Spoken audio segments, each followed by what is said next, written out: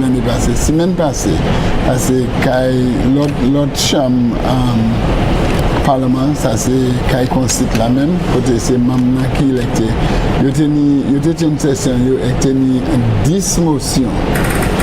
C'est bien une résolution, peut-être qu'on a demandé à chaque idée, c'était pour prêter l'argent pour différents projets, indications, pour de l'eau, compter un bon matin, avec plusieurs autres projets gouvernement qui a essayé de prêter. Adam, c'est prêter l'argent, et l'autre, Adam aussi, c'est pour garantie.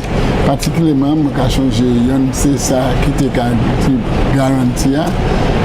Enfin, les moyens de garantie, c'est pour prendre responsabilité pour l'argent qui est prêté par ça c'est slash, c'est qui a réglé les affaires pauvres avec le gouvernement qui a prêté du bout pour l'argent qui slash pas qui a prêté. Ça là c'est en garantie comme on dit avec l'année à part de ça le aussi ça il a créé bill ça c'est de l'autre bill à ma campagne, moi je ne sais pas exactement, mais l'année de l'autre bill qui était passé en cas de constitution passé. Normalement, aussi, qui manière qu'il a opéré en gouvernement, c'est il a passé en cas de constitution avant. Après ce Sénat-là, avec le gouverneur général, il a arrivé au petit gouverneur général, qui a signé, il a venu là, avec c'est là, toute bagaille qui discutait, qui a résolu et bien cap. So, Virgil, yes, Michael. Nous avons vu pour une autre session, cette deuxième session après déjeuner, qui a commencé tout à l'heure. Yes, I think you made a reference to the bills. Is it the agreements on the Series C Ordinary Capital Share Subscription and Immunities, Exemptions and Privileges? The second bill is on the St. Lucia Unplanned Development Regularization Authority, and as the Senate continues into the afternoon, of course we'll get greater detail on those bills. It's interesting to know that so far only 3 motions relating to the upgrade of St. Lucia's water situation has been discussed. Right now we'll take you over to the House floor, the Senate floor, as the Sergeant makes his way with the mace.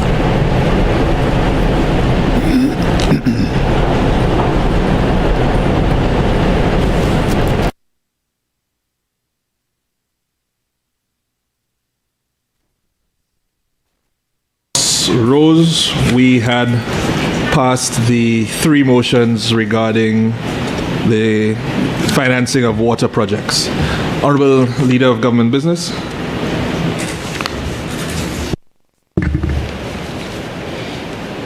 Mr. President, I beg to move the following motion standing in my name. Whereas it is provided by Section 59(1) of the Public Finance Management Act, Chapter 15.01, the Act, that the Minister of Finance may by affirmative resolution of the House of Assembly invest public monies forming part of the Consolidated Fund with a bank, whether at call or subject to notice, not exceeding 12 months, in a manner authorized for investments of property in the hands of trustees by law. Whereas it is further provided that the Minister of Finance may, if he or she is satisfied that it is in the public interest and with the prior approval of the House of Assembly, to invest public monies forming part of the Consolidated Fund in the purchase of securities in a company. Whereas the Minister of Finance considers it necessary to invest $356,000 to purchase 356 shares in the 2018 general capital increase of the International Finance Corporation, whereas the investment must be completed on the 16th day of April 2026, whereas the Minister of Finance must immediately, on investing the public monies, submit a report to the House of Assembly containing full details of the investment and lay before the House of Assembly a copy of the agreement made in relation to the purchase of securities and the most recent annual audited financial statements of the International Finance Corporation, whereas the interest or dividends received from the investment must be credited to the consolidated fund, the contingencies fund, or a special fund from where the investment was made, whereas the investment of $356,000 to purchase 356 shares in the 2018 general capital increase of the International Finance Corporation held by or on behalf of the government is deemed to have been made out of public monies issued from the consolidated fund and may be retained notwithstanding that the investment is not made, except if the investment is not held on account of a special fund or trust fund. Whereas the Director of Finance shall keep proper records of the investment of US $356,000 to purchase 356 shares in the 2018 general capital increase of the International Finance Corporation and submit to the Accountant General for safe custody all proper records in respect of the investment, be it resolved that the House of Assembly authorizes the Minister of Finance to invest $356,000 to purchase 356 shares in the 2018 general capital increase of the International Finance Corporation. Be it further resolved that the investment must be completed by the 16th day of April 2026, the Minister of Finance shall immediately, on investing the public monies, submit a report to the House of Assembly containing full details of the investment and lay before the House of Assembly a copy of the agreement made in relation to the purchase of securities and the most recent annual audited financial statements of the International Finance Corporation. The interest or dividends received from the investment must be credited to the consolidated fund, the contingencies fund, or a special fund from where the investment was made. An investment held by or on behalf of the government is deemed to have been made out of public monies issued from the consolidated fund and may be retained notwithstanding that the investment is not made, except if the investment is not held on account of a special fund or trust fund. The Director of Finance shall keep proper records of an investment under this section and submit to the Accountant General for safe custody all proper records in respect of the investment.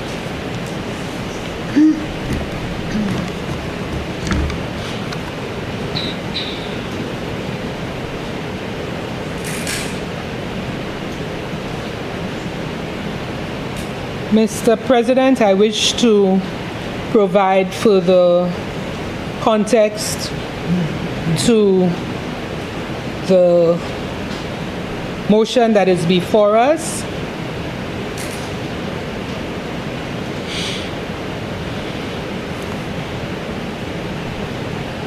Mr. President, this resolution seeks approval from members of the Senate for the investment of $356,000 from public monies to purchase 356 shares under the 2018 General Capital Increase, GCI, of the International Finance Corporation, or the IFC. Mr. President, Section 15(9) of the Public Finance Management Act permits the Minister of Finance, with prior approval of the House of Assembly, to invest public monies in securities of a company where it is satisfied that such investment is in the public interest. Based on what I have read, the resolution satisfies that requirement. Further, the Act mandates that a full report of the investment must be submitted immediately after execution. A copy of the purchase agreement and the most recent audited financial statements of the IFC must be laid in Parliament. Any dividends or income received must be credited to the consolidated fund or the appropriate fund, and proper records must be maintained by the Director of Finance and lodged with the Accountant General. Mr. President, this government is fully committed to transparency and statutory compliance in this matter. The IFC is a member of the World Bank Group and is the world's largest development institution focused exclusively on the private sector in developing countries. The IFC's mandate is to mobilize private capital, support economic growth, promote job creation, advance climate financing, and strengthen private sector development.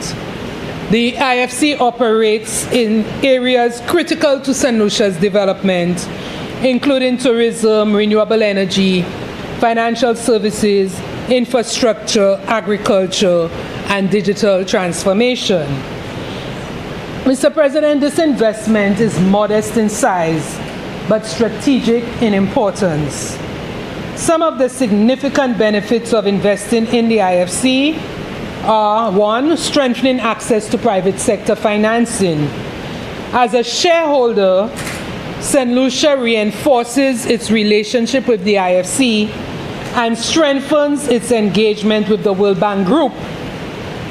This improves the likelihood of increased IFC investment in St. Lucia, greater access to blended finance and private capital mobilization, support for renewable energy, climate resilience, medium and small enterprise development, financing, and infrastructure development.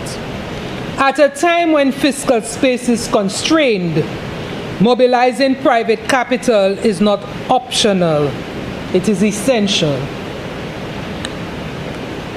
Secondly, catalyzing investment without increasing public debt. Mr. President, this investment does not constitute borrowing. It is not a loan. So if it is added to the borrowing to make up the 600 million, then we need to remove it. It is not a loan. It does not add to the public debt. Rather, it does not add to the public debt. It is coming out of the consolidated fund. Rather, it positions St. Lucia to leverage IFC's capacity to crowd in private investors. For every dollar IFC invests, it typically mobilizes multiple dollars from international and regional investors. This means more development financing without sovereign guarantees or additional debt burdens. Sable D, IFC assists the government of St. Lucia in public-private partnership agreements or arrangements. It is not a loan. Thirdly, supporting growth and job creation. IFC-supported projects typically create employment, strengthen supply chains, expand access to credit for small and medium enterprises, and improve competitiveness in key sectors. This aligns directly with our national priorities of economic diversification, youth employment,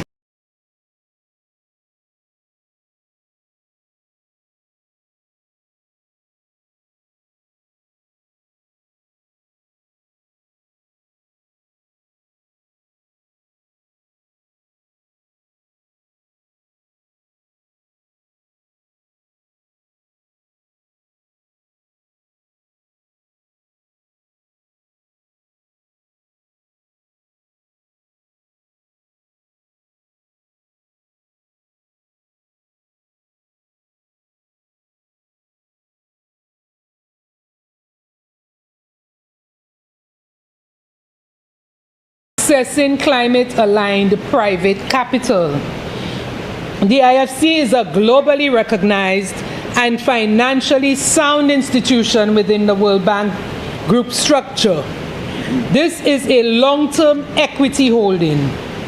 While dividend income is not the primary objective, any returns received will be credited to the consolidated fund. The financial risk is limited and proportionate to the strategic benefits.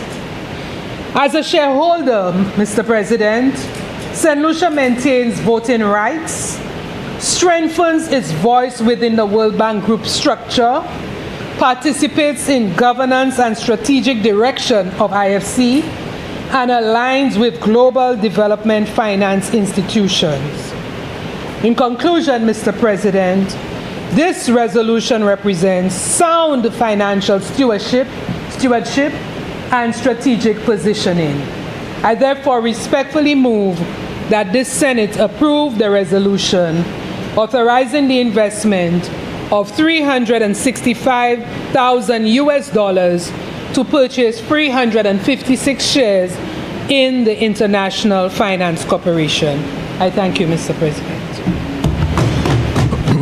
Senators, the question is that the Senate authorizes the Minister of Finance to invest $356,000 United States dollars to purchase 356 shares in the 2018 general capital increase of the International Finance Corporation. Be it further resolved that A, the investment must be completed by the 16th of April 2026. B, the Minister of Finance shall immediately on investing public monies, 1, submit a report to the Senate to the House of Assembly containing all details of the investment and lay before the House of Assembly a copy of the agreement made in relation to the purchase of securities and the most recent audited financial statements of the International Finance Corporation. C, interest or dividends received from the investment must be credited to the consolidated fund, the contingencies fund, or a special fund where the investment was made. D, an investment by or on behalf of the government is deemed to have been made out of public monies issued from the consolidated fund and may be retained notwithstanding that the investment is not made, except if the investment is not held on account of a special fund or trust fund. E, the Director of Finance shall keep proper records of an investment and submit to the Accountant General for safe custody all proper records in respect of the investment. Senator Fede.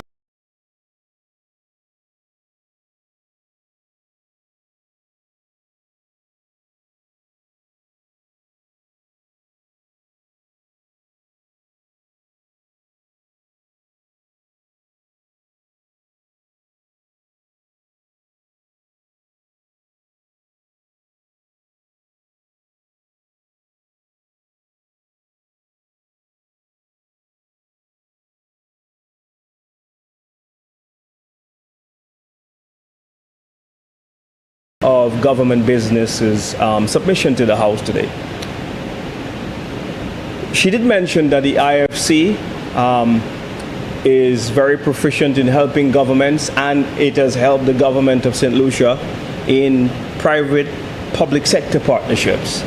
And one such private-public sector partnerships that came to mind would be a PPP for the Urinora International Airport. I want to therefore ask the government, what is the strategy? What is the overall strategy in doing this? Is there any connection between the government's intention to go back to a PPP under the airport arrangement, or is this is just part of a broader overall strategy of creating investments in the country? So I think that that's very missing, and I think that certainly me, when I heard the relationship between the government and the IFC with the development of PPPs, my curiosity was certainly piqued. So I'm asking the good senator to use her good offices to give some further clarity on whether there is any connection, whether the overall strategy is to do that. But if there is, Mr. President, I remember distinctly that the IFC were actually proposing in one of the airport projects development they gave to us, suggested that the concessionaire could have had somewhere in the region of 60 to 70 US per passenger based on a 400,000 tourist arrivals to the country. The United Workers' Party, we were very clear on how we were going to finance the airport project, and just to briefly show you the differences and how competitive keeping it in government versus the proposed PPP by IFC would have been, is that ours then required only $35 US as opposed to 60 or 70, and that 35 USD went to SLASPA towards the repayment of a loan from a syndicate banks to develop the airport project at Urinora. So it would be very interesting to hear from the good senator if there's any connection between the two things. Mr. President, I also note that in the resolution submitted here before the House, the Senate, that there's no suggested rate on return, but the senator did indicate that this was not the main objective, but this was part of an initiative by the government to help to create capital for the private sector. That's all well and good, but we're talking about investments, and I think it would be important that in these days of very limited financing, that if we're going to make monies available, even though the sum is quite small in the grander scheme of things, it will be important to know what is the return we're getting on the investment that we're putting forward. I also was curious in the senator's presentation, maybe she has mentioned it, but I didn't hear, but with this investment, how many shares do we now owe as a people and as a government? What is St. Lucia's total amount of shares, or what in the dollar value are investments that we have made over successive governments? I just find that to be an interesting question. So I thank you, Mr. President, for your indulgence. Senator Preble. Thank you, Mr. President, and let me thank the leader of government business for the elucidation on the matter of this resolution before the Senate. Mr. President, I believe any attempt by any government, and especially a government in a small open economy such as St. Lucia, which is a developing country, to widen access to finance for its people, especially making finance available from the private sector, or for the private sector in particular, I believe this is always a good thing, Mr. President. I believe also that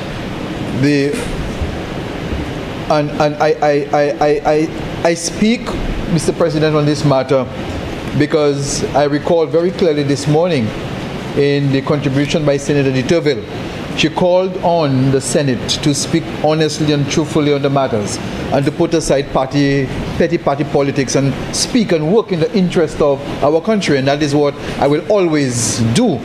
And therefore, I have absolutely no hesitation in supporting this particular direction that the government is going in terms of widening the possibilities. My only fear or concern, if I have any, would be the responsibility for accountability in this.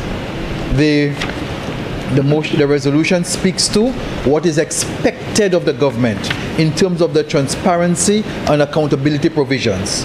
And therefore, we should all be holding the government's feet to the fire, that the reports are laid as required at the time they are required, because, Mr. President, we have some outstanding reports right now that the government owes the people of St. Lucia. I will go into that later. But I'm giving the government the benefit of the doubt that if this new initiative we shall see the reports being laid on time. The only risk, if there is a risk to be considered in this initiative here, is that if we do not when I say we, the country St. Lucia, private sector especially, if the private sector government does not take advantage of what this will potentially offer, we might run the risk of seeing ourselves as engaging in a frolic, where we have made the arrangements by the virtue of investing those 356,000 US to get access to resources, and we do not take advantage of that access to resources. So that money it might appear that we're just speculating and we're not serious. So the only risk I see here really is if the government does not have an active plan to cause the private sector, to cause itself to make use of that vehicle it has provided to the people of St. Lucia. So, Mr. President, with this, I rest. Thank you.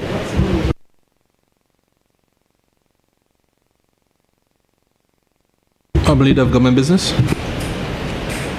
Well, thank you very much, Mr. President. It looked like we'll be leaving here at 6 today. I want to thank senators for their contribution to this resolution. Just to let senators know, this is not the first placement of St. Lucia in the IFC shareholding. The IFC shares have been purchased by St. Lucia since 1993. So if we look back at the administration of 1993,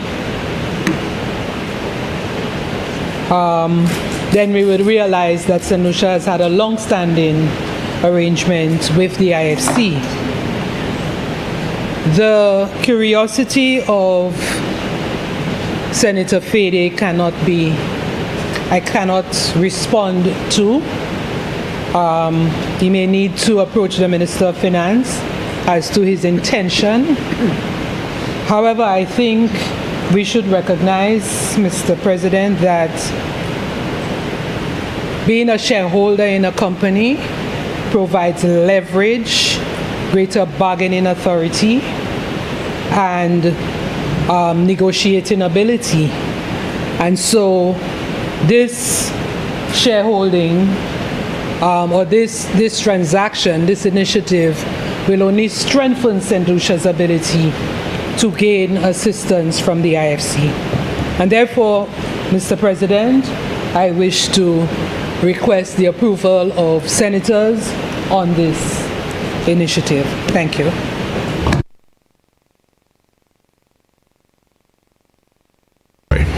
Senators, the question is that the House of Assembly authorizes the Minister of Finance to invest $356,000 United States dollars to purchase 356 shares in the 2018 general capital increase of the International Finance Corporation.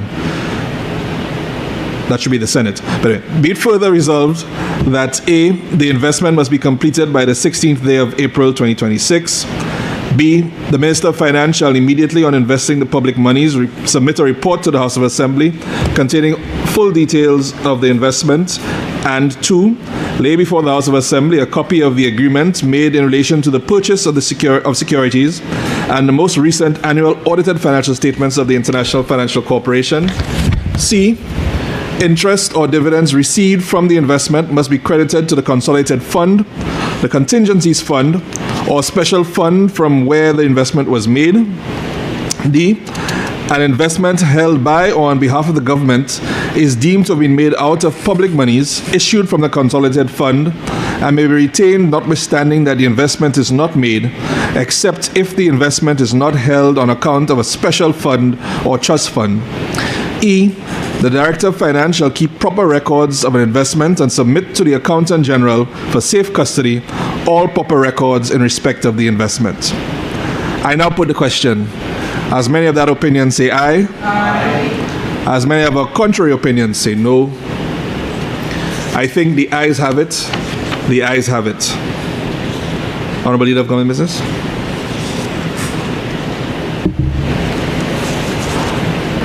Mr. President, I beg leave for the Senate to move that motions 5 and 6, which relate to the Julian R. Hunt Highway project, be consolidated and presented together for the consideration of the Senate.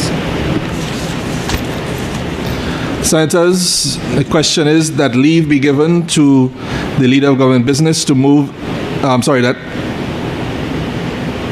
motions 5 and 6, which relate to the Julian R. Hunt Highway project, be consolidated and presented together for the consideration of the Senate. I now put the question. As many of that opinion say aye. Aye. As many of our contrary opinions say no. I think the ayes have it. The ayes have it. Leave is granted. Please proceed. Thank you very much, Mr. President.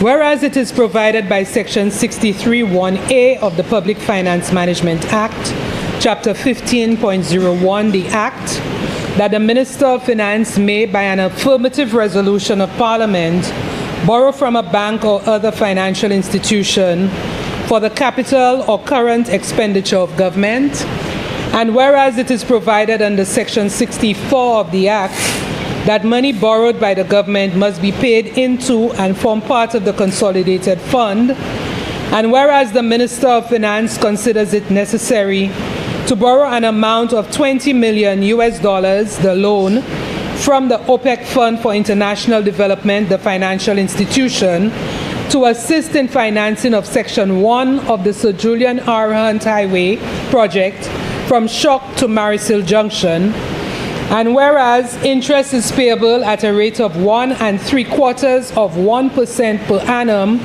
on the principal amount of the loan withdrawn and outstanding in semi-annual installments on the 15th day of April and the 15th day of October of each year, and whereas the commitment fee is 0.5% per annum on the unwithdrawn amount on the loan, and whereas the loan is repayable in 30 semi-annual installments commencing immediately following the end of the grace period on the 15th day of April and the 15th day of October of each year, be it resolved that Parliament authorizes the Minister of Finance to borrow an amount of $20 million, the loan, from the OPEC Fund for International Development, the financial institution, to assist in financing of Section 1 of the Sir Julian R. Hunt Highway project from Shock Bridge to Marisil Junction.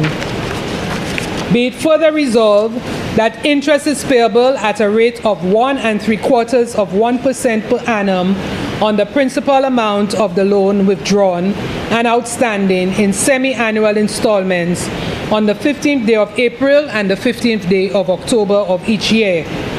The commitment fee is 0.5% per annum on the withdrawn amount on the loan.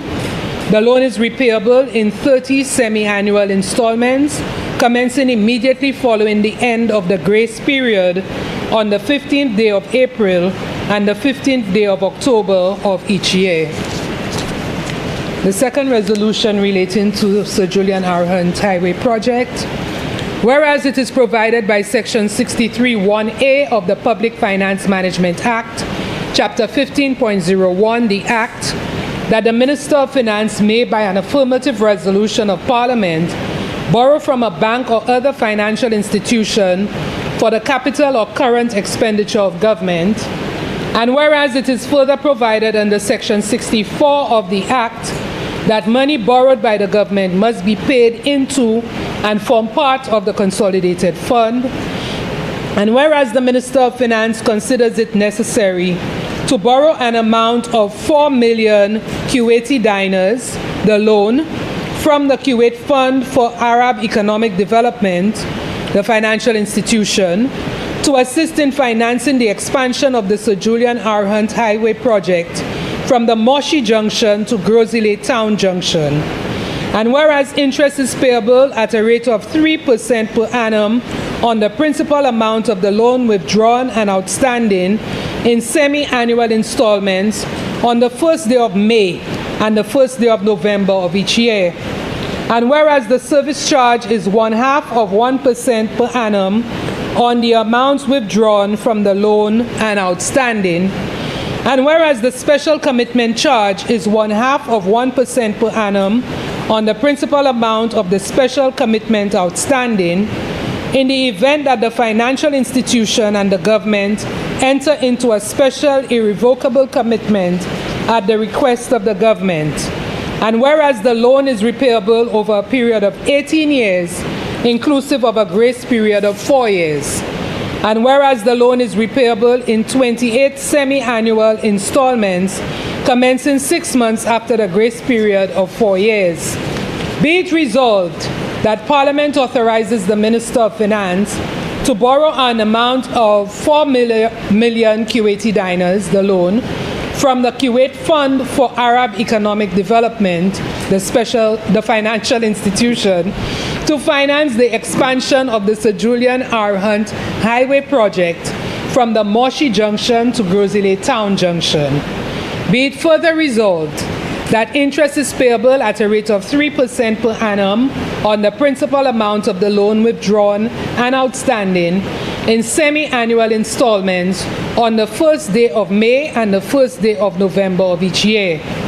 The service charge is 1/2 of 1% per annum on the amounts withdrawn from the loan and outstanding. The special commitment charge is 1/2 of 1% per annum on the principal amount outstanding on a special commitment in the event that the financial institution and the government enter into a special irrevocable commitment at the request of the government.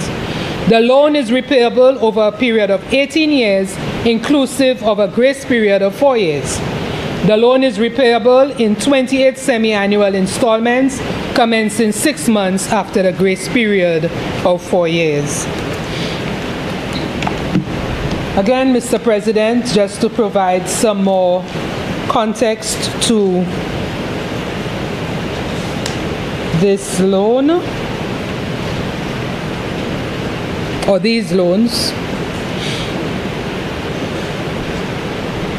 Mr. President, these resolutions seek approval from the members of the Senate to consider the government of St. Lucia's intention to enter into loan agreements with the OPEC Fund for International Development, OFID, for an amount of $20 million and with the Kuwait Fund, or KFAED, Kuwait Fund for Arab Economic Development, for an amount of 4 million Kuwaiti dinars, which is equivalent to 35,181,437 EC dollars. Mr. President, the financing from OFID supports the expansion of Section 1 of the Sir Julian Hunt Highway, extending from the Shock Bridge to the Marisil Junction, while the KFED financing is requested to complete the Sir Julian R. Hunt Highway project from Moshi to the Grozile section, which involves upgrading that section of the highway as well as improving 3 nearby secondary roads. Mr. President, Section 1 of the highway will include the upgrading and expansion of the road, transforming it into a 4-lane dual carriageway and improving the associated road infrastructure. This investment will enable the government to advance the larger Castries-Grozile Highway Improvement Program, which is essential to the nation's socio-economic advancement. The Moshi to Grozile section will entail the upgrading of 3 kilometers of highway to a 4-lane dual carriageway with the addition of roundabouts, pedestrian bridges, and enhanced drainage and safety features. Secondary roads will also be upgraded to ensure better connectivity. By improving transport efficiency, reducing travel time, and enhancing road safety, this project will reduce logistical costs and enhance the overall productivity of the economy. Ultimately, Mr. President, it supports St. Lucia's long-term growth trajectory, fostering sustainable economic development across the island. Mr. President, the shock to Grosile Highway, or what is now the Sir Julian Hunt Highway, is one of the island's most critical transportation corridors, linking the capital to the northern tourism and commercial districts. It supports the movement of people, goods, and services, and significantly contributes to national productivity and economic growth. Mr. President, it should be noted that the initiative to expand this corridor is not new. A comprehensive feasibility study funded by the Kuwait Fund in 2003 recommended the widening of the full 10.1 kilometer stretch. Phase 1 from the VG to Shock Bay was completed in 2007.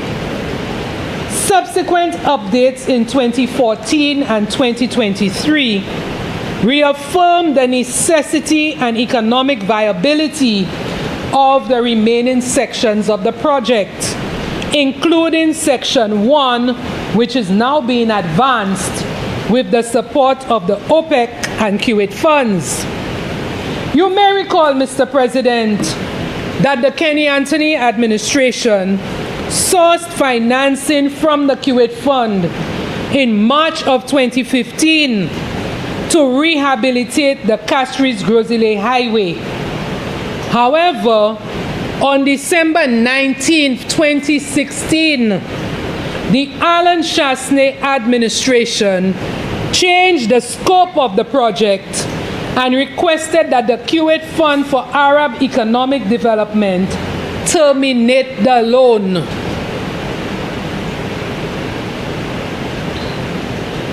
Mr. President, following further cost reviews incorporating inflation from 2014 to 2023, the total estimated cost of the full highway improvement program stands at $76.7 million US.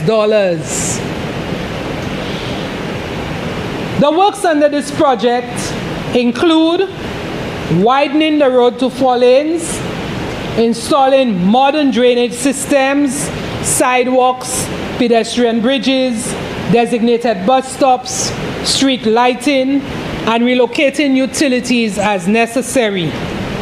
The project also encompasses land acquisition and resettlement activities consistent with an approved resettlement framework.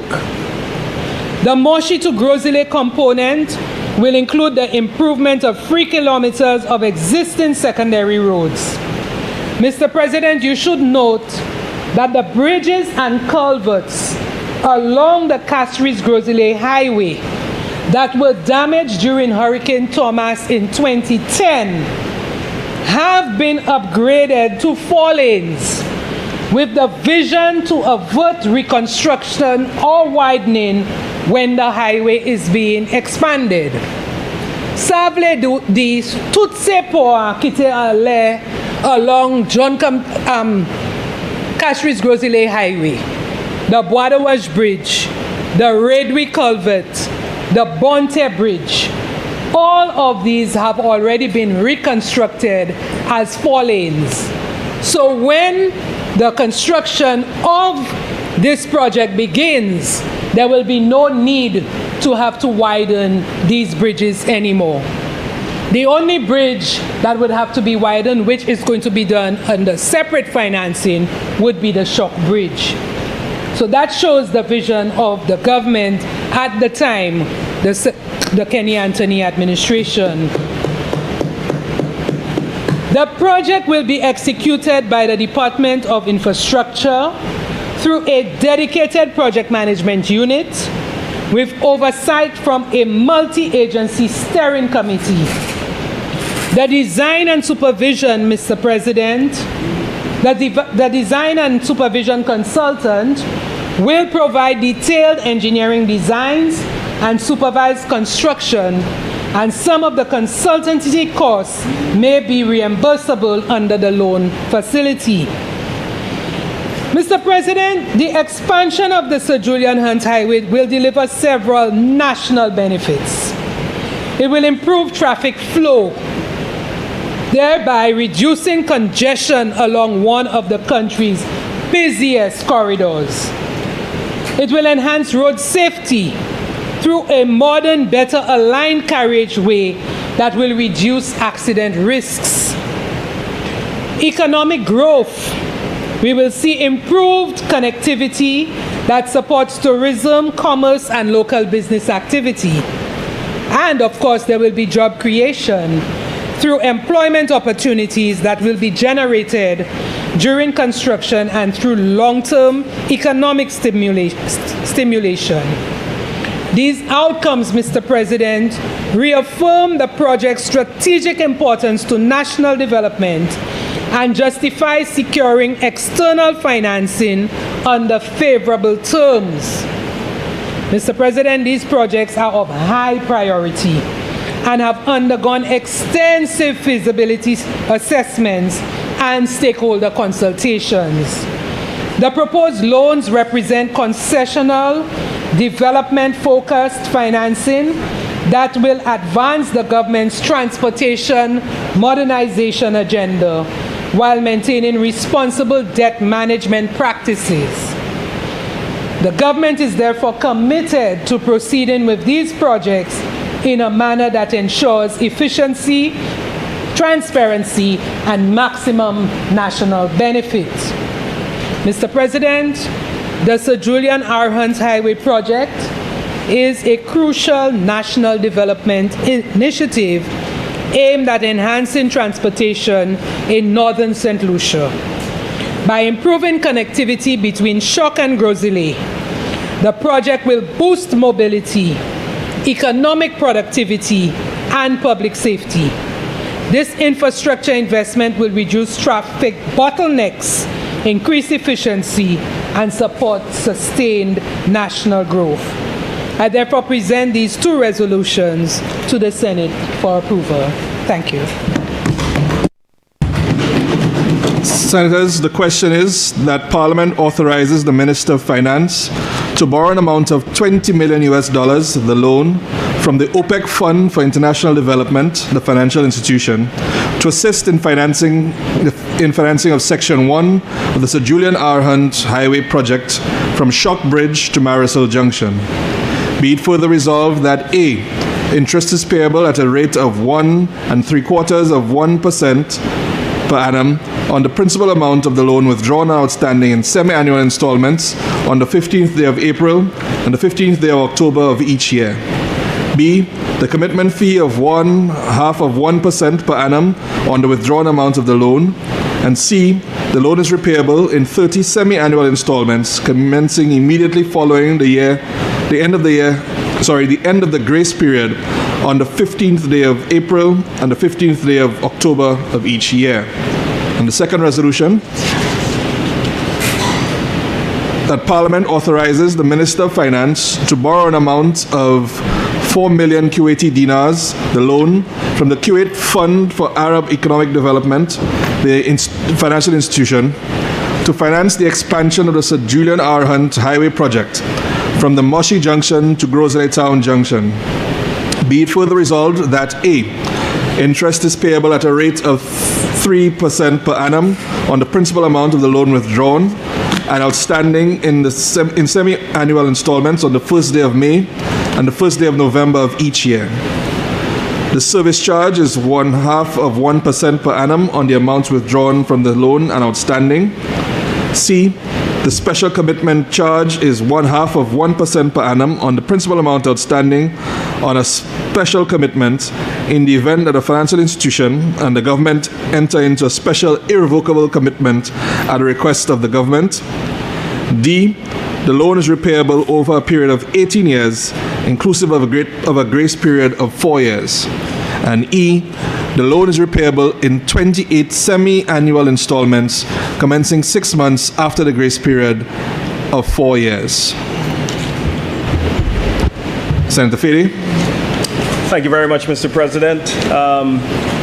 Mr. President, this is a very interesting submission here made by the Leader of Government Business this afternoon, because many questions still emerge in the minds of people that are listening to this Senate debate today. Mr. President, interestingly, the government has announced that there are two different packages for road expansion, rehabilitation, etc. The first package, Mr. President, is to expand the Shock to Marisol Junction, where it will cost the government some 20 million US or EC 54 million. The other package, Mr. President, is actually quoted in Kuwaiti dollars, which is about 12.8 million US or 34 million EC dollars, which is from the Morshi to Grosley Road.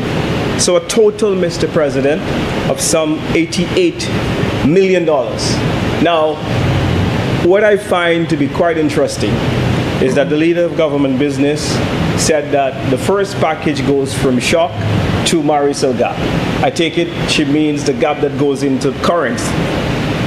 Now, what happened to the piece of road from the Corinth Gap to go to the Morshi Gap?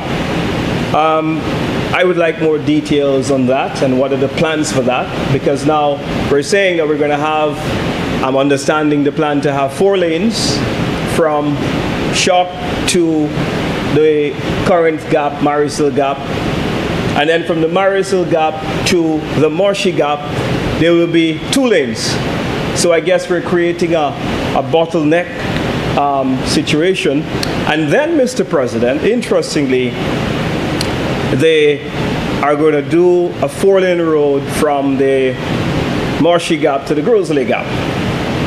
Let me deal with the second one, Mr. President, because on the second project, this project has history. What the President, what the Leader of Government Business did not say to the House here today is that a considerable amount of work has already been done along that corridor. So you would recall, Mr. President, and if you live in the north or you go shopping in the north, you will see that there are drains that are already done from the Morshi to Larry Tret Road, which is the Key Largo Gap. There are drains, there are sidewalks, there are barriers that are built, Mr. President, which create the road separation. And they have been languishing there for almost, 5 years now? They have been languishing there. But, Mr. President, I wonder whether the government is going to dig up the old sidewalk and cast it aside, or are they going to continue to keep the drains and the sidewalks that have already been built? Mr. President, it must also be noted that there are 2 roundabouts that have already been designed. One at the gap going inside to the Rodney Bay area, towards the back of the Rodney Bay Mall car park, the Baywalk Mall car park in that vicinity, and towards the Key Largo Gap, another roundabout. Now, Mr. President, the reason I said to you earlier that it has history is that on the eve of the 2021 election, the St. Lucia Labour Party government promised the people of St. Lucia that they were going to investigate corruption on a project undertaken by the incumbent government. Now, my question today, 5 years later, what has come out of the investigation? Can the government lay before the House findings of corruption that they have found on a project that was costed at 15 million Eastern Caribbean dollars, a flat project, and they came in, Mr. President, they came in and they stopped the project, citing corruption. But after 5 years, have failed to come to the public to say, we have found X, Y, Z in the road. Now, I'm not going to accept anybody's word here today. I want an official report. Place it, make it a document of the House. Let us know which was the reputable firm that you use or the consultant that did the assessment. Now, Mr. President, it gets interesting. I started out by telling you that the road from the 4-lane expansion proposed it was a flat contract for $15 million. Yes. Now, Mr. President, the government's own quantity surveyor, a QS, said to them that based on measured works, the government had to pay. And I challenged the government side to bring the payments before the House and prove me a liar. They had to pay $22 million. Sorry, Senator Joe. On a point of order, Mr. President, Senator Fede is misleading the House. Unless he can produce, this is hearsay what he is saying, unless he can produce the quantity surveyor's report, he should retract this statement. Senator Fede, please continue. Thank you, Mr. President. You know, I love when the members opposite get so feisty. Mr. President, if the member is saying that I don't have the correct information, the leader of government business is now in government. I ask her to disprove that $22 million was not paid to the contractor for a contract that was signed for $15 million. Imagine that a flat contract to complete the project was 15. To complete the project from Moshi Gap to the Larry Tret Road at Key Largo. Yes. They frustrated the contractor, who then walked away and said, I've had enough of this politics and pay me out based on what I've done. So the project is as it is. You've seen it, Mr. President. The Labour Party has committed an atrocity, a cardinal sin to the people of the north of the country who have had to languish in traffic for 5 long years.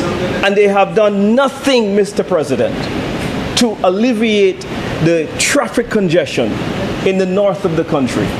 Mr. President, since 2021, the Labour Party has since approved a hotel development for over 1,000 rooms, and additional rooms coming on the Rodney Bay Strip, and an additional 500. So there will be in total, Mr. President, in room approvals by the Labour government, an additional 1,500 hotel rooms, which if you do a national average by 2, it means on a weekly basis, you will have an additional 3,000 tourists that are coming and plying that road to add to the traffic congestion. And they have done nothing in 5 years to alleviate that situation.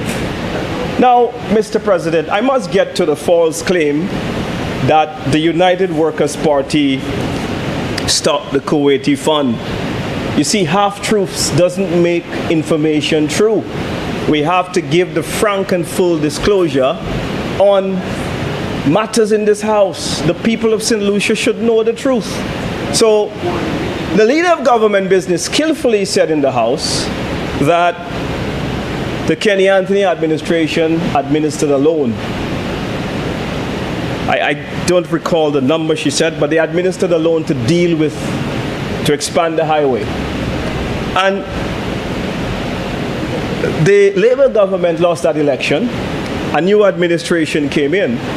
But when we came in, Mr. President, the project could only have been executed with conditions.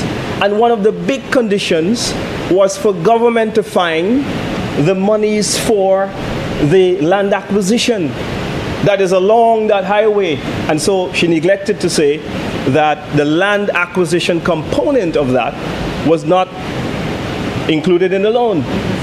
And for me, Mr. President, it required, therefore, acquiring a number of people's homes and businesses and private property as well, Mr. Speaker. So it's a very costly endeavor.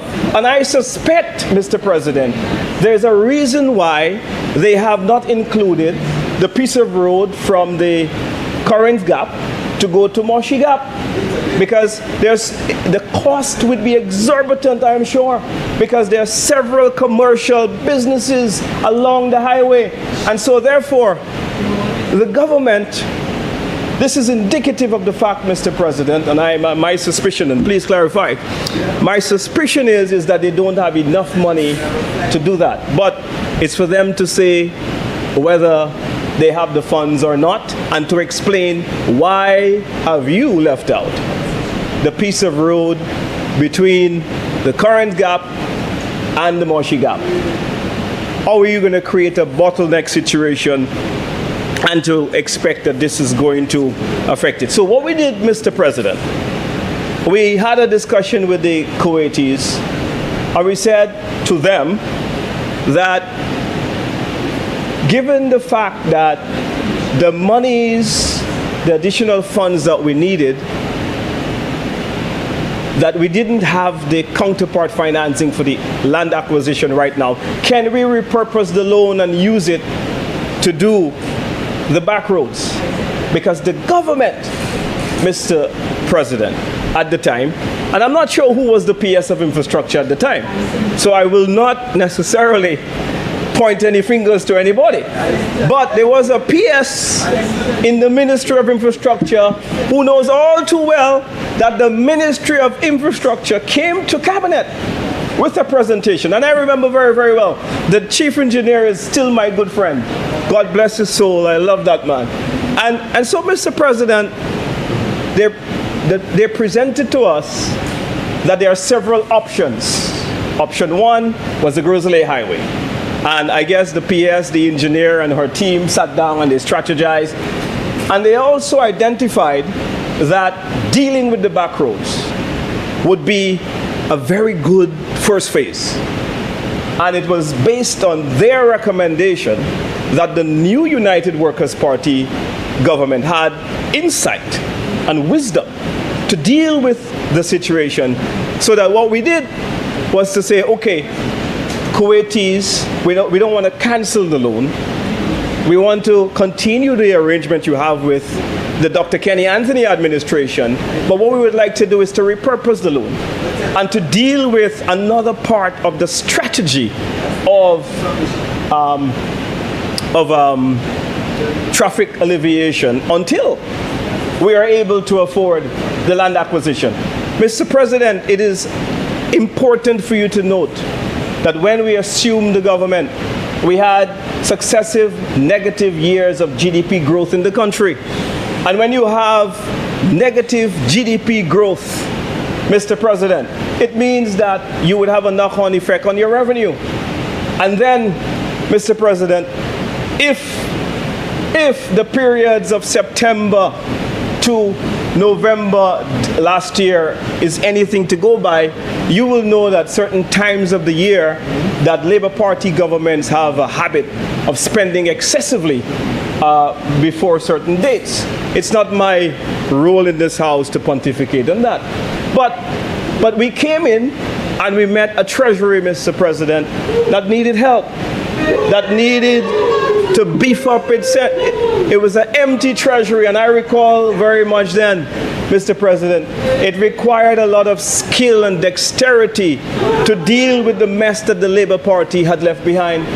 So hence, Mr. President, we had to ask the Kuwaitis to try our very best to repurpose the loan and then take a different strategy to help to alleviate the back roads. So, Mr. President, here are our accomplishments. You go by the Dame Pearl Louise School, roundabout, to go up to the Union Road. That hill, which was windy, I don't know if it was the PS's idea or the chief engineer, but what we did, Mr. President, was that we cut down that hill, straightened that road, widened that aspect of the road as well. You now see it went from a 2-lane to a 3-lane road to cause greater ease, vehicles going up there with greater ease. Mr. President, I recall that before that intervention, very heavy vehicles such as trucks would have a very difficult time going up that hill, and hence would cause more traffic congestion within the area. Madam President, from the Degazo Gap all the way down to the Marisil Gap, right through Grand River, that road was completely paved and widened. And what we also did, Mr. President, was that we did the sidewalks as well to make sure that we create a safe environment for pedestrians. Mr. President, the work was also done. I see this government is expanding on that work, and that's a good thing. But we started the widening of the turning to come into the Norbev Visikri Road. Mr. President, we started doing improvements to that area so that we create alternative back roads, Mr. President, so that the people of Grosley can have alternatives from the traffic situation. And then we also widened the Laritret Road Bridge. The bridge, when you come through the Key Largo Gap towards the end, coming into as if you're going to go to Moshi, that was a 1-lane bridge. It was a little plank across and it created traffic congestion.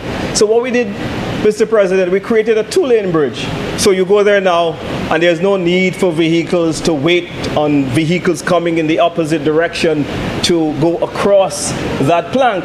It is now, Mr. President, a more smooth situation that you have to go there.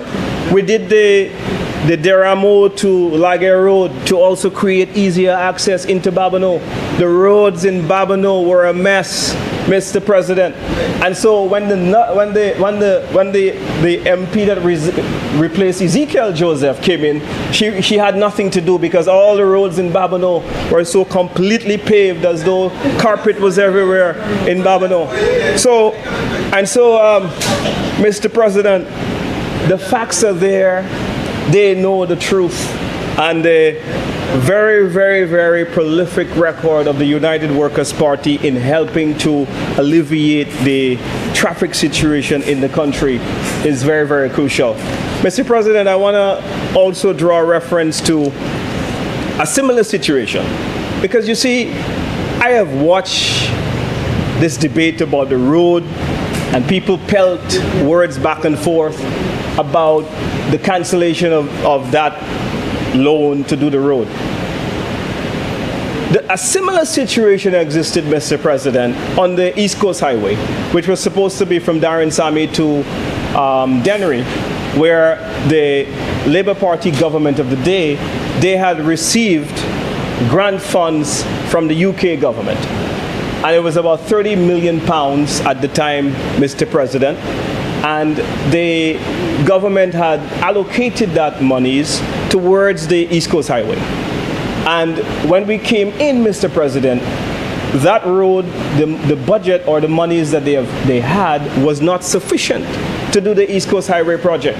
And so therefore, we could not draw down on the monies because the cost of the project versus the UK grant of £30 million administered by the CDB was not sufficient or realistic to do the road.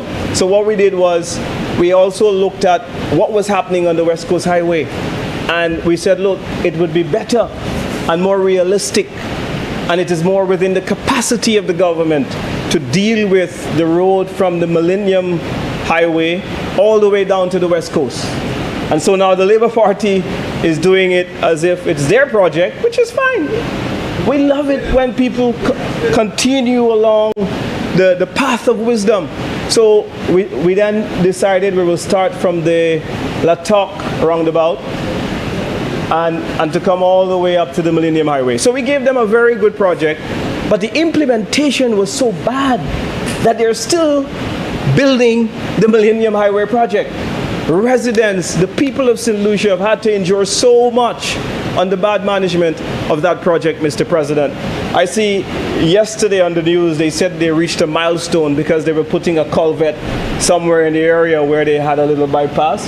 So Mr. President, the United Workers' Party, we appreciate what infrastructure can do for the convenience of residents, but more importantly, for the growth and prosperity of our country. And we're not in the business of stopping important projects along crucial corridors of the country where it is important to bring convenience and to make sure that our people are more productive. Mr. Speaker, I watch in horror. I do the Grosley Highway every single day.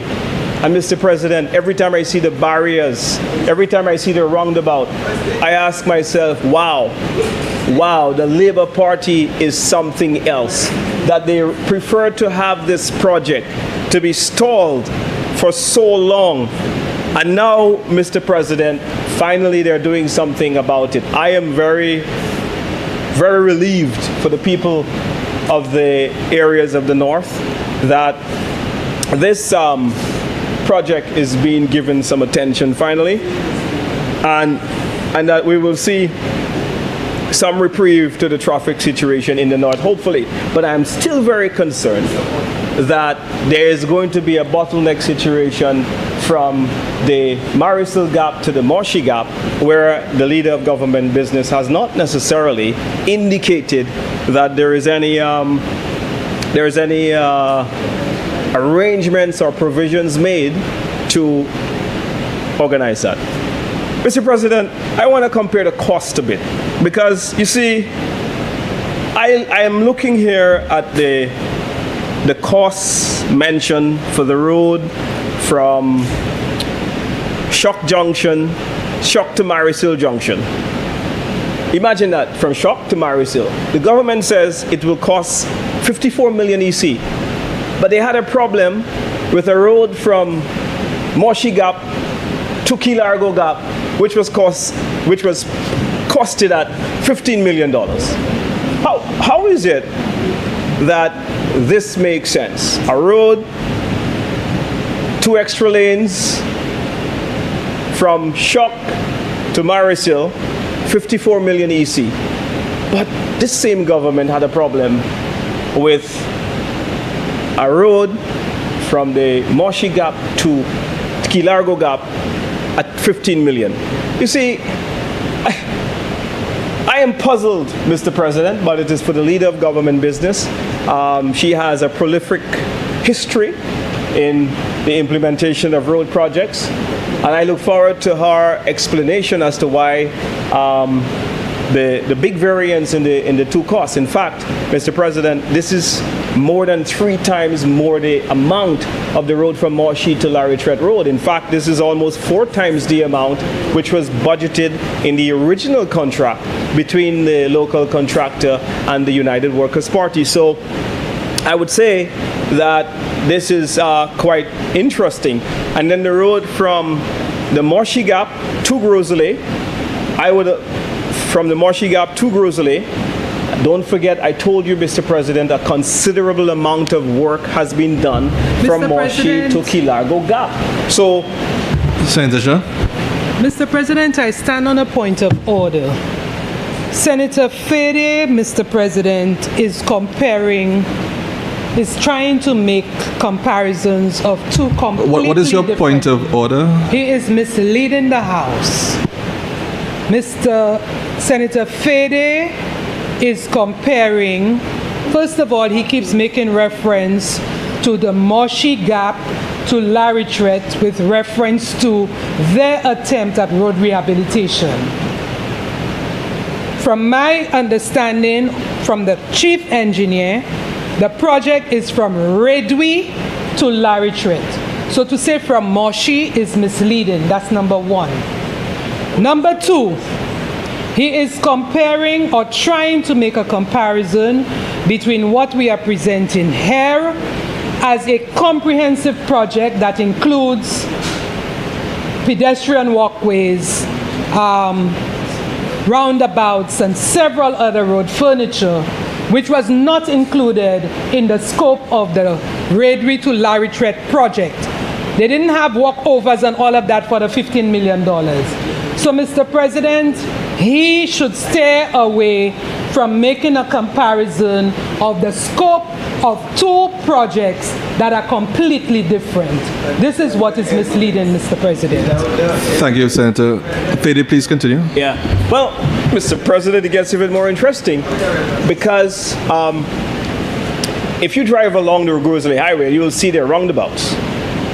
You'll see that there's the plan. The roundabouts are designed by the Railway Gap and by the Laritret Road. In fact, there is always a big confusion in the House as to whether Michael Chasney gave land or whether they bought it, and it's all in the design. So that is there in the design, and the scope of works is clear. The sidewalks are already built. I mean, in fact, people are walking on the sidewalks from Key Largo Gap to go to Rodney Heights Supermarket. Medians are there, Mr. President, on the side of the road, all in the bush. The reason why the senator is not seeing the medians is because grass has been able to overgrow the medians. They are already built, Mr. President, all along the Grizzly Highway. You see the medians there. So to suggest that the scope of works are different, I completely disagree, Mr. President. The evidence is there to show that there are quite a number of similarities in the road infrastructure that the United Workers' Party's project is administering. I wasn't clear when she said that we were talking about Railway to Laritret Road. That's our attempt or yours? If I can... No, ours was from the Marshy Gap. Please address the chair. Yeah, address no the problem. chair. Mr. President, our attempt was from the Marshy Gap to the Laritret Road, as far as my recollection is concerned. And so, Mr. President, you see, we're spending $54 million. Look at it, from Shock to the Marisol Gap, the current gap. That's a significant amount of money when you compare that the Labour Party was saying a mile of road for $15 million. Now I think from Shock to the current gap is about a mile, isn't it? If I had to do the measurement, it's about a mile or a little over maybe, but it's kind of within that ballpark. So the Labour Party, who complained that we were doing a mile of road for $15 million, is now happy to do a mile or just thereabout for $54 million. So for me, I am so puzzled by what is going on. I'm extremely confused, and Mr. President, I really don't know what is going on, but it's for the leader of government business to clarify. But these are the questions that I do have that are lurking around in my mind as we go through these two very, very crucial developments. So, Mr. President, as I close, it is important to reduce the traffic congestion in the north, which is becoming exceedingly difficult to get around. And I am relieved to see that there's some hope on the horizon, given the government's record on implementation of these projects. Mr. President, I remain concerned at the pace at which the works will be done. Mr. President, lastly, I would like to state that the cabinet of which I was part of, that we were able to renovate and to rehabilitate 35% of this country's road network under the RIM project, where we spent about $41 million US, Mr. Speaker, with a very great focus on the north in those projects that I told you about. So we were busy, Mr. Speaker, looking for alternatives and looking for solutions to see how best we can bring about some relief to the people of the north who are grieving each day, who are getting to work late. You have students who are trying to get to school and losing classroom time because of this really unacceptable traffic congestion that is happening in the north. The lost productivity to people who have got to get to various places of commerce is a very big blow to our economy and our productivity. So, Mr. Speaker, I think that this is a very crucial project, and we will do nothing to stop progress, but we just want to make sure that the information put forward by the government, that it is completely true, and we don't have the half-truths and we leave out valuable information that the public ought to hear. I thank you.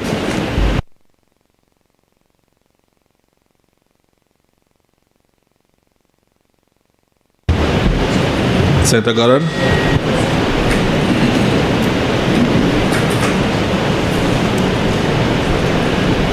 Mr. President of the Senate, or rather Mr. Deputy President, I take this opportunity this afternoon, as I am speaking for the first time today, I take this opportunity to commiserate with Senator DeTurville on her mother's passing. I also take the opportunity to welcome Senator Previll, a colleague of mine for quite some time.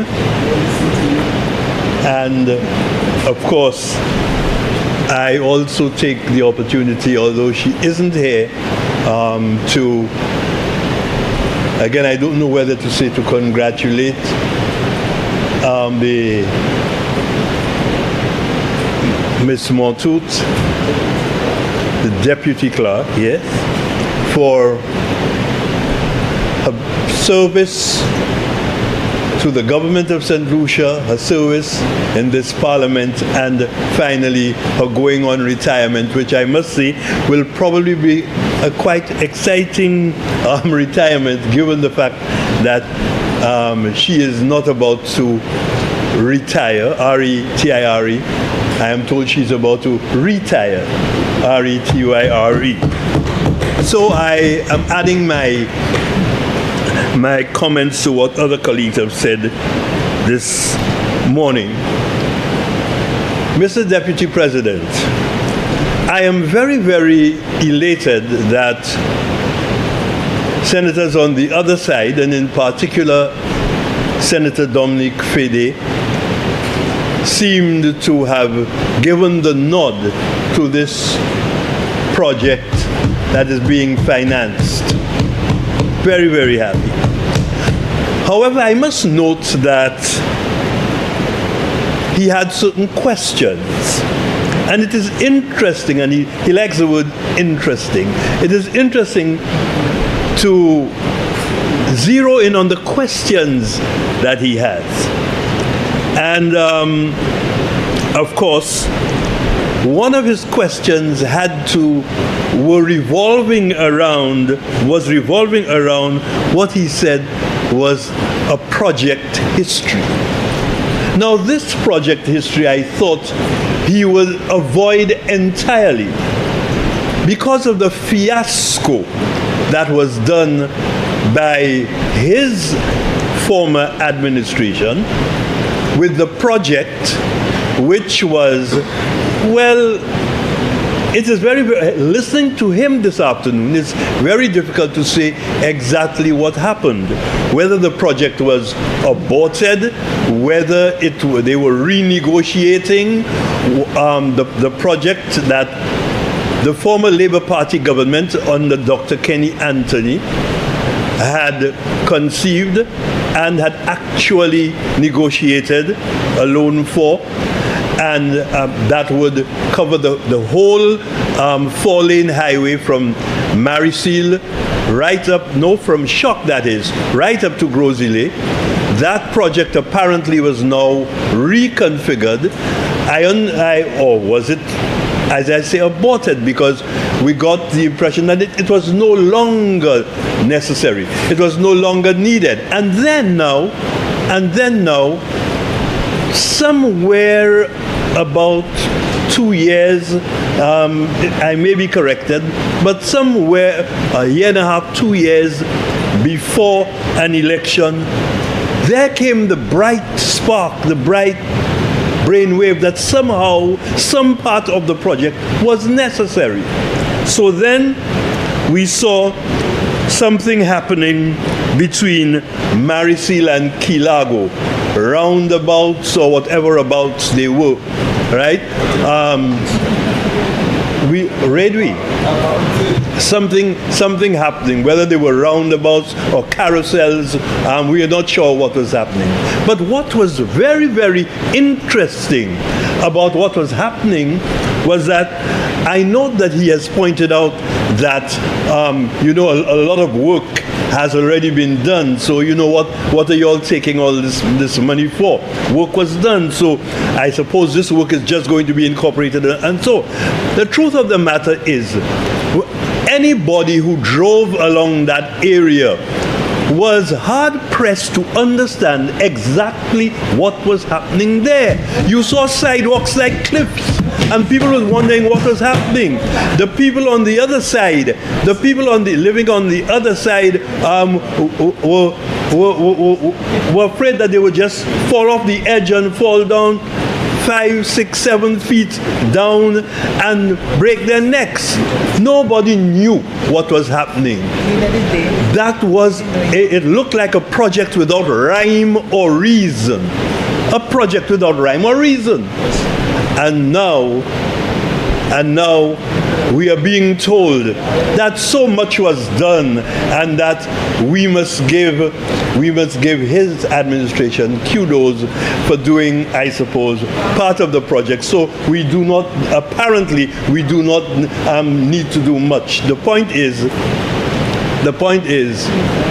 we saw a project that was hastily conceived. We are not sure where the plans were. We are not sure whether it was engineers or horticulturists or whatever was doing it. We are not sure.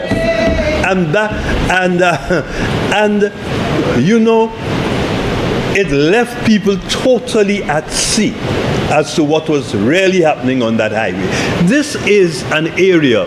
This is the most critical carriageway in our area. And had we gone along, or had they gone along with what was conceived and what was planned and what was already being financed by the work of the St. Lucia Labour Party and the Dr. Kenny Anthony administration at the time, we would not have had that traffic congestion that we now have. I notice he's talking about what we call the back roads. All of that was part and parcel. All of that was part and parcel of what was within the plans for that whole area, because the point was that these areas, in order to ensure that there would not be congestion or there would be reduced congestion during the time of construction, that these roads, through Viesiqui, etc., would have been given attention before the actual construction of the highway. But in the great wisdom of his leader, the wisdom of the great leader, that was aborted. And I am hoping right now we are coming to our senses as to what is important in terms of the continuity in government and government projects. I hope so, because we would not be finding ourselves in the situation in which we find ourselves now. So indeed, there is a history, as he said. Indeed, there is a backstory that he said. But it is a history and a backstory that I don't think Senator Fede would want to be proud of. I don't think it is a backstory that Senator Fede would probably like to associate himself. Probably in his quiet moments, he probably said, boy, you know, we made a grave mistake there. But I understand why he cannot say that and say this in a forum like this. So we understand all of this. Now, $41 million. $41 million was quoted. And he pointed out how it was so great that $41 million worth of roads, etc., were done by his administration, and that proves that there is a commitment to ensuring that the people of St. Lucia get what they deserve as far as communications and roads, etc. Now, yes, $41 million. I am amazed to hear that, and I'll tell you why. Because I think I remember that sometime during the period of COVID, that infamous period of COVID, there was something like $300 million that we understood was borrowed from the World Bank. $300 million. And we understood that this $300 million was for income support. We know that our people needed that kind of income support. However, we were told at the time that most of that money would have gone into infrastructural projects, particularly the building of roads. So perhaps this is where this $41 million that he spoke of, that he made reference to, comes from. Just perhaps. I don't know. Perhaps. But what is very, very instructive about this is within, and yes, he talks about the road down through Grand Riviere, below Monnier, where I live, and so on. And so, a big thing about this $41 million, did this stretch of road cost $41 million? I don't know if that's the only road he refers to, but he talks about this. But what is very, very instructive is that with all these millions, which were supposed purportedly were going to go to income support, and which were ostensibly used in terms of infrastructural development and particularly roads. What is very, very important to note is that within months of these roads being completed, apparently, within months, and by the time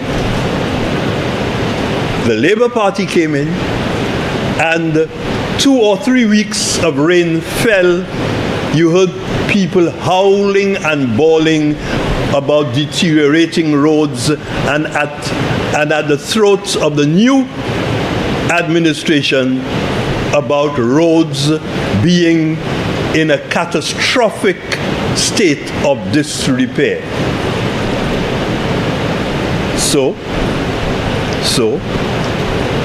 there is a history, there is a story, and Senator Fede and senators on the other side, through you, Mr. President, we should understand that when we speak of a backstory, when we speak of a history, we should take care that that is not a history that we would want to remember, or a history that we would like to emulate. I would like to think that as we on this side, you on the other side, that we all have the interests of our little St. Lucia at heart. And I would like to think on this basis that you would support this initiative here this afternoon. And when I have listened to Senator Previll and even this morning to Senator Descartes. When I listen I believe that we all have that interest at heart. But I would like to say that when we are trying, yes, there will be back and forth. There will be, you know, the times when there's a little banter. There will be times, there must be disagreements. But what I would like to hope is that when we see something that is in the interest of St. Lucia, that we support it, and that we support it not in a disingenuous way, that we support it from the bottom of our hearts, and we don't look at making all kinds of little shimekoshi with our arguments in order to justify the unjustifiable. So, having made these observations, Mr. President, I would like to say that I support these resolutions, and I add my voice to everyone who is, and I'm hoping that on the other side they will do the same. Thank you very much.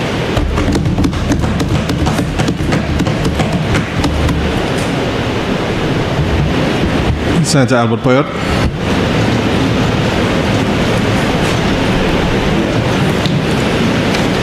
Mr. President, I want to add my voice in support of the two motions presented for the improvement of the works on the Julian R. Hunt Highway to Grozile.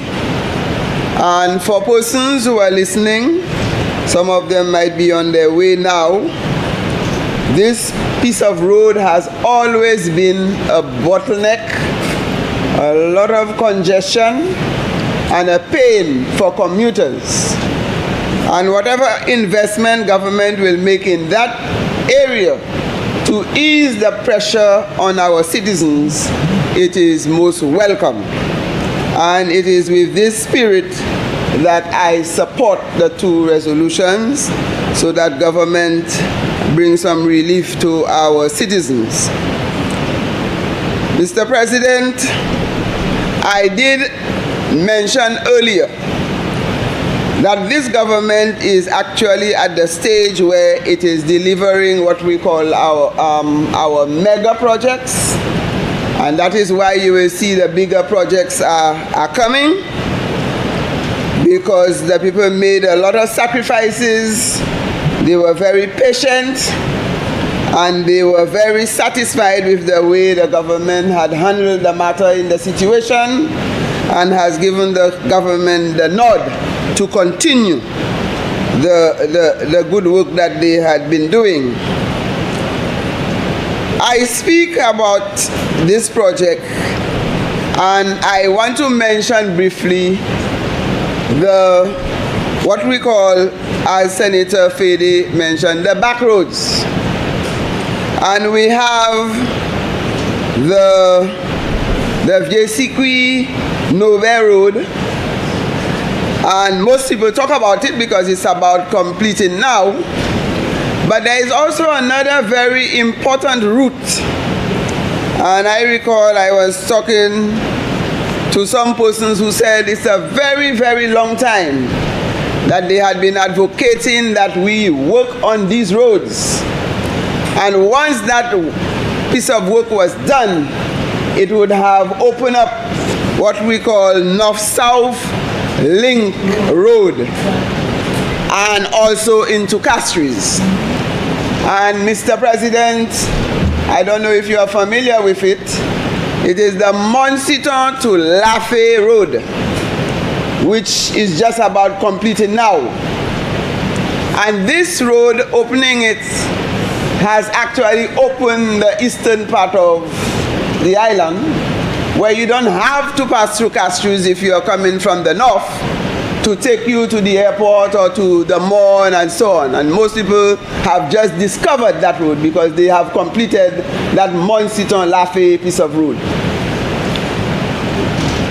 And I live in the area and I know what it is, and you can see the traffic. So Babono now is almost turning now into a hub where you don't have to go to Castries if you don't have anything to do there, to get to Vieux-Fort or to Soufrière or any other part of the island. So my colleague on the other side, who is familiar with Babono, can explain to Mr. Fede that there is also that link road there, which was done, just completed under this administration. Mr. Fede tried to take a little swipe at me, saying how so much work was done in Babono that I did not have any road to do. Yeah, that's what you try to do. Yes.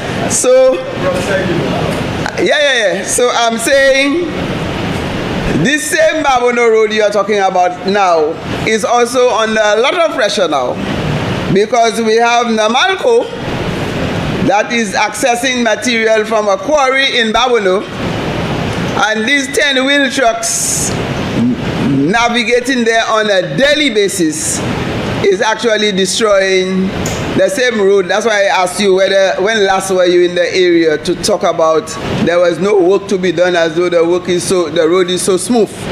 That road was not constructed to withstand that kind of pressure.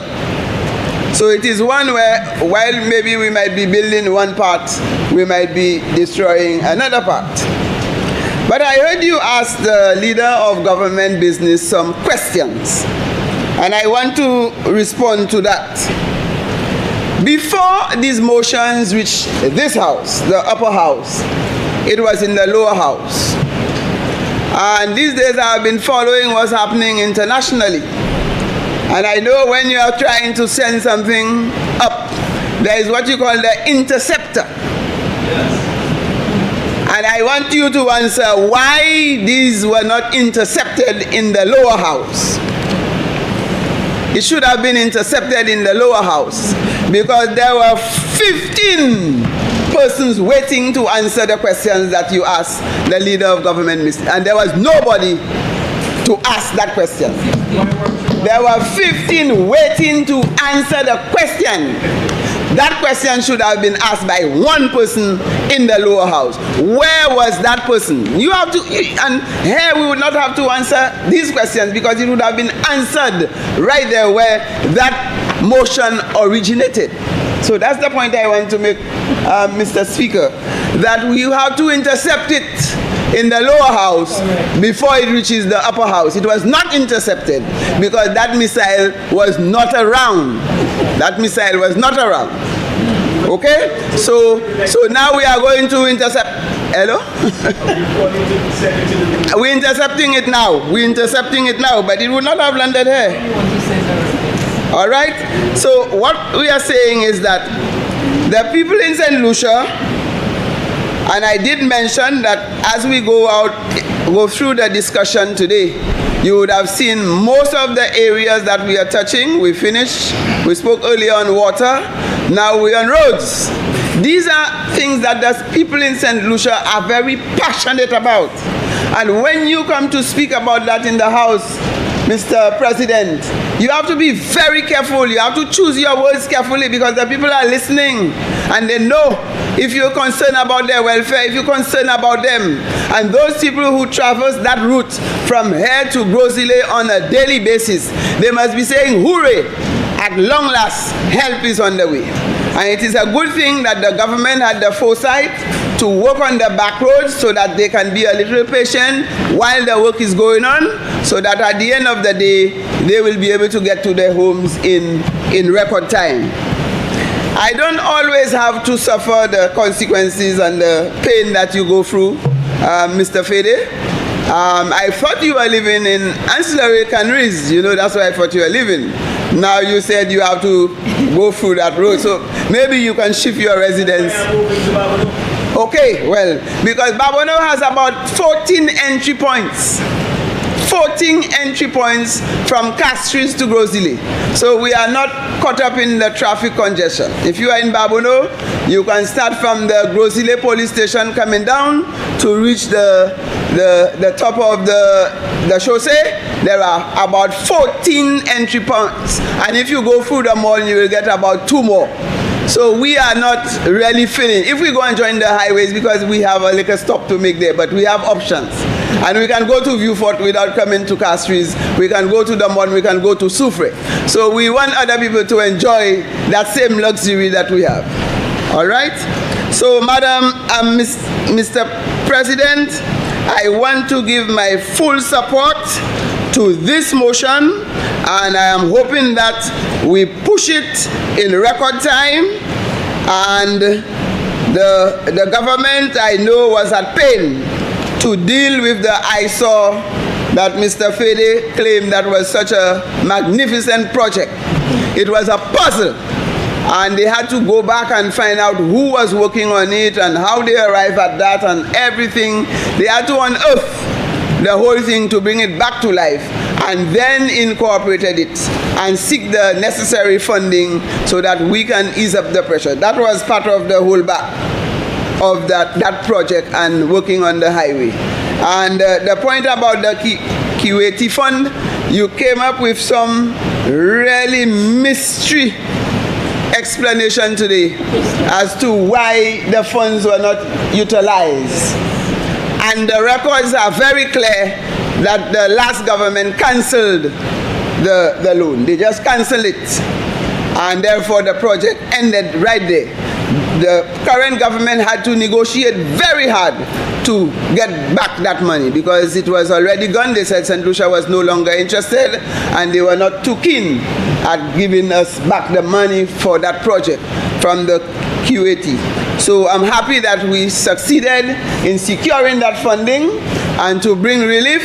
And what is also very pleasing too, Mr. President, is that this road that we are doing is not just about bringing relief to the people north-south. That road is named after a gentleman who has given tremendous service to St. Lucia. Sir Julian Hunt. That man served us at the United Nations. And that is why the government has to be extremely careful. And they have to ensure that they do a road that is of standard to the man that this road is named after. It's not any ordinary little name we're just naming. Sir Julian Hunt, former president of the United Nations. That's the piece of road. It's just like when Mandela came and we had Mandela Drive, and we'll have the Millennium Highway named after Julian Alfred, our gold medalist, Olympic gold medalist. St. Lucia has renowned names of persons who have made great contribution at the international level. And we recognize these people. So that road, when we drive on that road, Mr. Fede, when you'll be going home, you'll be feeling carpet under your wheels. Not it will happen. It will happen. Not the drains in the air. Huh? Not the drains in the air. Because when you pass on your sidewalk, we are on top of the roof of the people at Rodney Bay. Have you passed there?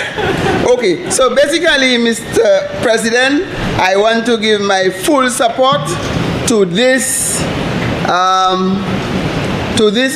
These two motions on the floor, and I look forward to riding on that road. So I'll take a break from Babodo and just fly into Grosile. But I think the point of piece of road that you are talking about, Mr. Fede, I think there will be a flyover from there.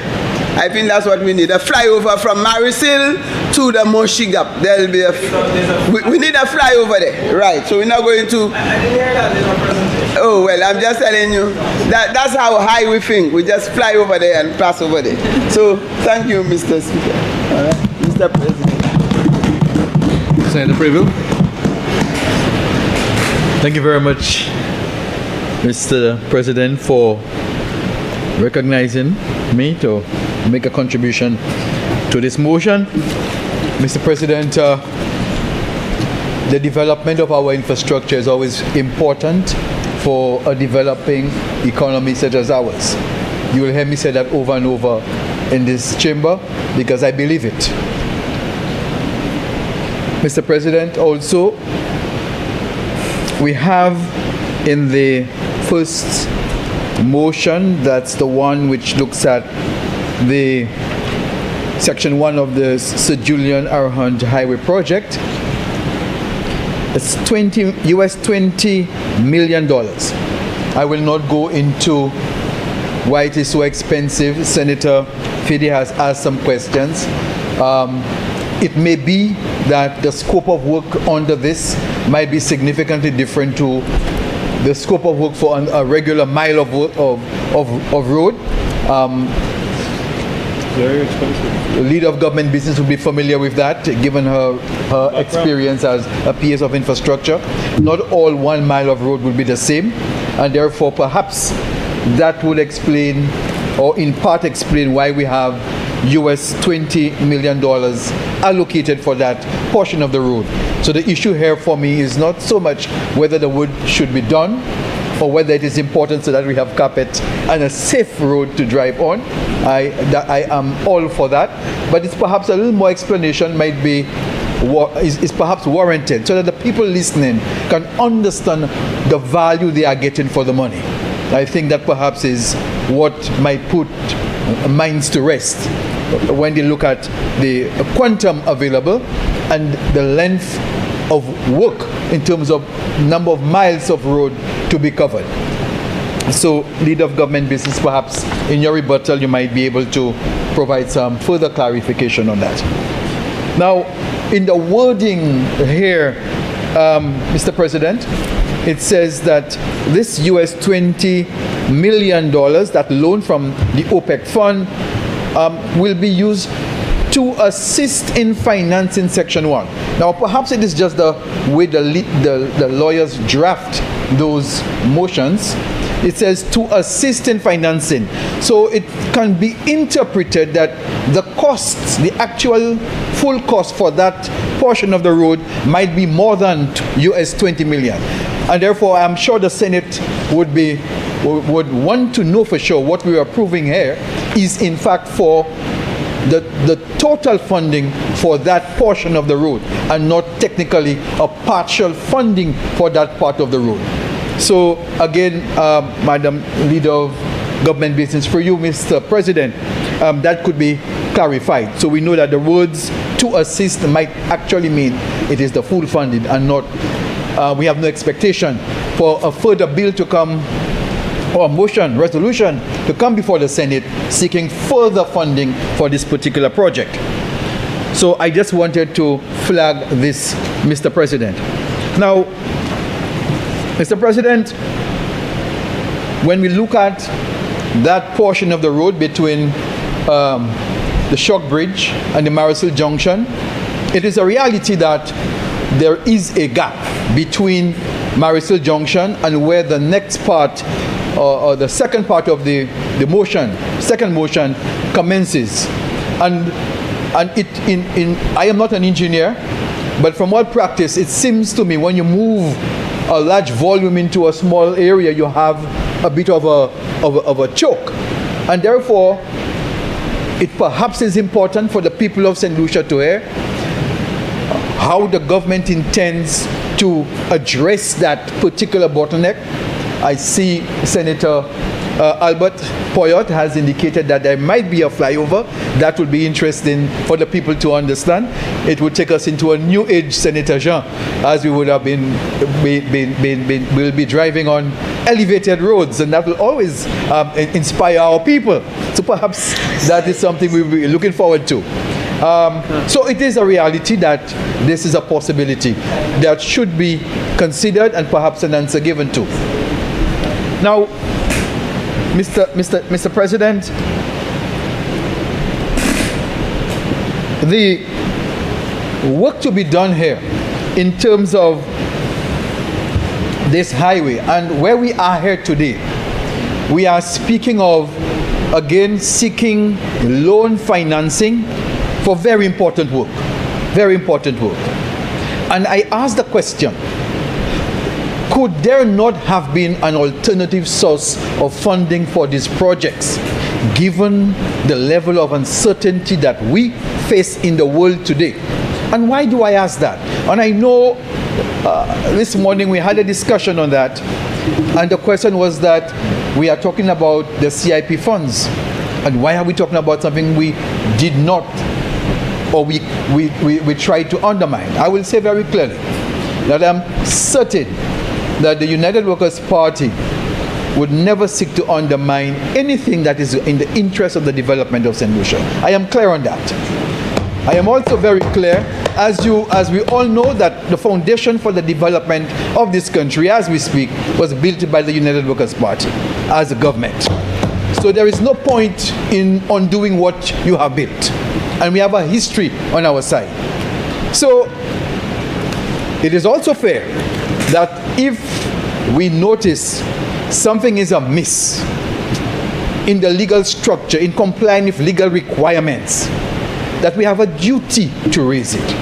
And that's why this morning we raised the issue of the possibility of financing these works, these very important roads, through the CIP funds. As we would say again, this was one of the main reasons why this fund was established, or this source of funding was established or accepted by the government of St. Lucia. Long after other governments had accepted or had pursued that, the government of St. Lucia, through Dr. Kenny Anthony at the time, recognized, he said reluctantly he's going into it, but he said this was the way to go. So it was always understood that this was a source of funding that could be used for these exact purposes we are now borrowing for. That is the issue here for me.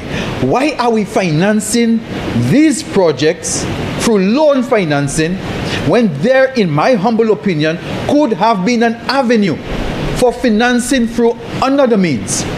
I raised the question this morning of the infrastructure component or approach to the CIP. I raised across this morning the issue of the number of files that were approved by this government, this administration, and that when you do the math, the arithmetic, you know what the amount of resources that could have been generated from the sale of those files. And again, I raised the issue again that we have no audited statements of those for that operation. And therefore, the Senate here is not even in a position to say where we could have or we could not have, simply because the government has not met its obligation under the Act, the CIP Act, to provide that information to the people of St. Lucia. So I ask the question, as we debate and as we consider this very important motion, and as we make a decision here to commit St. Lucia to borrowing and for our children in the future to pay, that is what we're doing. It's a very important reason. You might justify it well, but it does not take away from the fact that we have to pay these loans back. And most likely it will be our children. And therefore, we, looking forward, should ask ourselves, is there another way that could have been used to take that from them? That is a fair question. That's a fair question. And the children listening today will say, what is the answer? Was there another way? So I say yes, there could have been another way if we knew now, today, how much money are in the escrow accounts generated by the CIP. We don't know. We don't know. So, Mr. President, these questions remain firmly in my mind, because as a people, if our governments have put in place approaches to generating resources for our development, we should be in a position to say, yes, this is the quantum of resources generated. This is how we are going to use those resources, and therefore the people in a position to judge whether taking loans to undertake those vital road projects is the better option that should be pursued. That is very important. Now, It is sad, in my view, that it has taken so long to undertake these projects. I think it is sad. Because if we were to be brave enough to do the assessment of the opportunity loss, the cost of the opportunity loss over the last 5 years for not having undertaken this project, we will all be we'll feel very bad about ourselves. And you can do it. It's not very difficult. Just do some assumptions about how long it would have taken you normally to drive from Castries to Grosile, how many minutes it ought to take you, how many minutes it actually takes you, how many persons go through that every day. I'd put a value on the man hours involved in commuting, and you get a sense of the quantum of hours, man hours, that is lost every day in moving from Castries to Grosile. And when you do that, you would see how much money has not that has been wasted or lost. And therefore, this project should have been done long before now.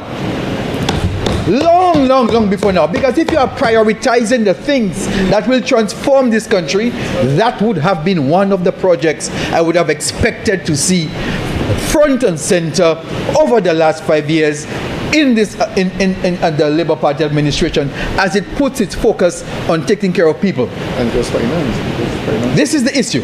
So I am not here, Mr. President, to speak against anything that is going to lead to the development of my country. I started out by saying this morning, this is a country I love passionately, and that's the reason why I'm here today. So what we have to do, however, is that we cannot do things by any means necessary. We cannot just do things because it is convenient to do it that way. There are rules, there are processes, there are procedures that we can use to do it even better. And I am happy that we have spoken in this chamber, Mr. President, about I think it's the Larry Trett Road, that's how it is called, the road between the Norbe connecting to the Moshi Road. That's a very important piece of work. But unfortunately, I am not so certain that the whole procurement process for that road is something that we can speak to freely. That we can say, here are the processes that led to transparency and accountability for the people's money in building the road. So the road is not the issue. The importance of the road is not the issue. It's how we conduct ourselves as government, as people in executing the work. That is the policy issue. That is the policy issue that the government is responsible for. The issue as to whether the road, whether the sidewalk was high or low, brother, Senator Gordon, I leave that to the engineers to explain. I'm not an engineer. There must have been some sort of engineering design approved by the Ministry of Infrastructure to have led to this activity happening. Other than that, how could it be done? So I will not attempt to explain why the road was perhaps 6 feet above the house. But I will believe that the chief engineer in the Ministry of Infrastructure and the other persons who were acting as consultants on the project, as normally would be the case, would have been the ones guiding, and I would have expected the PS at the time to put a stop. I would have expected the PS at the time to put a stop to anything that was not meeting the required standards. That's what we expect. So, Mr. President of the Senate, this is really where I believe we need to separate perhaps the technical issues, the road and its size and its width, from the policy issues. The policy issues, which is really what we're discussing here in the debate here, is what we should do, perhaps the financing, options for financing. These are the things I think we can have a proper debate on. So I want to thank you, Mr. President of the Senate, for the opportunity to speak on that matter. I only have one other item I believe the public would want to know.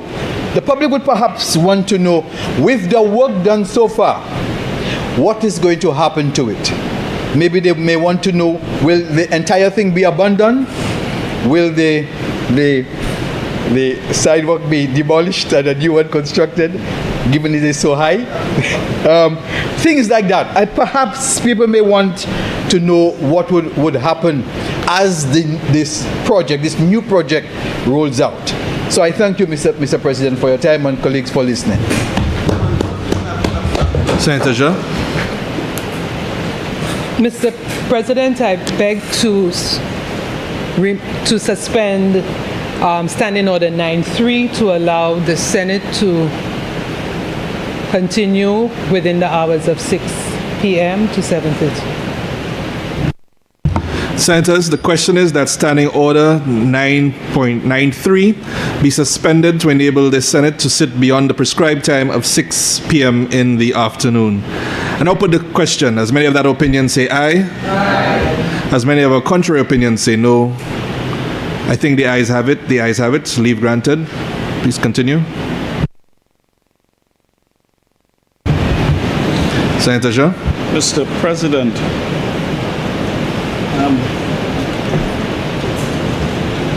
thank you. I like there's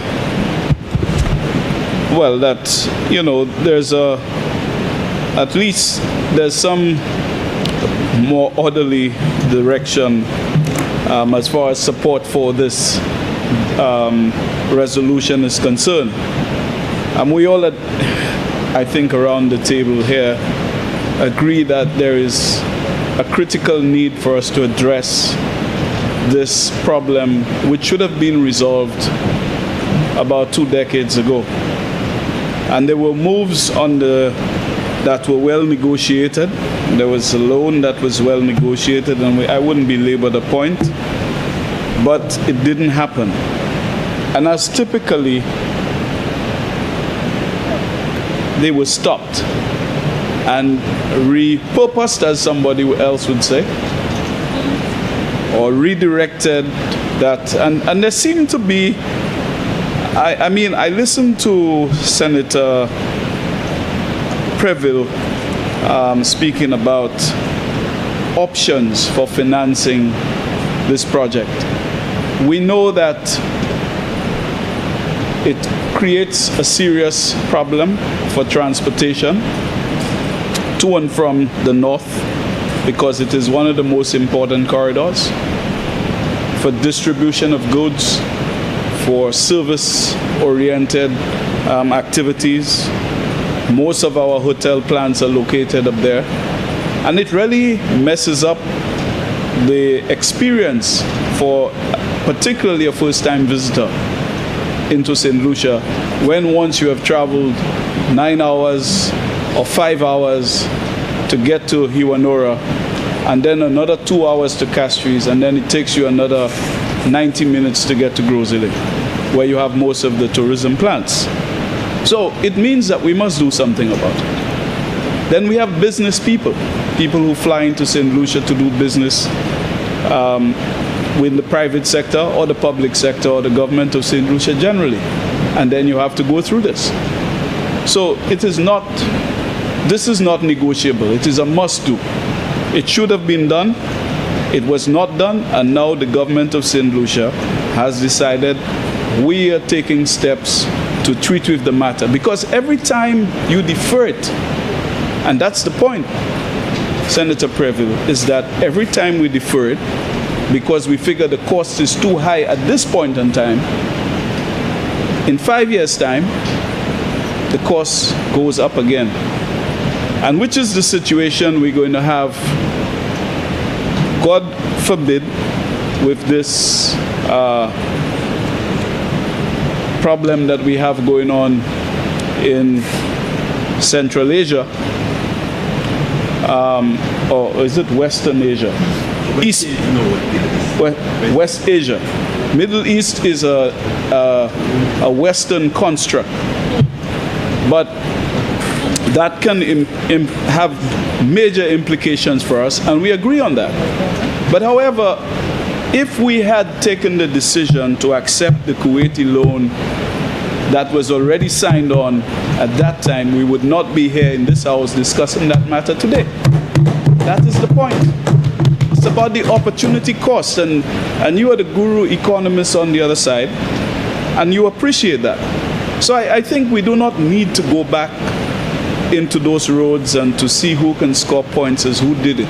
The point is, it needs to be done, it must be done, it's an imperative, and we are on our way to doing it. So let us support it. And this is why I stand to support it, Mr. President.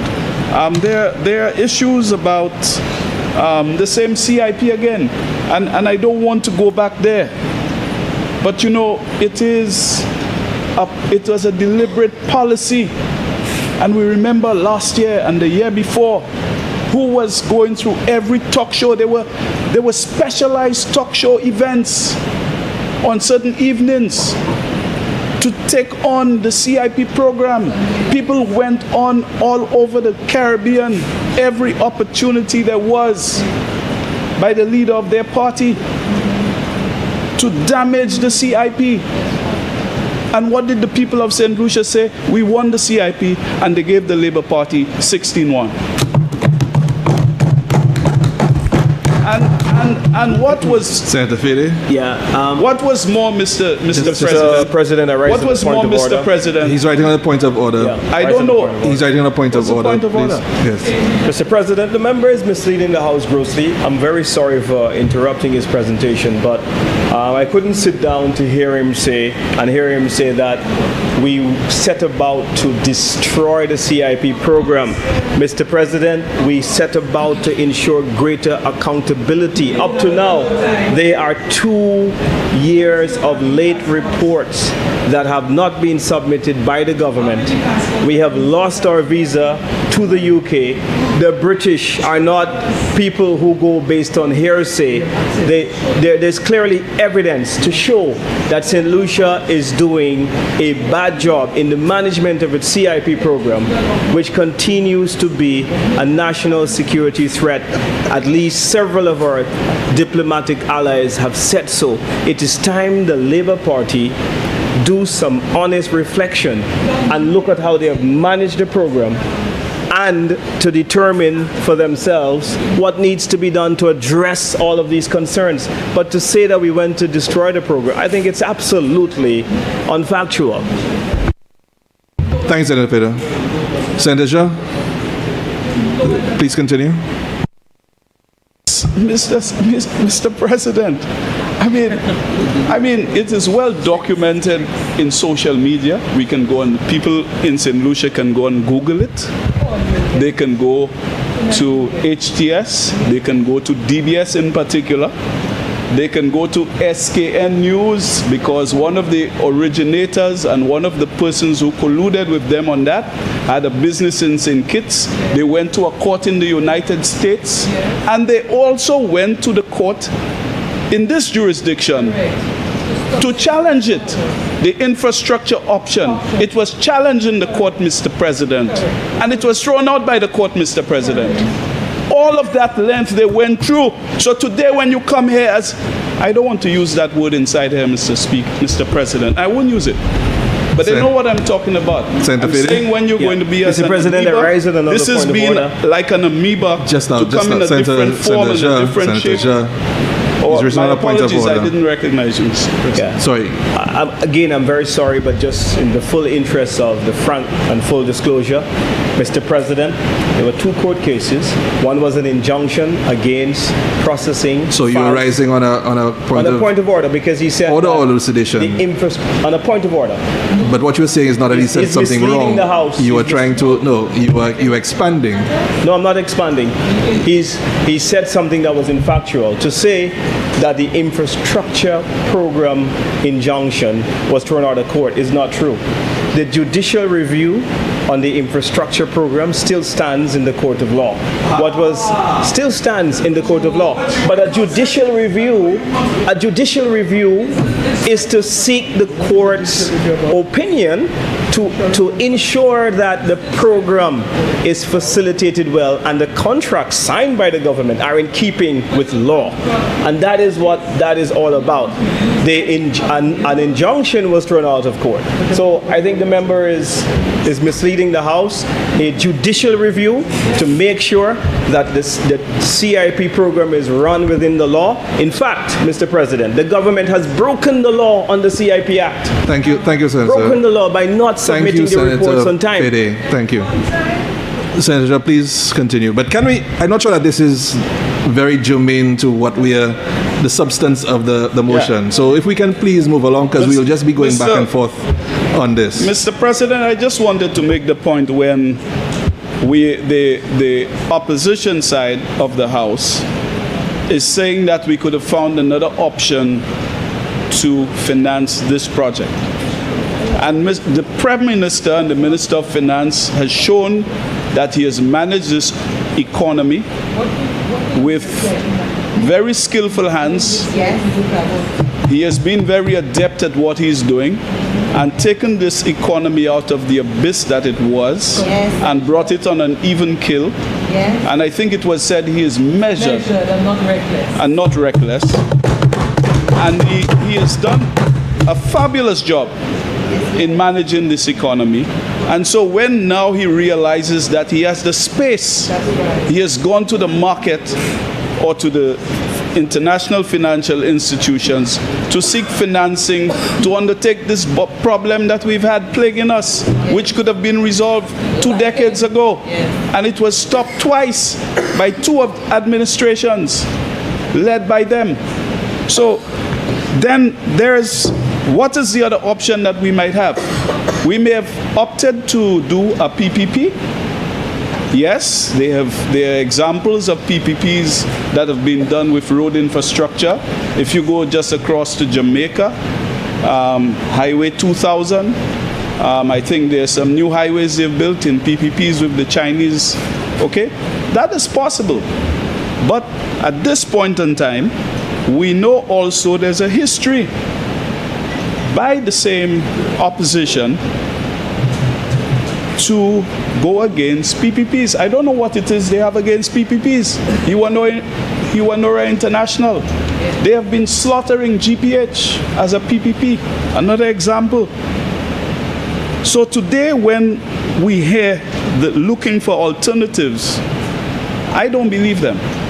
I think it is just to say something that they must say that they're in opposition, while at the same time they're saying they approve of, they support us borrowing the money because we need to do the road, but we could have found options. But they have not presented which other option, or at least they presented one other option, which is the CIP. And I'm saying to you, Mr. President, I do not believe that they are genuine with that because, and they couldn't be, because of what I just told you they did. They sought injunctive relief in the court, which was a way, clothed in a way as an injunctive relief, as he said, to seek to find more information and to see if we were being transparent. This government of the Labour Party, you're questioning about transparency and accountability. This Labour Party has proven that it is a government that is accountable. Correct. And that is why the people have the confidence in this Prime Minister, and this is why they voted for him in December with a resounding majority for a second time. So, Mr. President, I have every confidence that this project will be delivered, and it will be delivered on time, and I support the resolution. Thank you. Senator Joe. Thank you very much, Mr. President, and I wish to thank colleague senators for their contribution to the motions before us to borrow from the OPEC fund and the Kuwait fund for rehabilitation of the Sir Julian R. Hunt Highway project. Mr. President, I particularly want to thank senators on the government side for providing additional information, and also, Mr. President, to let members on the opposite side know that I give information that I have. I do not speculate. Information that is not provided to me, I cannot give. I am not a sitting cabinet member. I do not know what takes place in cabinet. So if we are here to borrow funds for 2 projects that are along a road stretch and there's a missing part, I cannot give the information because it is not available to me. As a leader of government business, I have a responsibility to the people of St. Lucia to give factual information. However, I do not believe that the current administration would construct 2 ends of a project of a road and leave the middle undone. I believe that the government of St. Lucia may be in negotiations for financing of the middle portion. So to think that there would be 4 lanes at the beginning and 4 lanes at the end with a bottleneck in the middle, the administration that is in government at this time, I know would not go into such a project. And so what I could ask the opposition senators to do is to just wait. Kodise Munakadi West Churchill, pour espérer les lot cho shimesa kaifet. For now, we do not have the information. Mr. President, I think we can see, and we have a description. We know of a description of 2 prime ministers. One which was said to be reckless, and another which was said to be measured. The measured prime minister is coming to this honorable house to request financing for loans. Prior to 2016, Mr. President, there were a number of DFCs, Design Finance Construct projects. Thank you, Mr. Chair. Mr. Chair, I was just trying to recall at what point in this House someone described the Prime Minister based on fact as reckless and one as measured. I was just trying to, because Senator He means in the Senate. referred to this. Yes. He said he meant in the Senate.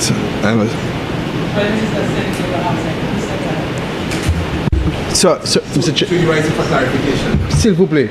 Yes. Do you yield? Yes, I will yield. I think what he's trying to get at, you made a statement that there are 2 prime ministers. One is reckless, one is... Someone described. Okay. Someone. Okay. So she's not saying that the statement was made in the chamber.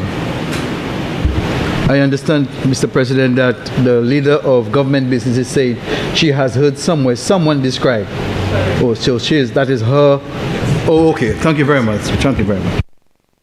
Correct, Senator Preville. Someone described the 2 prime ministers. Someone. Okay? One reckless, one measured. The measured prime minister comes to the House, to the lower house first, and then we come to the Senate, the upper house, and we debate financing for projects. In the past, we heard of something called DFCs. You all heard about that? DFCs, Design, Finance, Construct.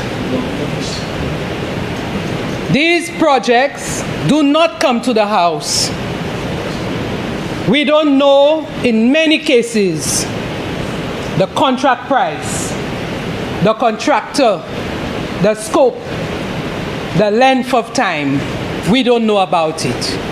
But we are coming here for us to debate and for the people of St. Lucia to hear the cost of the amount of loan that is taken, what funding agency is providing the loan, the repayment period, the interest rate, the commission, everything that relates to these loans are transparent, and all the people of St. Lucia who are listening would know about these financing arrangements. And so, Mr. President, the people of St. Lucia can question anything that is being done by this administration because they know upfront what the administration will do. Mr. President, we're seeing concessional financing that we're getting from the OPEC fund with interest of 1.75% of 1%. Masa même calculate ça. Est-ce que moun sa calculate ça ba? 1.75% of 1% to serve. 1.75% of 1. Right? My son, who is likes maths, I have to call him to ask him to tell me exactly what the percentage is on that. Minuscule.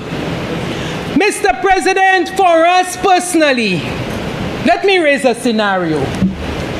Say you have $2,000 in the bank. Yeah? You put that, Kodia Madame Dioswe, imete ya sukote. You put it on a side. You have it there in your little savings. But you have to add a piece on your house. And you get in a bank to give you the $2,000 at 1.75% of 1%. Huh? To pay back in Komelane 18 years or by Kosa. You will take the savings and do the extension rather than take the loan and pay it over time. Dimwe, Madam President, is that the economics that we learn at school? Is that how we make decisions about infrastructural projects? Madam President, we have to be honest with the people of St. Lucia. You have major projects like that to do on your hands. Will you take the money that you have that can be used on other sectors like the health sector, like the water sector that we did, the critical sectors, and get concessional financing like that and say that we're going to use CIP money? Mr. President, I do not think this makes proper fiscal decision making. It does not make fiscal sense. And sometimes when I come here, it makes me wonder what I hear from the opposition, makes me wonder whether I was sleeping during economics class. Because that does not make economic sense, Mr. President. Mr. President, I want to ask the opposition senators and the people of St. Lucia, were there approved designs for the railway to Laritret Road? And if there were, where are they? Did the DCA approve any designs for the Laritret to Redway Road that was being built during 2016 to 2021? And I want to let the opposition know that I left the Ministry of Infrastructure in 2017. So Senator Preville, mate la lechi mesa te kabati. C'est pour ça qu'aujourd'hui ça a fait. I can say it categorically Because not under me as a PS would that road be done. And I can say it with a high level of arrogance. It was not done under infrastructure. Okay? Economic development. I want to ask, was the custodian of roads or the chief engineer involved in that railway project?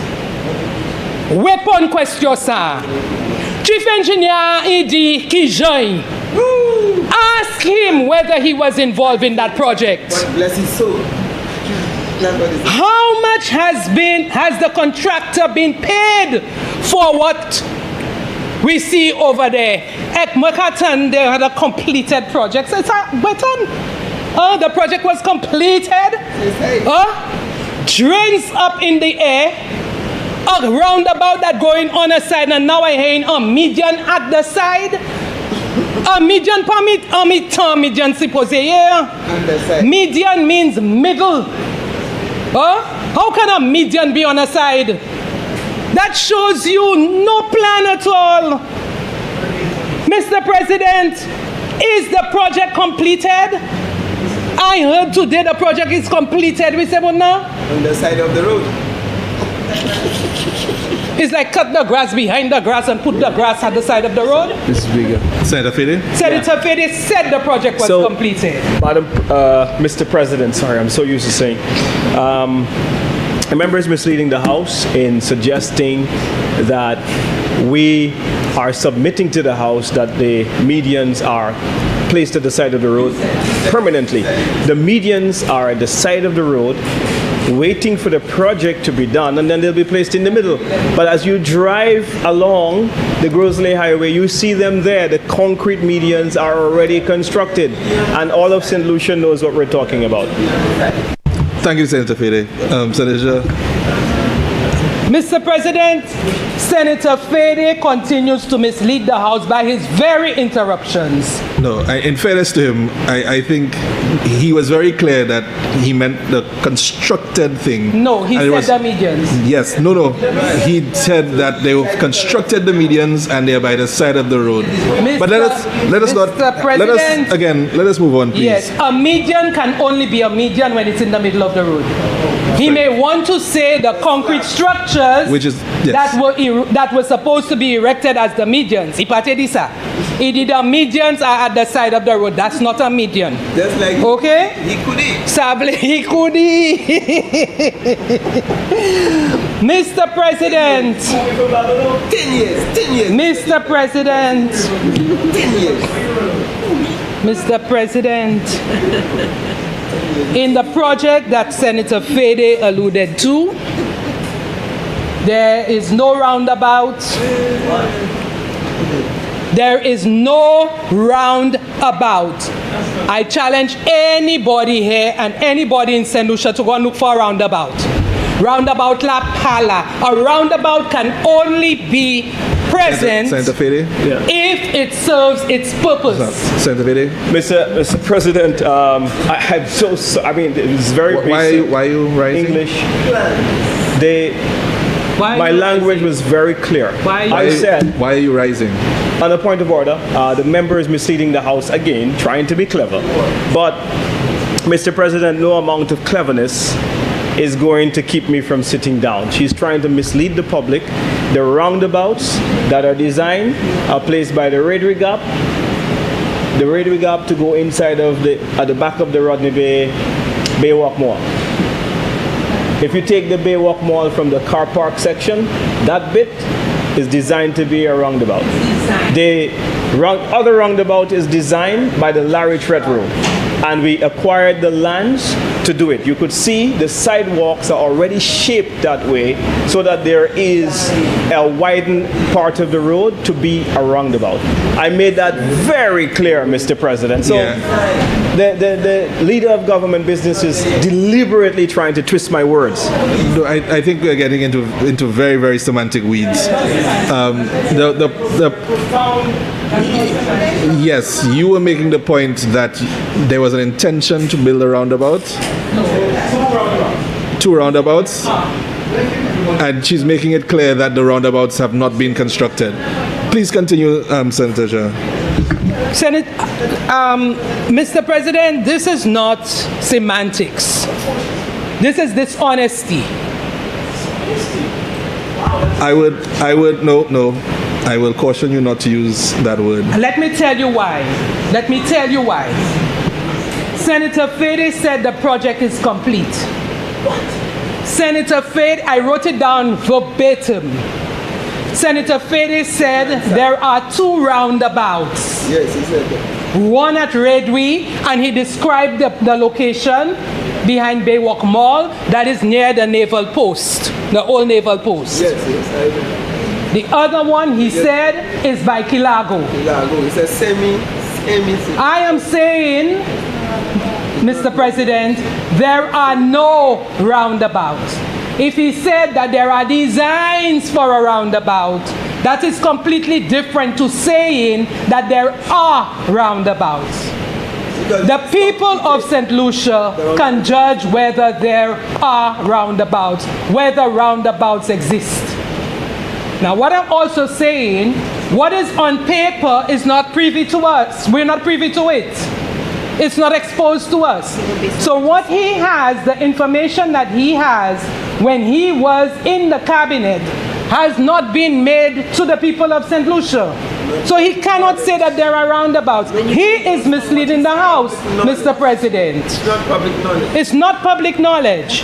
We know what we drive on. No roundabouts. Senator Fede? Sorry. Wow. Mr. President, I rise in a point of order. The member is deliberately trying to mislead the public by suggesting that I stated it's a roundabout. I drive there every day. There's not a physical roundabout, but you can see that there are 2 roundabouts designed as part of the project. And I went on further to say that the SLP stopped the project. I was saying so to quantify that the sidewalks, most of it already done. We could see that. People walking it. Members mentioned that the part by Redway Park is higher than the roof. We could see as well that the drains are done. We could see that there are concrete slabs on several parts of the drain. That's absolutely clear. But to come up with these semantics to say that I'm saying there's a roundabout, of course, I mean, come on. Would I be lying to the people of St. Lucia to say that they are really leader of government business? Really? Seriously? And people drive there every day? I know that there are no physical roundabouts, but I'm saying to you that there was a flat cost of $15 million to build the project, which included 2 roundabouts. And if you had allowed it to continue, 2 roundabouts would have been built, but your government stopped it in the name of corruption that you've never proven. Thank you, Senator Fede. Can we move on, please, from this? Mr. President, I respect your presiding, but Mr. President, where the people of St. Lucia are not getting the truth, I will interrupt it. When it's not the truth, we will ensure that we provide the truth. Mr. President, on this debate, I want to let the people of St. Lucia know that what Senator Fede is saying, that the contract was for $15 million, is correct. You have to add VAT to it, so the total contract price is about $17 million. So far, Mr. President, the government has paid $175,500 per quarter to the contractor for what we see in there. Okay? $187,500 per quarter. Why? Ask. Okay? I want to also ask, Mr. President, who was the project coordinator on that project? Who was the consultant on the project? Who did the designs on the project? These things should be more transparent. When you have construction projects, especially road construction projects, you see in a big billboard showing you the name of the project, the funding agency, the contractor, the consultant, the engineer, and everybody else. Did you ever see one on that project? Why they stopped the project? We have to say why they stopped the project. Okay, Mr. President? So, Mr. President, we're seeing the contrast. Day and night, black and white. We come here to borrow. We have a resolution in our hand. The resolution saying everything about the source of funding for that project. I want to lastly tell you, Mr. President, that under the previous project that was stopped, was really stopped, and now today, for the first time, I can say to you that in 2015, I was the PS in the Ministry of Infrastructure. During that KFED time, when we negotiated that loan for the rehabilitation of the Castries-Grosley Highway project, there was a project management team already. There was a project manager in office. Senator Fede is correct. I had to prepare a memo to cabinet to justify the project. The project entailed 18 kilometers of secondary roads in addition to the reconstruction of the entire Shock to Grosley Highway. You had roads like Beausejour to Bella Rosa, Bella Rosa to Bonte, Bonte to Moshi to Vieux-Sequi, Vieux-Sequi to Nobe, Beausejour to Bella Rosa, Union Grand Riviere Shock roundabout. Now they're talking, you know, as if, oh, I beat my chest and they have a roundabout by Dimpullet. Bravo! Union to Grand Riviere Bridge, Corinth, Marisil to Nobe, Moshi to Bois. So many secondary roads, Larry, Tret, and all these roads had to be done under this project. I never heard about land acquisition. Funding was not there. It was just some bold kind of arrogance to stop the project because it was started under a different administration. Mr. President, I hope that the opposition is righting their wrong and not stop projects that are in train by a former administration because they have very little slate to show afterwards. Tell me you had money from KFED concessional financing. You can fire the project manager, get your own project manager. You can think. You abandon the project and say because of the land acquisition and you abandon the project. Huh? Every time you drive on the Castries-Grosley Highway, you may as well, during that time, I try to call somebody who I know will talk for the entire time with me. Because it's lonely driving along that road. You just have to sit down there and wait in traffic. Koumute Monchokla, Bo Hotel la, what's the name of the hotel they're calling it now? Secrets. From the time you reach that hill, that's the end of it. Papa le poule wive bo computer world. Well, these days they change the no right turn, so you can pass through there a little.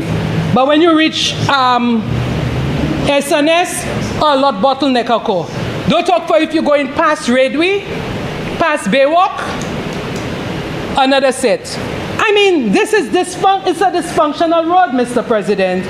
And so this administration is coming back, and I'm happy they're coming back early in this term to get the financing to start that project so that after this 5 years, by a stroke of fate or luck, that project would have been completed and nobody else can touch it again. Senator Fede? Yeah. Mr. President, wow, it's a lot to consider. Mr. Fede, why are you I'm standing on a point of order. The member continues to mislead the House. She said a lot. One of the things that she has said is that there are no billboards for the project.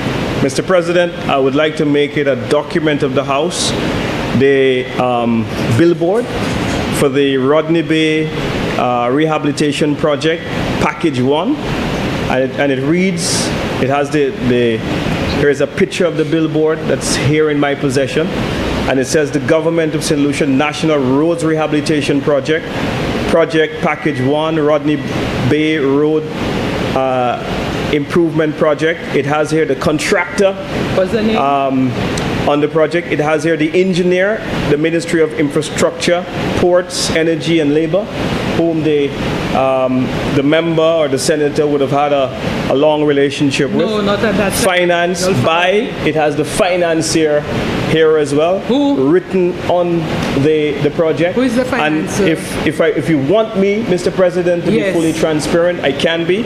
So No. Well, if you're raising to say that she's misled the House, then it's misleading the you House. need to be as transparent as she possible. knows very well that it was for Start Construction Company Limited. All of St. Lucia knows that, and it was also financed by First Start Construction Company Limited. Now, another clever misleading of the House that she has done is she's not telling the people of St. Lucia the timing of this construction project. So the Kuwaiti loan, which was repurposed or attempted to be repurposed in 2016, we're talking here, Mr. President, of 2020 in the middle of COVID.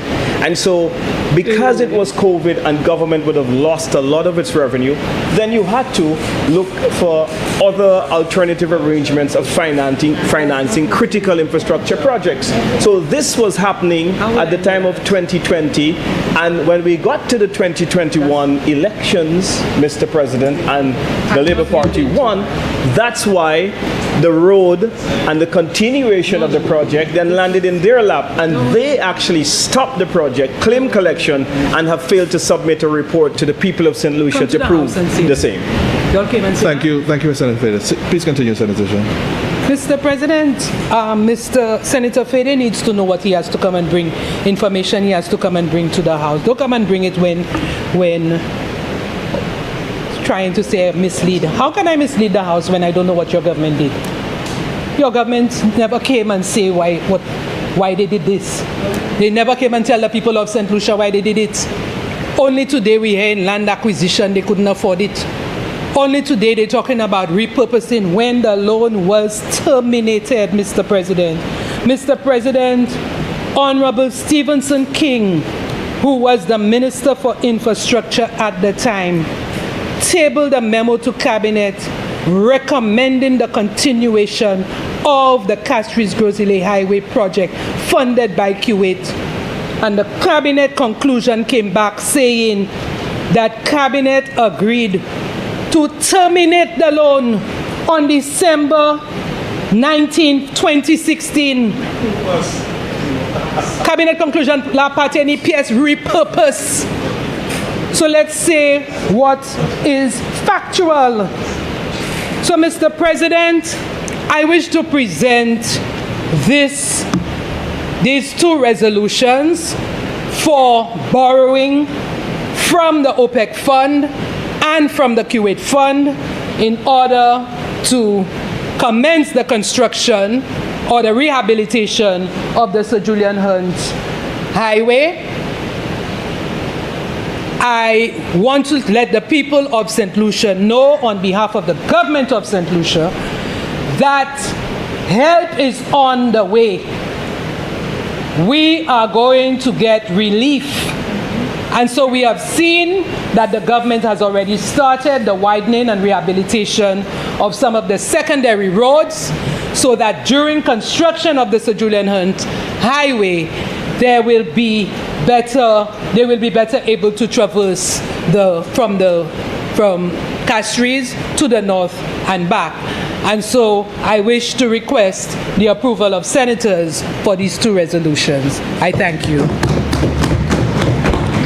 Senators, the question is that Parliament authorizes the Minister of Finance to borrow an amount of 20 million United States dollars, the loan, from the OPEC Fund for International Development, the financial institution, to assist in financing of Section 1 of the Sir Julian R. Hunt Highway project from Shock Bridge to Maris Hill Junction.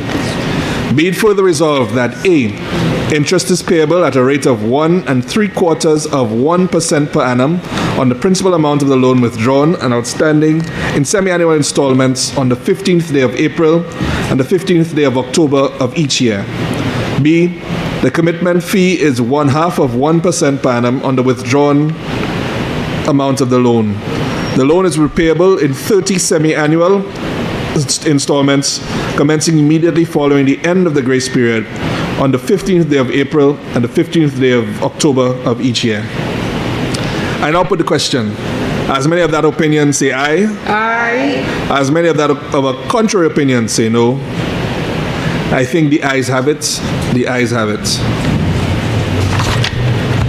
Senators, the question is that Parliament authorizes the Minister of Finance to borrow an amount of 4 million Kuwaiti dinars, the loan from the Kuwait Fund for Arab Economic Development, the financial institution, to finance the expansion of the Sir Julian R. Hunt Highway project from the Moshi Junction to Grosley Town Junction. Be it further resolved that A, interest is payable at a rate of 3% per annum on the principal amount of the loan withdrawn and outstanding in semi-annual installments on the first day of May and the first day of November of each year. B, the service charge is 0.5% per annum on the amounts withdrawn from the loan and outstanding. C, the special commitment charge is 0.5% on the principal amount outstanding on a special commitment in the event that the financial institution and the government enter into a special irrevocable commitment at the request of the government.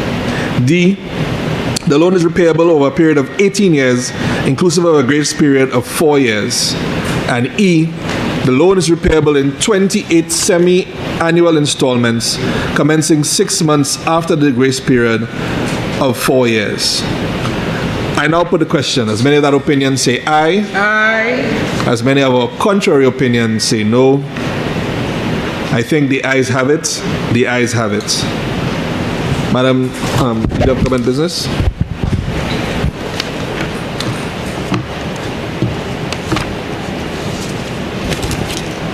Mr. President, I beg to move the following motion standing in my name. Whereas it is provided by Section 63(1) of the Public Finance Management Act, Chapter 15.01, that the Minister of Finance may, by affirmative resolution of Parliament, borrow from a bank or other financial institution for the capital or current expenditure of government. And whereas it is further provided by Section 64 of the Act that money borrowed by the government must be paid into and form part of the consolidated fund.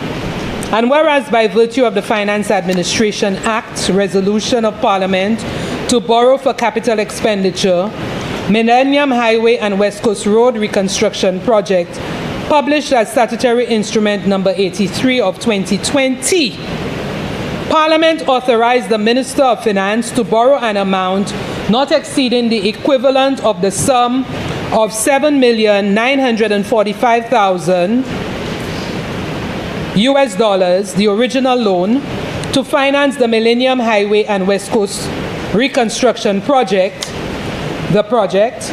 And whereas the Minister of Finance considers it necessary to amend the loan agreement to borrow from the Caribbean Development Bank's ordinary capital resources an additional amount not exceeding the equivalent of $10,813,000 US, the additional loan, for the purpose of providing additional financing to meet the estimated additional cost of carrying out the project, the amended loan agreement.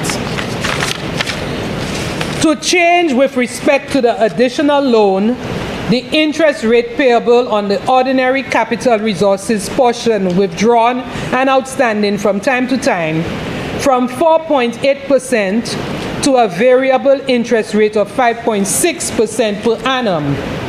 To insert with respect to the additional loan, the commitment charge at the rate of 1% per annum on the amount of the ordinary capital resources portion unwithdrawn from time to time and which accrues on the date of the amended loan agreement.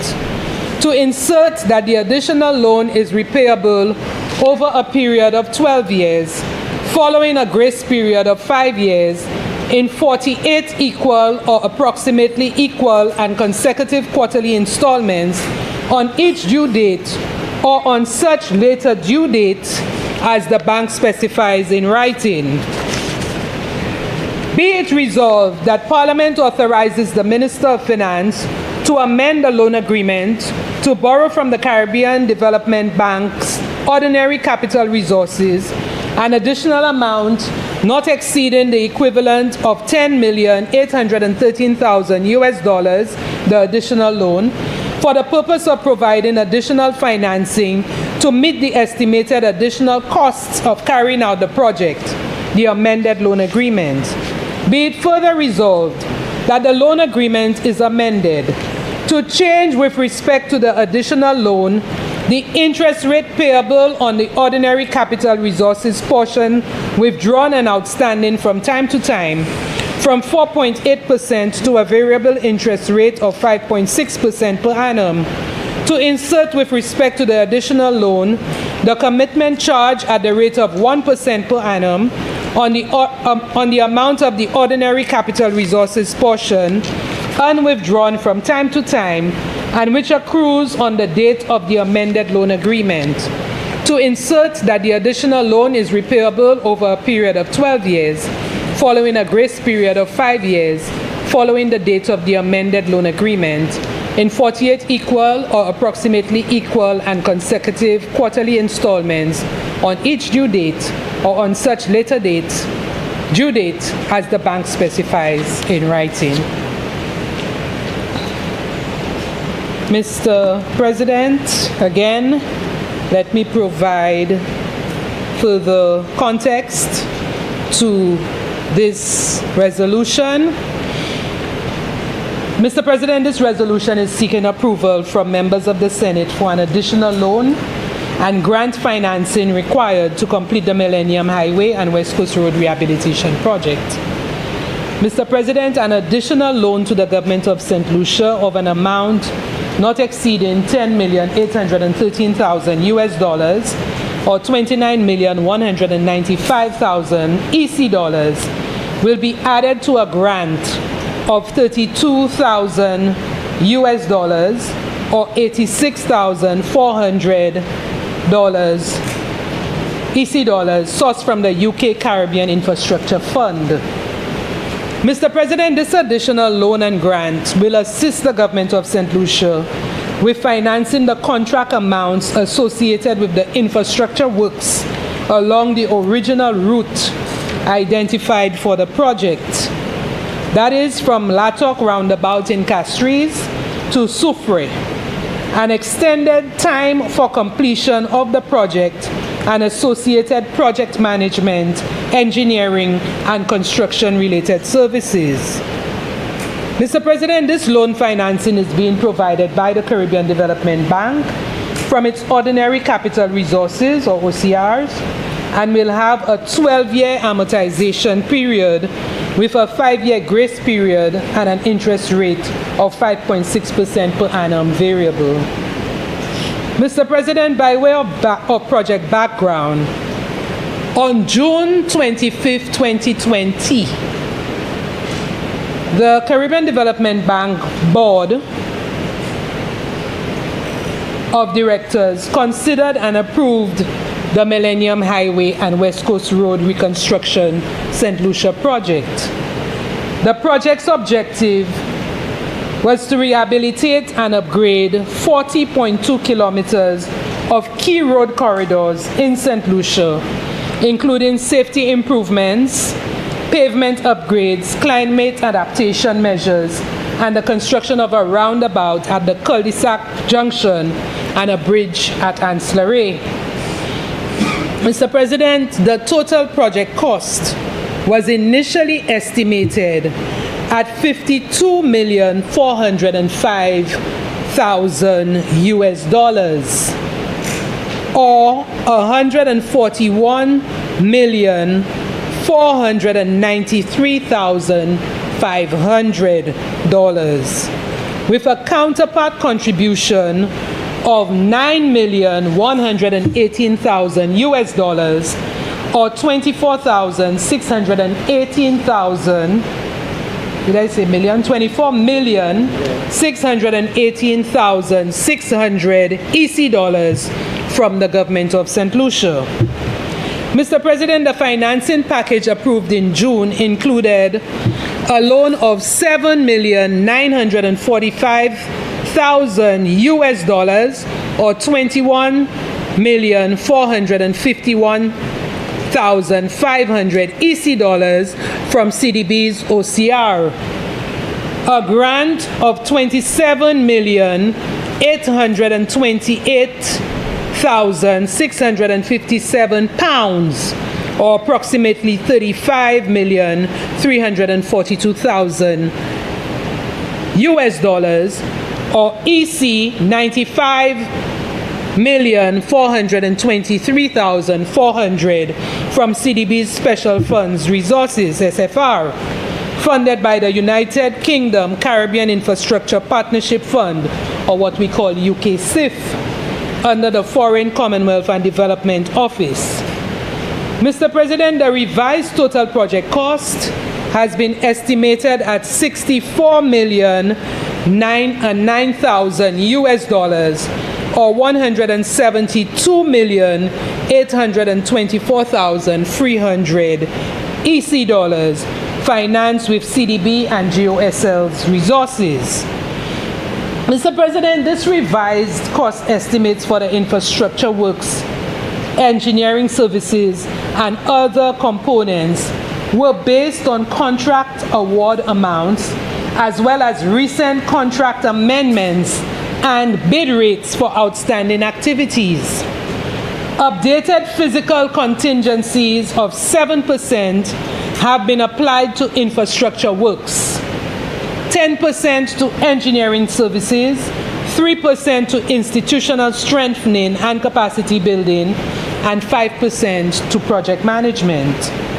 A price contingency of 3% has also been applied based on inflation and exchange rate estimates.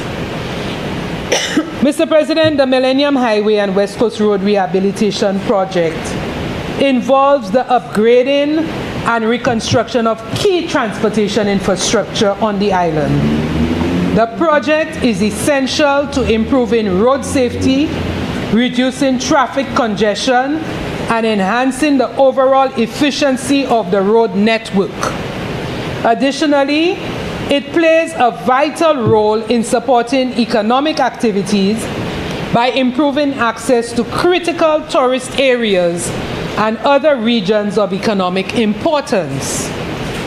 Mr. President, the project started during the COVID-19 pandemic and has faced many challenges, including supply chain interruptions, increased costs due to inflation, and poor contractor performance.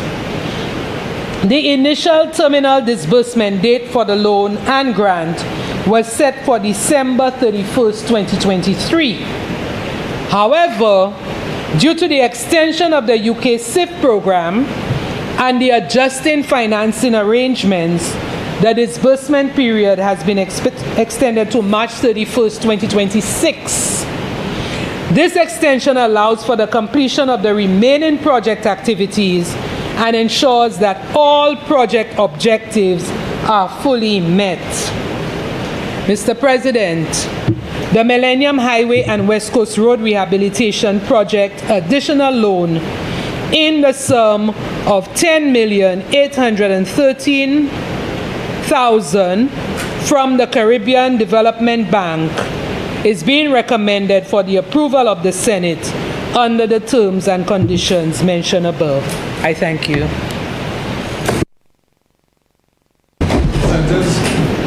Senators, the question is, Parliament authorizes the Minister of Finance to amend the loan agreement to borrow from the Caribbean Development Bank's ordinary capital resources an additional amount not exceeding the equivalent of $10,813,000 United States dollars, the additional loan, for the purpose of providing additional financing to meet the estimated additional costs of carrying out the Millennium Highway and West Coast Reconstruction Project, the amended loan agreement. Be it further resolved that the loan agreement is amended, A, to change with respect to the additional loan the interest rate payable on the ordinary capital resources portion withdrawn and outstanding from time to time from 4.8 to a variable interest rate of 5.6 per annum. B, to insert with respect to the additional loan the commitment charge at a rate of 1% per annum on the amount of the ordinary capital resources portion unwithdrawn from time to time and which accrues on the date of the amended loan agreement. C, to insert the additional loan is repayable over a period of 12 years, following a grace period of 5 years, following the date of the amended loan agreement, in 48 equal or approximately equal and consecutive quarterly installments on each due date or such later due date as the bank specifies in writing.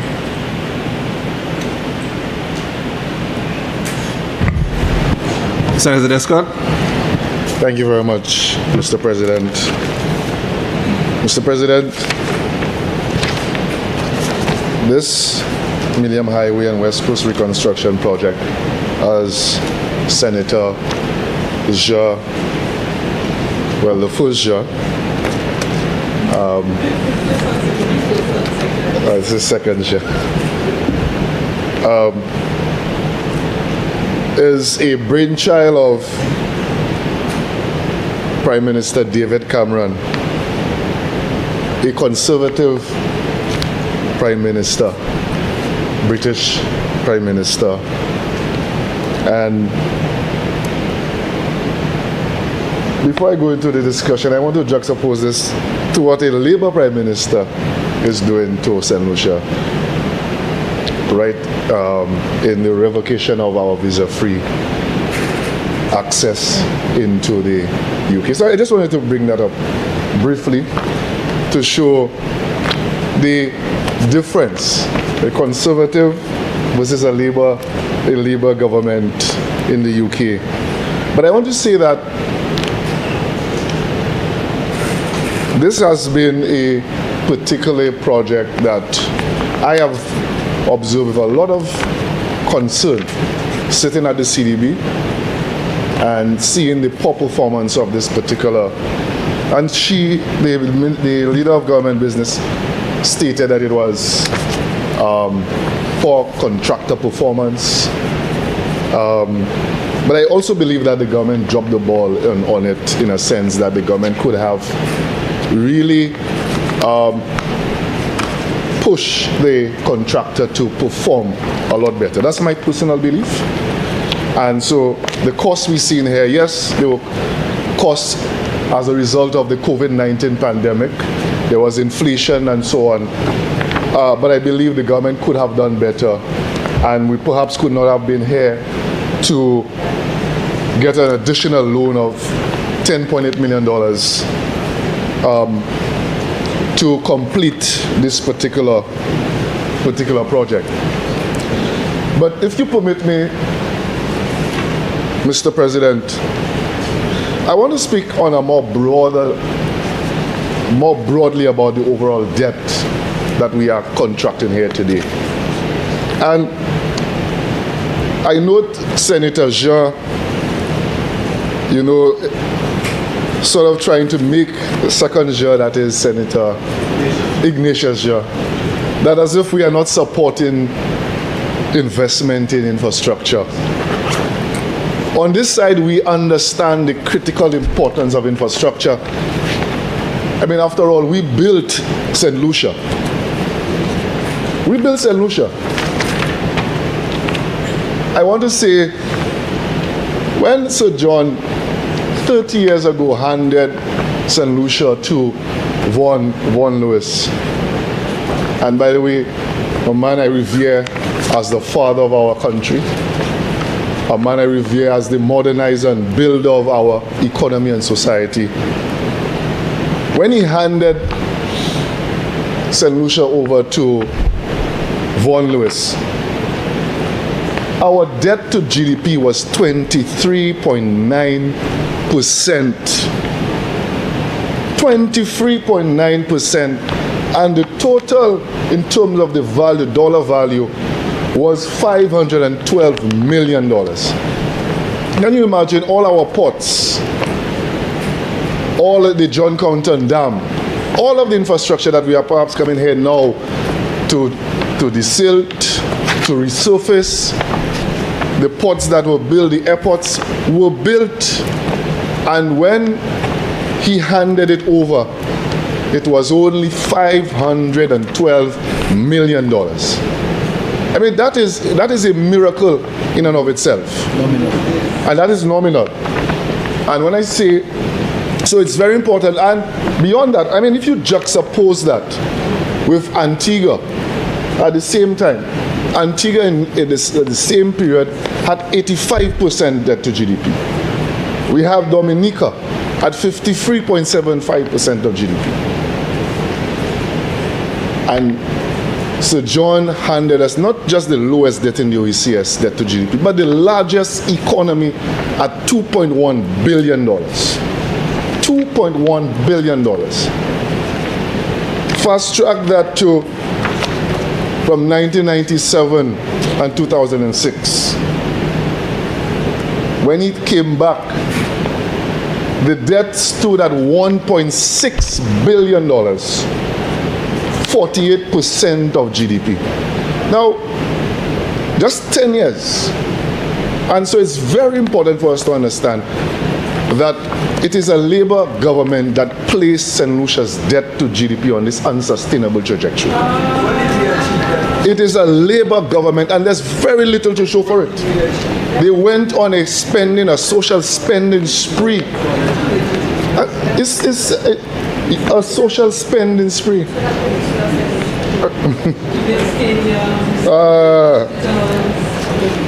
But I'm saying a social spending spree. Now you must understand, there were no major shocks during that period. There were no major shocks, no major economic shocks. No major, apart from 9/11, no major economic shocks during that period. Come on. No major shocks. No major shocks, Madam, Mr. President. Mr. President, today, and I want to refer to the IMF Article 4, page 41. Page 41, Annex 6.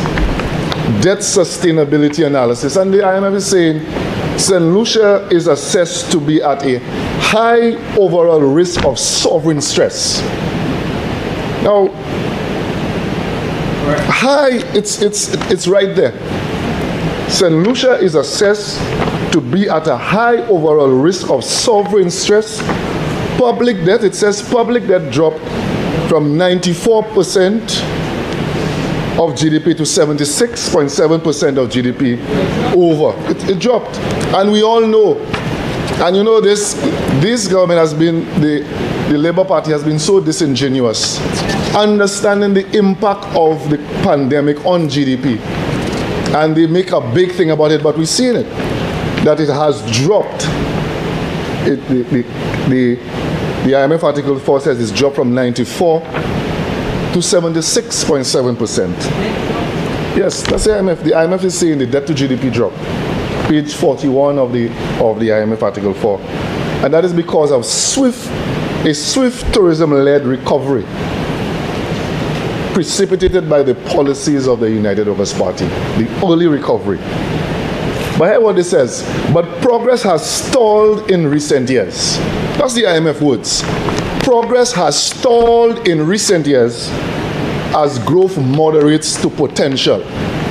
So when we hear them talking about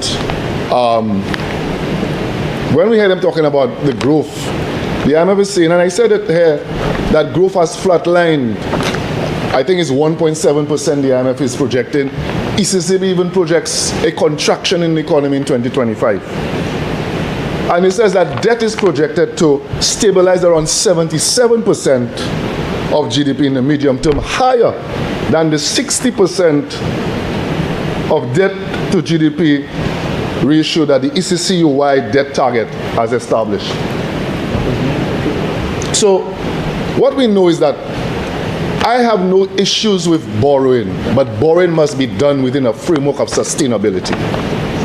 And from the IMF, and mind you, the IMF did not, this assessment was pre this $618 million that we're borrowing here.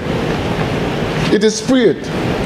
So I can only imagine what the IMF mission chief and the ECCB economists and the CDB country economists, what they are crunching their numbers now and what these numbers will show. Because from my cursory assessment of the debt, and if we add the $618 million, debt is going to skyrocket at 85% of GDP. 85% of GDP, which is just 9 percentage points lower than the COVID pandemic, during the COVID pandemic. So it's very clear that this borrowing here has placed St. Lucia's debt on an unsustainable trajectory. And that is why when we insist that we should explore alternative sources, not because we have an issue with CIP. We believe that if you are going to use resources, you have to look at the broader macroeconomic context when you are going to finance. And if you have CIP resources, I know they've gone on a frolic establishing sovereign wealth funds here, that there, and borrowing scarce resources. The IMF is saying very, very clear that St. Lucia's debt is already on an unsustainable path. And when this is approved here, you can be certain that our debt is going to be in the region of 85% higher than St. Kitts, higher than Grenada, higher than St. Vincent. So, Mr. President, the other issue I have with the borrowing here is, why are we borrowing or coming here and asked to borrow this largest amount of resources that we've ever had to? And I heard my colleague up opposite say, well, the Prime Minister's strategy is to come and borrow in lump sum at one point. Let me tell you, what you are creating is concentration risk. You are creating concentration risk because all of that debt is going to come due around the same time. That is what you're creating. So it is a better approach to stagger your lending rather than create. So you know what's going to happen. You will now have $512 million. You have to start paying the principal on this $512 million at the same time. Basics. No. So no, I have no issues with borrowing. It's how you borrow. And that's the fundamental difference, you know. And what you borrow for. And what you borrow for. How do you borrow? So what is going to happen? You are creating concentration risk. Bad borrowing strategy. And I know this is a bad borrowing strategy. I know that the debt managers in the Ministry of Finance will never approve of that sort of strategy to borrow. They will never approve of it. But what puzzles me is that a government is coming in, today is the 19th, so what? A few days away from the end of a fiscal year.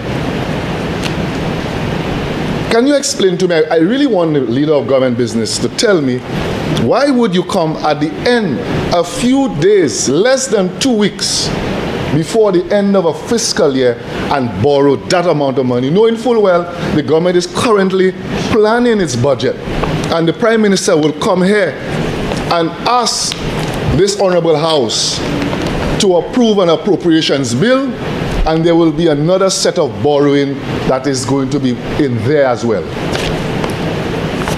It does not make sense. It makes no sense. Now, it doesn't make sense. Why are you borrowing at this? Why at 9 days away from? Less than 2 weeks?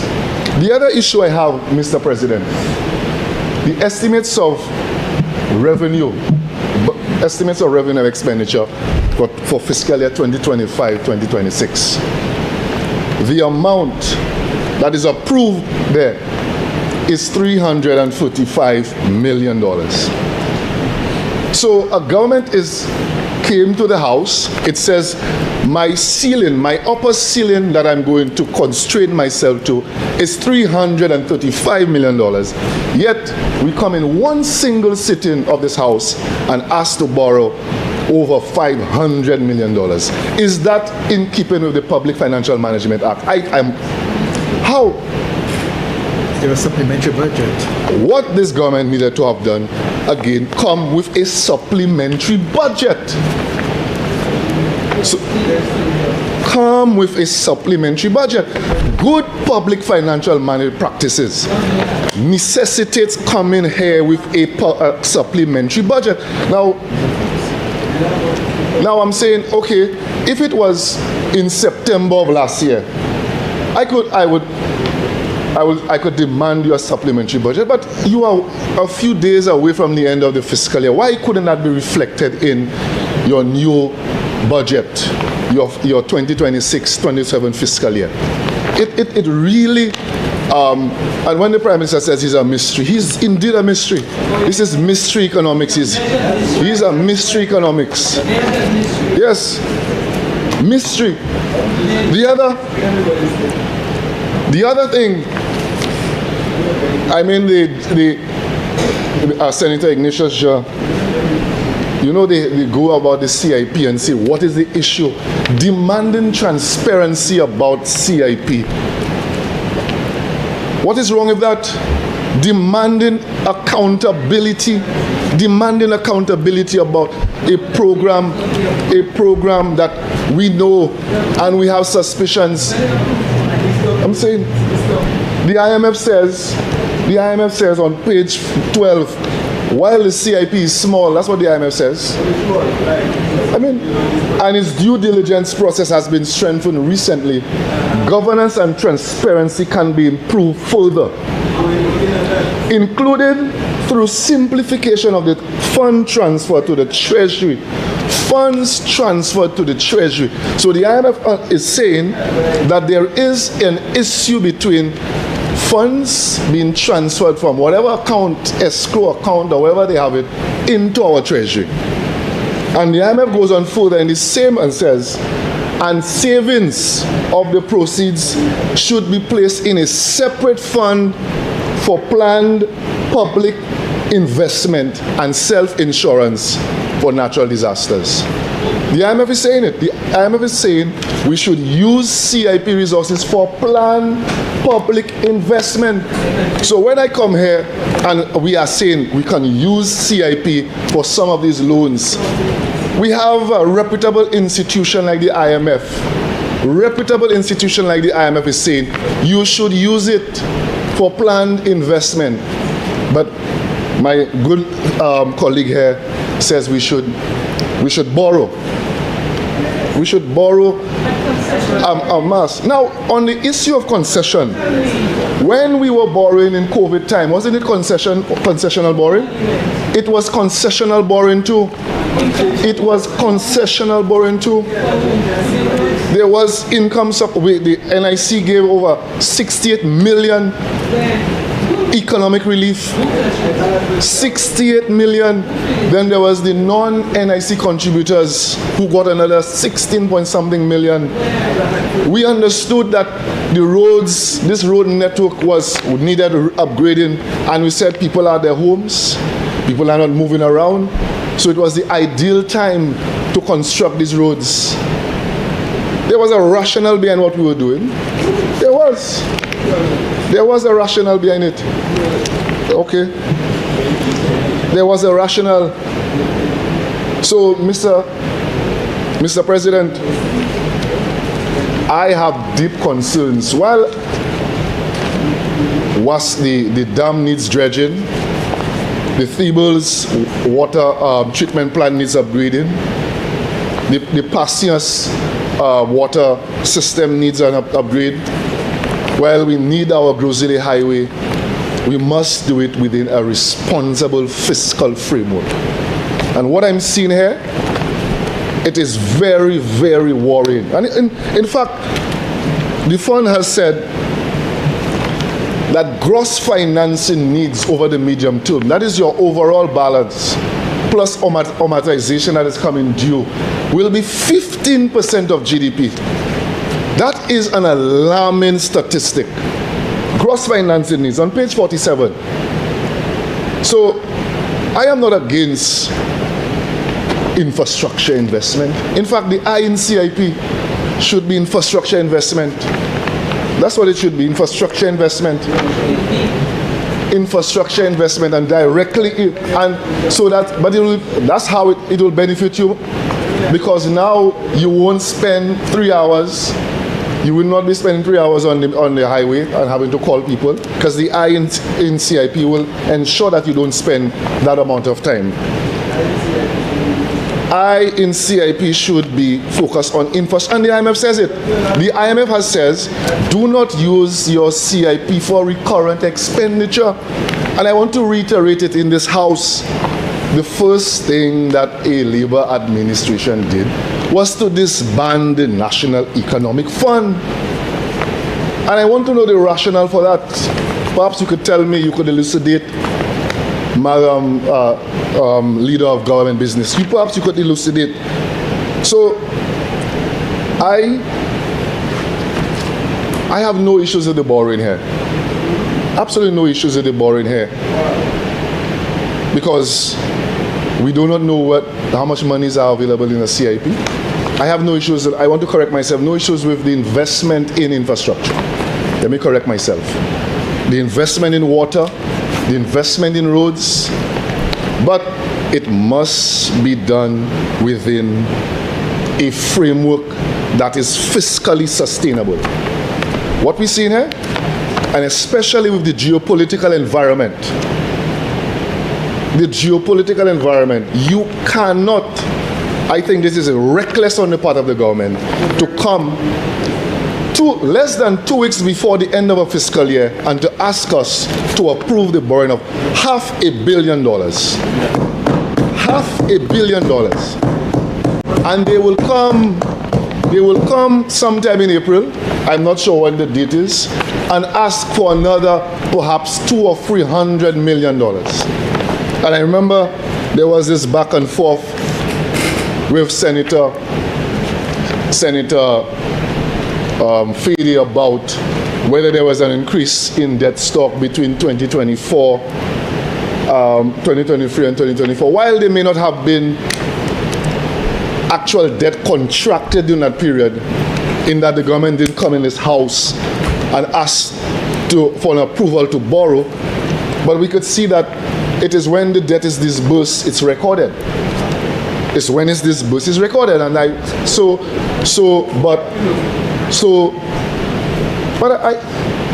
but what I will say, I'm just clarifying the point, Leader of Government Business. The fact remains that what this government is doing is treading on dangerous territory. Dangerous territory. I have serious concerns that if it's even legal, what the government is doing here now, to come and borrow beyond the limits set in its budget without a supplementary budget. I think it's illegal. I honestly think it's illegal. And perhaps the Leader of Government Business will clarify and give us the rationale for this mystery economics. So, Mr. President, again, I want to also really thank the UK government, going back to the Millennium Highway project, the UK government for 28 million pounds that was provided for this project. Initially, I know the Labour Party had assigned it to the East Coast Road, and the UW government came in and common sense prevailed, and we felt that it would be better used on a West Coast Road. You know, and while preparing for this presentation, it just dawned on me that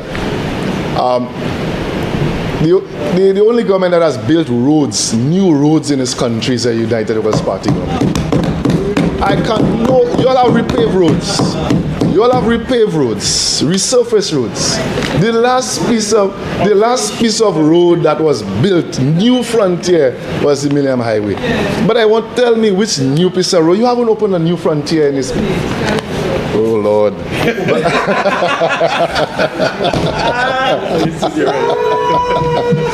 That was there already. You resurfaced the road. Which new frontier? You resurfaced the road. You resurfaced the road, Senator. You all don't have a track record of building this country. You all don't have a track record of building this country.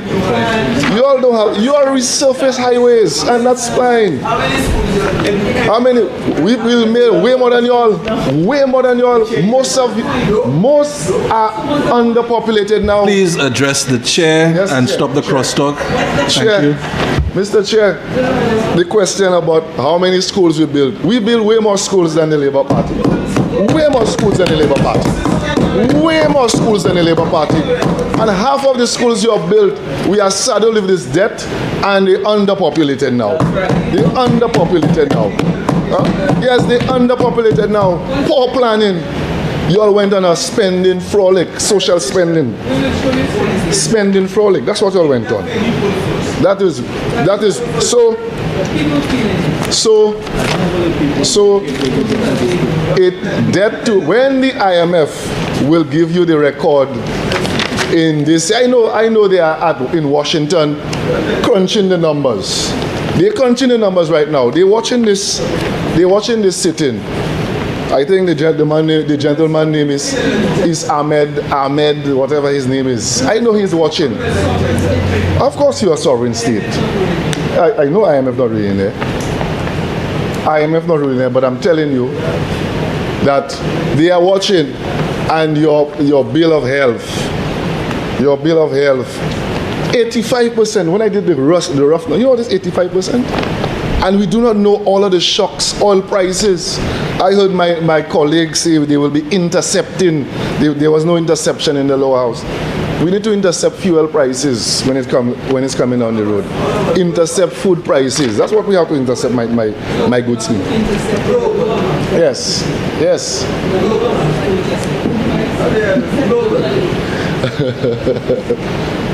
You know, I and my colleagues on this side have no issue with investment in strategic assets like our water infrastructure, which we built. We built, and I have no issues. I'm saying you have to do it within the framework of fiscal sustainability. And that is why we are here asking the hard questions. Do we have resources other than loan financing to help repair what you consider decay infrastructure? They gave it to GPA. They gave it to who? GPA. So Mr. President, I want to just say that we don't have any issues with the investment, but to come here 2 weeks before the close of a fiscal year to ask us to approve the borrowing of over $500 million that is outside of the limit set in your budget, I think it's wrong. I think the government is operating outside of the Public Financial Management Act, and therefore the leader of government business needs to give us clarification why you coming to borrow this amount at this point, why you are borrowing outside of the budget limit, your financing gap. You need to answer these questions for us. and to the people of St. Lucia. I thank you, Mr. President.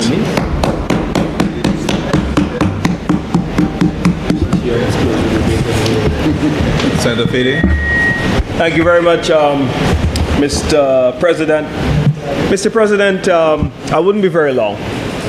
I just have a short submission to make on this motion. Mr. President, the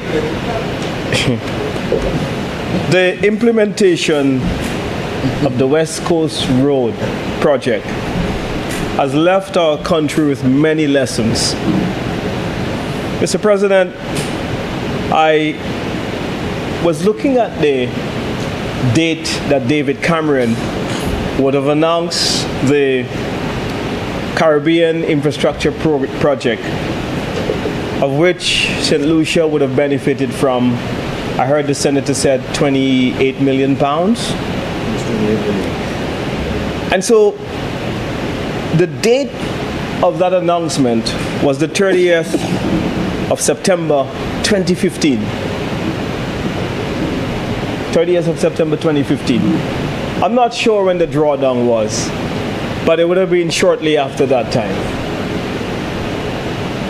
Mr. President, we're now in 2026, 11 years later, and we're still implementing the West Coast Road project. The government has come to us following numerous announcements by their former infrastructure minister, who has said publicly that there are components of the project, especially the Millennium Highway component, that was badly implemented. And there were a number of delays, and there were a number of time that the contractor would have went over in meeting the deadline of the project. Mr. President, it should also be noted that in the motion presented to us here today, which seeks to borrow some 10 million, an additional 10 million, 10.8 million, almost 11 million US dollars, that the leader of government business did not tell us exactly which part of the project. Because what I know is that there are three different components to the project. One package is the Millennium Highway to the cul-de-sac, the Tuck roundabout to the cul-de-sac roundabout. As well as another package would be the West Coast Highway, and another package, as far as I can remember, is the ancillary bridge separately, with three different contractors winning bids and tenders to construct those different components. My question is to the leader of government business. Which part of the project are we borrowing the money for? Is it the ancillary bridge? Is it the road from the Latuck Highway to the cul-de-sac roundabout? Or is it the West Coast project, which is being done by another contractor? So I think that that is crucial.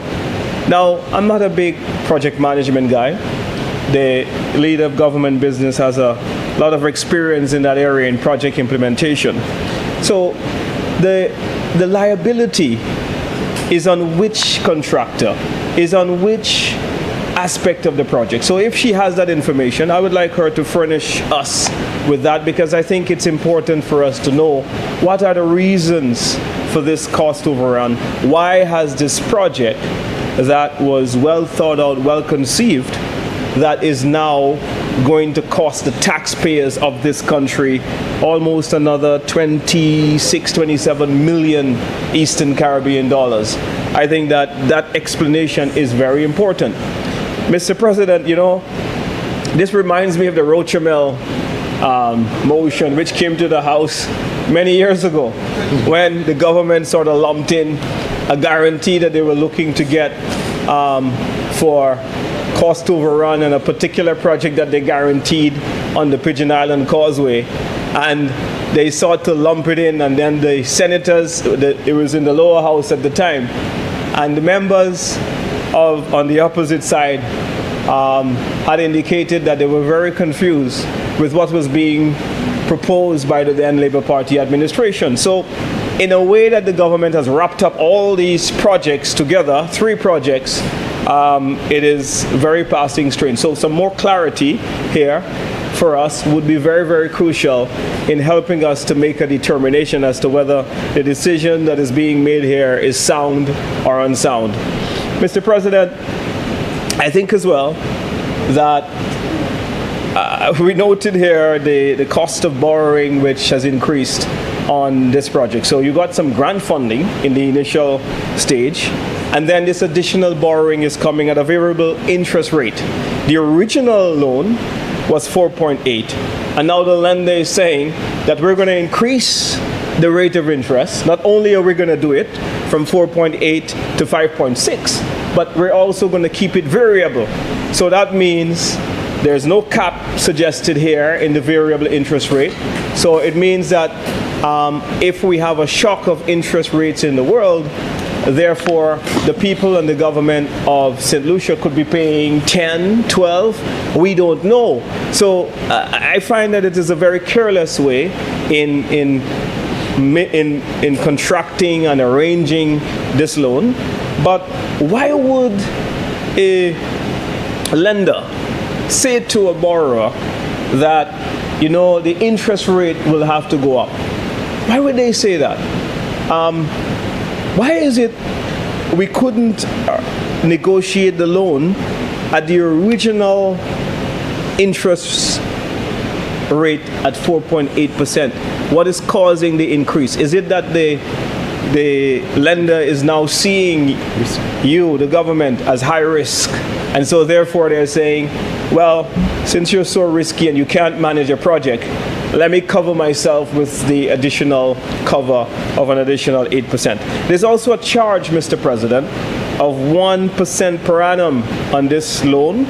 So if you look at the increase to 5.6% variable with no cap, then at the 1% interest rate, it would mean, Mr. President, that the total cost of this loan is actually 6.6%. In terms of what it is right now, but it can go up because the rate stated here in the amount is variable with no cap. Mr. President, so here we have it. The government needs to give us more clarity to tell us what aspect or what component of the project has caused them to now seek an additional $27 million from the people of St. Lucia. I thank you, Mr. President.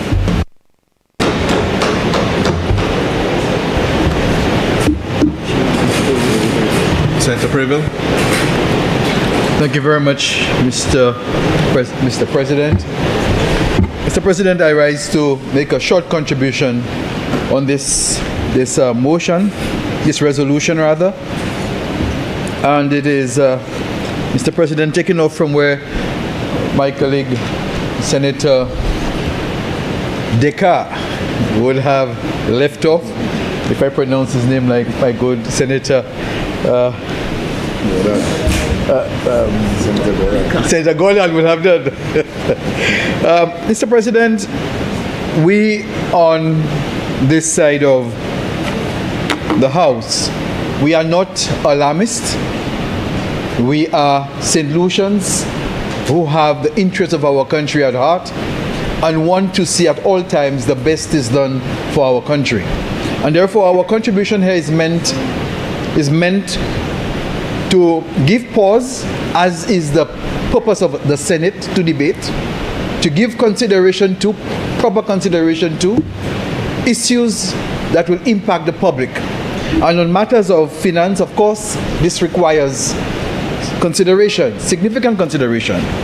We have made it clear, Senator Descartes has made it clear, that the issue of investing in infrastructure is not what our point of departure is. We are in agreement with that. The issue is how, the mechanisms used. And therefore, when we look at a request that comes to this Senate to increase borrowing by some 10.8 million US dollars for a project that I personally have heard the Prime Minister speak of and speak about as recently as Monday in his pre-cabinet press briefing, where he said this should not be interpreted or perceived as a cost overrun. He made it very clear that the public should not perceive this as a cost overrun.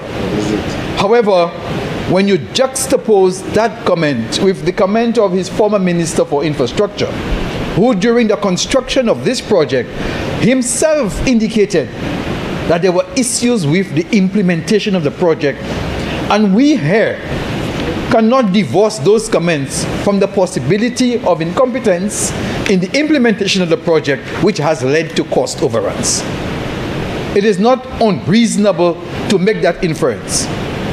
So we need to express concern and alarm when we see that quantum of resources being brought to the people of St. Lucia to pay overtime when it perhaps is as a result of irresponsible action.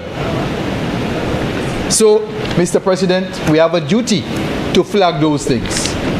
We have a duty to let the St. Lucian people be aware of those things. And also, Mr. Chairman, Mr. President, my apologies. When we interact with the ordinary person on the street and we listen to them, they are concerned about the level of borrowing. They are concerned, they are genuinely concerned about the level of borrowing of this government. As Senator Descartes has explained in the context of the professional advice from the IMF, what the implications are. And therefore, this cannot be simply laughed out and scoffed at. These are real issues. So we have to take them on board as we look at the situation before us. So, Mr. President, here is what we know. In 2017, the official debt stock stood at $3.28 billion. 2019, before COVID, the debt stock was at 3.46 billion EC dollars. And the source is the Social and Economic Review of 2024, Table 36, page 131. And the debt to GDP ratio then was 60.4%. That was the situation of our country in terms of the fiscal structure and the prudential in 2019, page 131. Now, we were therefore on track to meeting the prudential requirements that the ECCB has set for us in terms of our debt to GDP ratio of 60%. Of course, we had COVID. Of course, there was borrowing. Of course, the borrowing was compulsory, because short of that would have been to shut down the economy.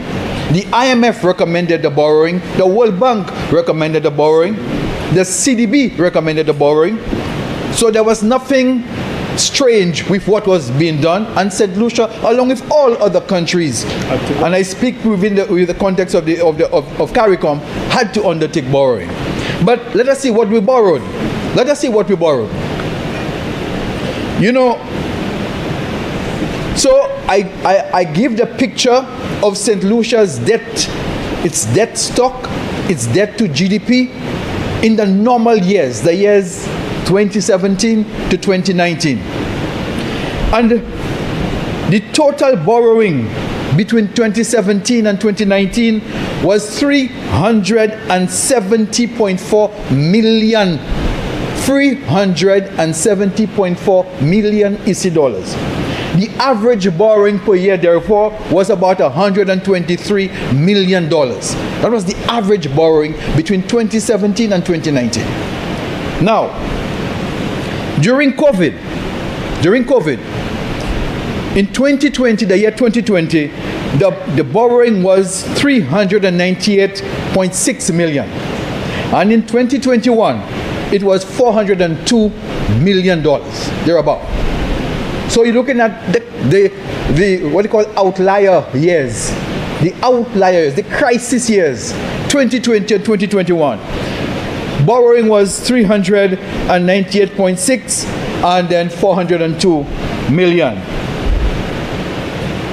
Now, if you look at another period of normality between 2022 and 2024, so we have removed the abnormal years.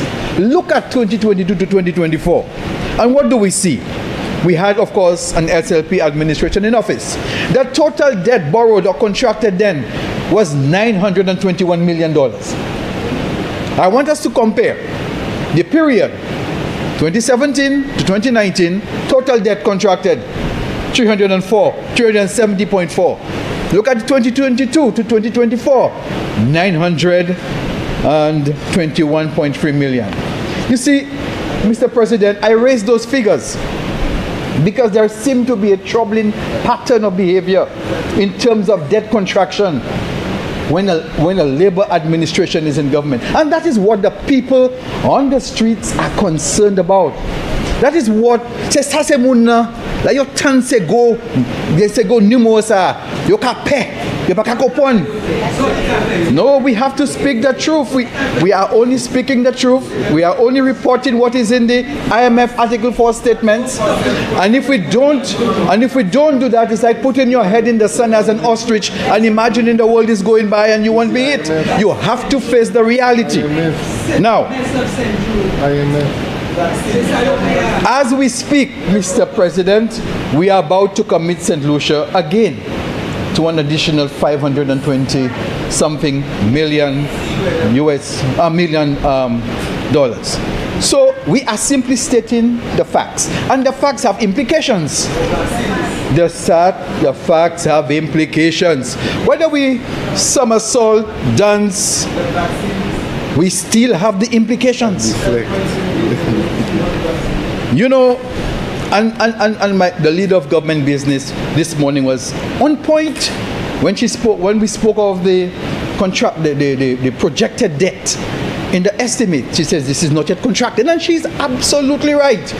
But what was the planned increase in the debt? $335 million. The people listen to the budget debate.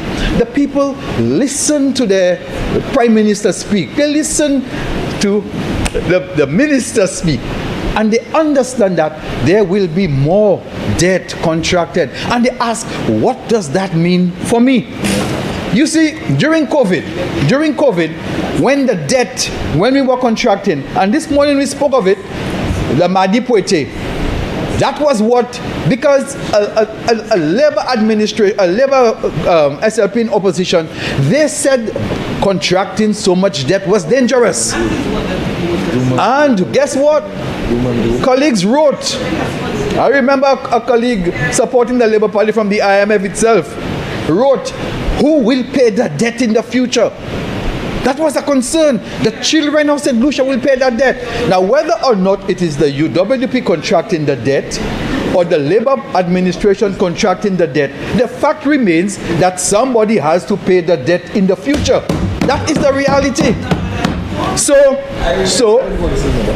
Mr. President, if this 345 planned $345 million, which is in the estimates, and we still have a few days to go before. We're not sure if that's going to be contracted. If we were to add that to what is already before us, we have some astronomical figures looking at. So, in essence, if we were to, and I use it as a hypothetical situation, if we were to add that $325 million, which was brought to this house as planned borrowing, to this 500 and something million, and if we take on board this SLASPER guarantee, because it then becomes a contingent liability against the consolidated fund, you're looking at upward of $900 and something million.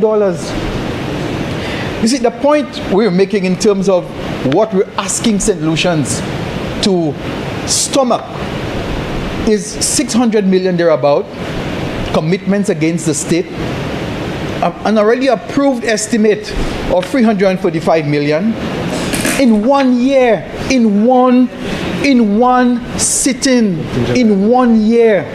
It's a guarantee. It's a guarantee. A guarantee is against the consolidated fund. It's the contingent liability. So, it's going to reflect in the debt. Mr. Chair, Mr. President, I say we need to look at things properly. I will say here that we are not against investment or monies that go towards building the infrastructure of our country. That is not what the issue is. The issue is the how.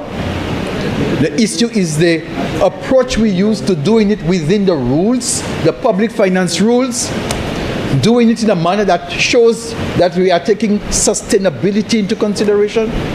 These are the issues we have to contend with and we have to pay attention to. Because, you know, I recall, Mr. President, a little while ago during a campaign, we spoke about the issue of the Citizen by Investment Program and the lack of reporting. And we said this was a very serious thing that required us to follow the law in Section 24 of the CIP Act. We said that, and lo and behold, we are now seeing a UK government taking action on our report for 2024 that has led all of St. Lucia, all of us, to be subject to visa restrictions and requirements to travel to the UK. Of course, except I have to remove Mr. President, the members of Parliament, and so they're free to travel. But the other St. Lucians aren't. Not all of them, you know.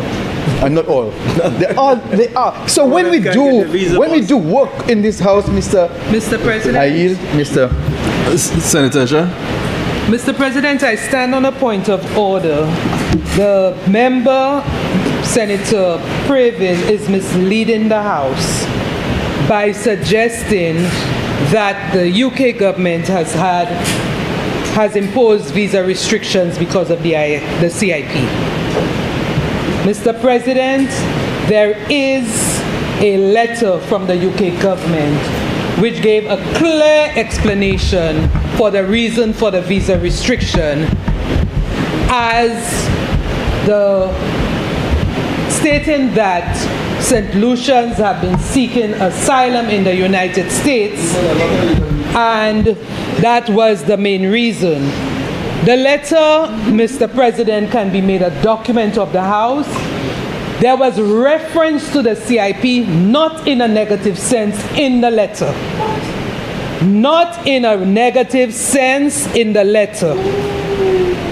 And if you wish, Mr. President, I know it is late, I can read the letter to the people of this honorable House. I think you've made your point. You can make it a document of the House. I don't believe that you need to read the document in its entirety. But now. we need to state the factual reason in accordance with what the UK government has presented to the people of St. Which you have stated. I take your point.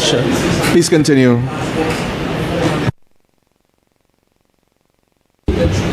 Mr. President, thank you very much. And I will always tell the people the truth. I have no interest in lying to anyone here or listening abroad on the issues before us. I have absolutely no interest.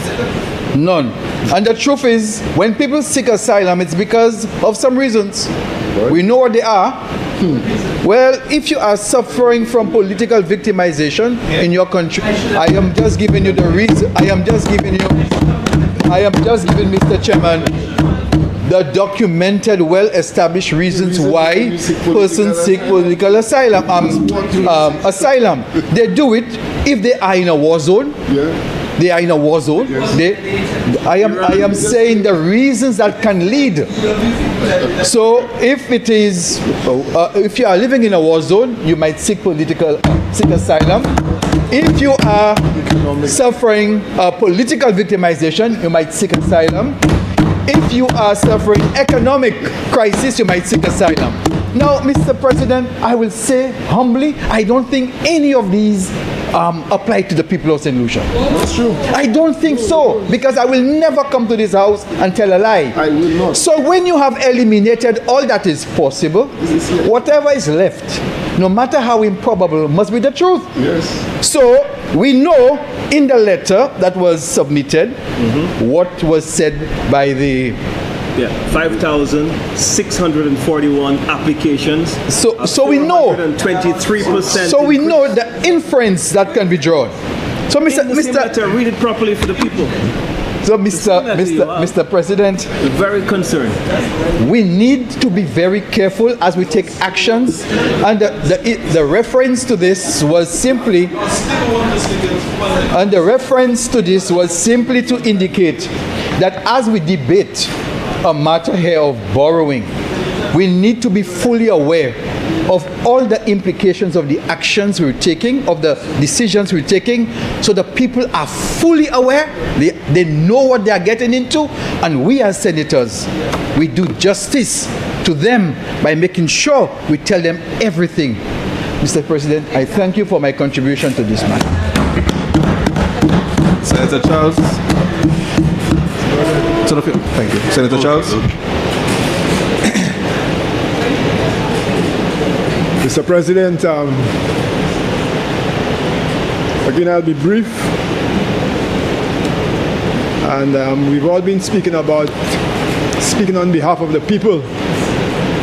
They say, Muna kalas, sabajo gomo, golimo, mwemem kalas, dele. Now, I think we have to be mindful of the fact that we need to remain focused on the task before us. And I have colleagues in the Senate who probably would have gone to the same type of training in communication or journalism like myself.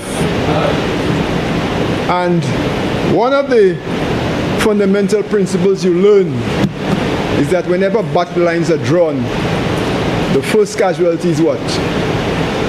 The truth. And I've been hearing truth bandied on both sides, and I think we have to be mindful that we speaking on behalf of the people of St. Lucia, so we have to make sure we are true to our mission in the Senate. But the question I want to put to the leader of government business, and again for general discussion, and to premise it by the fact that when you go to a bank for a loan, what's the first question they ask you? Your ability to pay.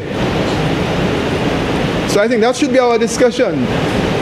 I mean, the point C, the last paragraph in the resolution, says to insert additional amount which is repayable over 12 years, following a grace period of 5 years, following the date of the amended loan agreement. I think the discussion has to be what pressures will come on the government of St. Lucia in terms of its planning to repay these loans. And whether we aggregate the loans as 600 million together or we disaggregate them, there is still a discussion about our ability to pay the loan. And that is the comment I would like some response from leader of government business. Mr. President, I thank you. Senator Gordon.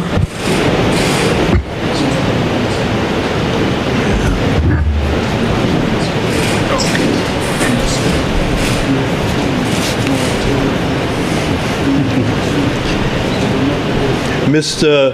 Deputy President of the Senate, I would like to make some brief comments this evening. This debate has been a very spirited debate, but one of the points that I focused on in this debate was the very eloquent lecture by Senator Tommy Descartes. Very, this lecture on the virtues of conservatism and conservative economics.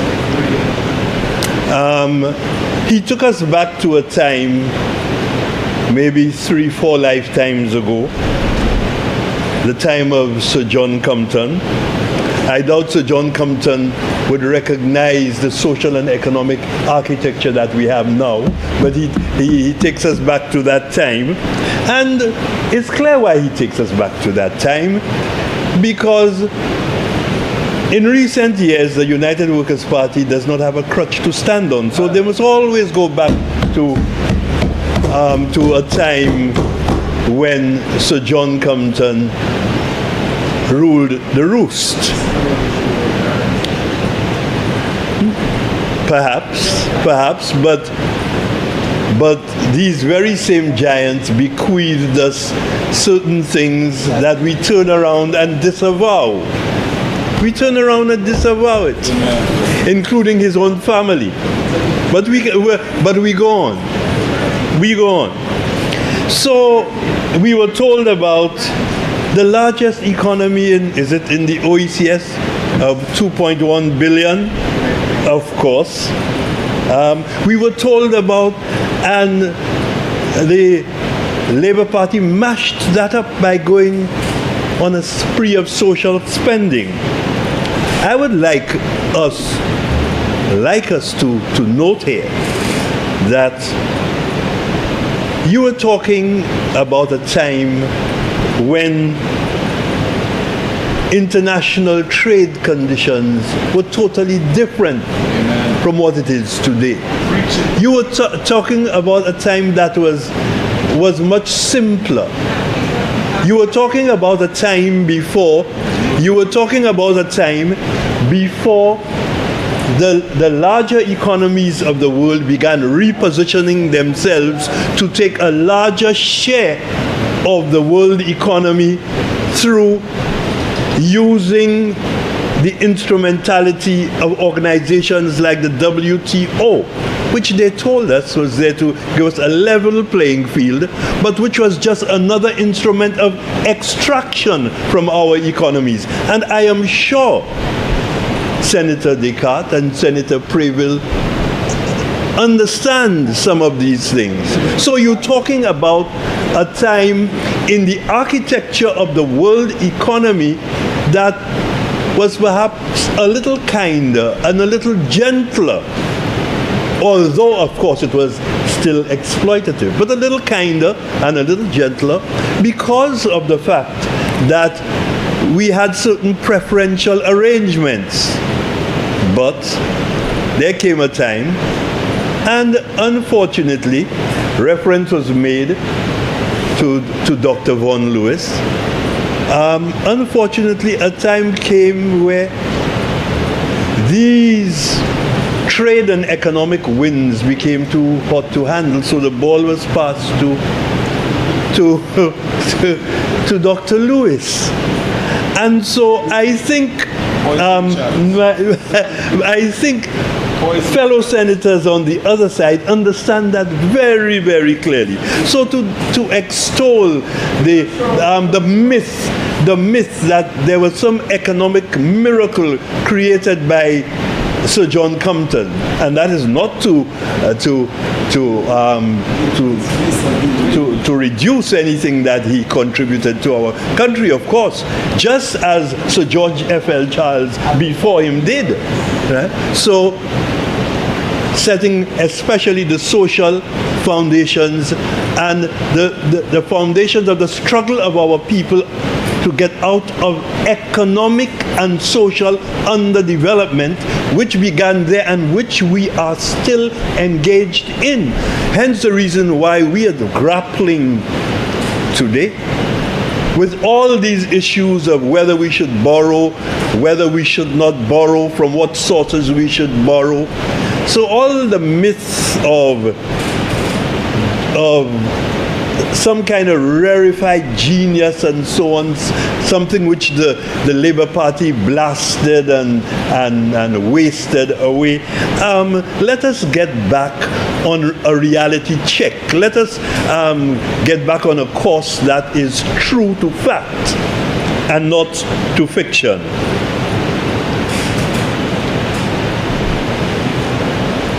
I am I am loath to think that Comrade, I call you Comrade, Descartes, Senator Descartes, I am very loath to think that you don't believe that there should be some serious social interventions in these countries of ours.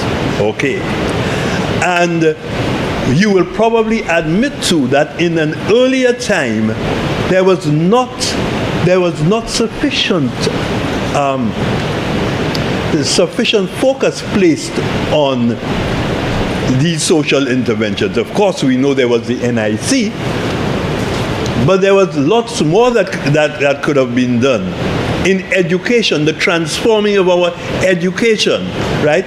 In transforming of our agriculture out of that ethos of monocrop economy, and I am including the tourism industry in that as well. Derek Walcott says plantations by the sea. The idea is that you depend on one main economic activity, and there are very little linkages within your own economy in other economic activities. I think we all are well aware of it, and those of us whose specialty is economics are perhaps even more aware of it. So when we look at all of these things, it might be stretching it a bit to suggest that it is just a matter of the St. Lucia Labour Party or St. Lucia Labour Party governments just looking to blast away everything that has been done, and the United Workers' Party doing everything. I say again that if Sir John returned today, Sir John would not recognize St. Lucia at all. Would not recognize St. Lucia, right? We have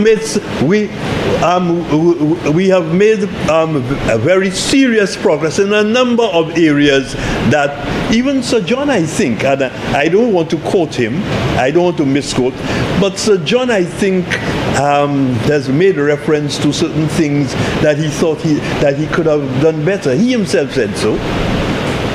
So I think we have to be very careful. So I'm going back now to the question of the debt and the question of borrowing and where should the money come from and so on. Now, when we went back to the suggestion that the CIP might be one of the reasons, or are one of the reasons for our woes in the UK, when we go back to that, or when we suggest that, I have a creeping suspicion that although people have disavowed that they are trying, that they probably are undermining the CIP, you still get the impression that the CIP is being attacked. And if the CIP is being attacked in such a manner, and yet at the same time you sending mixed signals, because at the same time you were saying this might be a source, the CIP might be a source of this, that, and the other. And then we come to the question of the PPPs and the question of debt as it relates to that practice of employing PPPs in your development and your projects.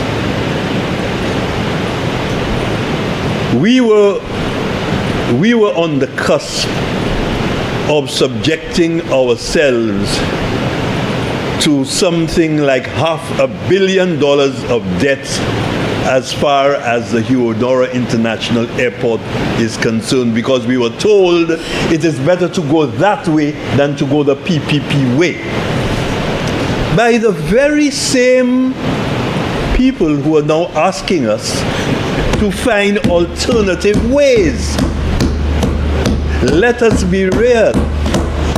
Let us be real as far as that is concerned. Now, so when you ask us what alternative sources, when you ask us get alternative sources. We ask what alternative sources, because if you're very skeptical about the CIP, and if you're demolishing PPPs left, right, and center for whatever reasons, and if at the same time you are incurring greater debt by going into a St. Jude situation, for example, where DFCs, going into situations where things are almost completely built, and then you're taking new loans to do it all over again. When you're stopping administration center, and you're stopping this and you're stopping that left, right, and center, and incurring penalties left, right, and center, that can hardly be the modus operandi of a prudent administration that cares about the level of debt and how much debt we incur in our development. It can hardly be. Now, of course, we only have to reflect not 3 or 4 lifetimes ago, but a few years ago. We only have to reflect on the pie in the sky projects like Pearl of the Caribbean. Again, more extractive pie in the sky, rarefied atmosphere kind of project. Caribbean, Dubai, yes, you know. So I am hoping, Mr. President, I am hoping that the senators on the other side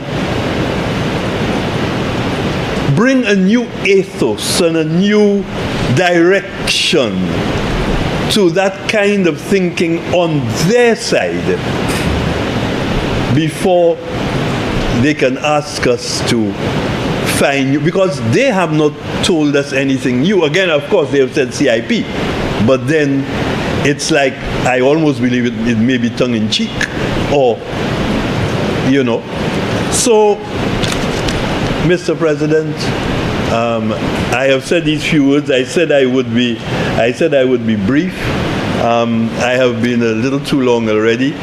And so, having craved your indulgence, I want to say that I support this resolution.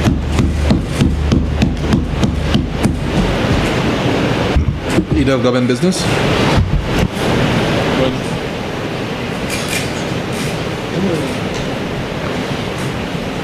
Thank you very much, Mr. Deputy President. Mr. President, if it was earlier, I would have been able to answer many other questions, but I note that we have 6 other items that we must finish tonight. So it's 8 o'clock, and so I would like to be a little more prudent with time. Mr. President, I again want to thank senators for their contribution to this debate. A debate on borrowing to complete a Millennium Highway project and the West Coast Road project. A project that was conceived through a feasibility study in 2019. However, I wish senators to note that the project started in 2023. So there was a 4-year gap between the estimates, the original estimates that came out of the feasibility study in 2019 and the project commencement of 2023. Mr. President, based on the report of the technical staff, the original bidding for certain components of the project failed due to non-responsive bids. And the Caribbean Development Bank commissioned a market research study which recommended repackaging the lots and using post-qualification. So there were issues with the procurement of that project. But, Mr. President, I want senators to note that when the Philip J. Pierre administration came into office, they had the opportunity to have stopped that project, but they didn't. They allowed the project to continue. And that is what has been done on several of the projects that were found in train by the United Workers, in train that was started by the United Workers Party, and the SLP administration continued these projects. Perhaps to their detriment based on the situation that we have right now, but the point is, and the fact is, that the project was allowed to continue. Mr. President, during that extended period, the project duration increased by approximately 100% from the originally envisaged timelines. The main factors include the failed first round procurement and subsequent repackaging. There were also issues with clearance of equipment from customs, delays associated with utility relocations, persistent labor shortages in the construction sector. And as a result, they increased the cost of engineering supervision services, project management, and other time-dependent components. So, Mr. President, there is justification for the increase in the cost of the project. As I said, if you're using estimates from 1 year and you're starting your project 4 years later without revising your estimates, there would be a cost gap. Mr. President, I heard reference to the advice of the IMF, and I respect the IMF, but we must ensure that we don't believe that the IMF can rule and control any country. We are sovereign states, and while we are subject to the advice, but if we don't take the advice, then we just know that there are consequences. Similarly to the advice that the IMF gave, that the government of St. Lucia should not reduce the VAT. But we went ahead and we did. And we lost millions of dollars. Okay? So yes, we want to take advice of the IMF, but it cannot be when it's convenient. So you're giving advice, but you're not taking it for yourself. Okay? So if we're taking advice from the IMF, we're taking all advice from the IMF. The IMF te dit nous pas baisser VAT là, nous baisser. Hein? Est-ce nous pas te ka coûter IMF là, qu'on nous taye? Mr. President, I want to find out why it's only now we worried about our children having to pay debt. Let debt take a hose. We did not think of our children and our grandchildren. There is a reason why St. Lucians coined the term Madi Pwete. Tous les Madi yo te ka vini ici ya, et tous les jeudis Saint la te ka vini ici ya. Every week. But the people of St. Lucia were not seeing what the debt was being taken for. Correct. You stagger debt, you did debt. And the same debt figures that they want to produce in the social and economic review shows that the debt wholesale to 98, the debt to GDP had wholesale to 98%. So, Madam President, it does not matter the year. The year was 2020, but don't put it on COVID. Don't put it on COVID. During COVID time, there was still largesse going on. And it was rebased too. COVID. 92.5%. You found in 2015, in 2016, a debt of 60.9%. In 2019, it reached. Part 2019, the eyes failing me at night. You catch her glad. Yeah. Let me read it. In 2016, you found 60.9%. Okay? In 2020, well managed 2016, that's when the SLP government gave it to you on a platter. Don't talk about well managed. Half of the year, you're going to account for debt and say, you not bring it down? So tell your colleague, Mr. President, tell Senator Preville to let his colleague know how to read the debt. Yes. Right? It reached 92.5% in 2020. When the SLP government came into, the SLP administration came into government in 2021, we brought it down 81.9%, 69.8%. Now y'all want to come and cry about debt and about your children and grandchildren? Were you there, senators, when the debt was escalated and the people of St. Lucia were not seeing what the debt was there for, was being taken for? Were you there? Where were y'all? To some of the senators, Mr. President, who were sitting in as regional civil servants, we were the ones here in St. Lucia taking the brunt of what was happening to us. There were regional civil servants. You remember Kidisa?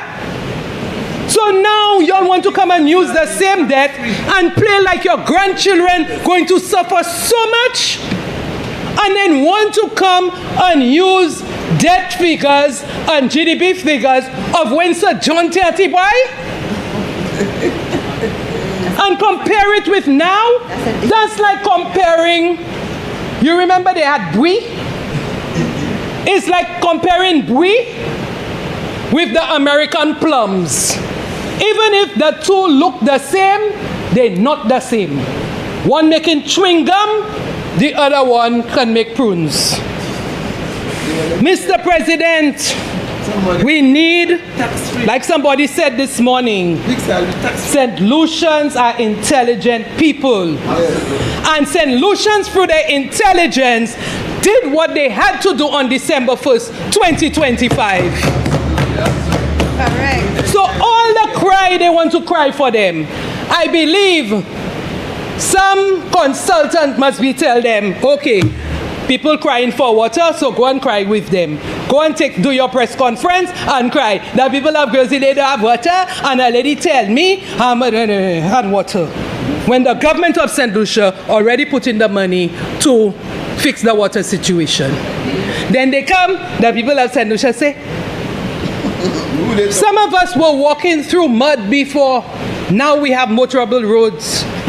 Thanks to the people of the government of St. Lucia for constructing these roads. We want to cry. The other thing is, Senator Charles, I think, asked about the loans and defaulting on the loans or something like that. The ability to pay. My question is, have we ever heard that the government of St. Lucia has defaulted on their loans? Never.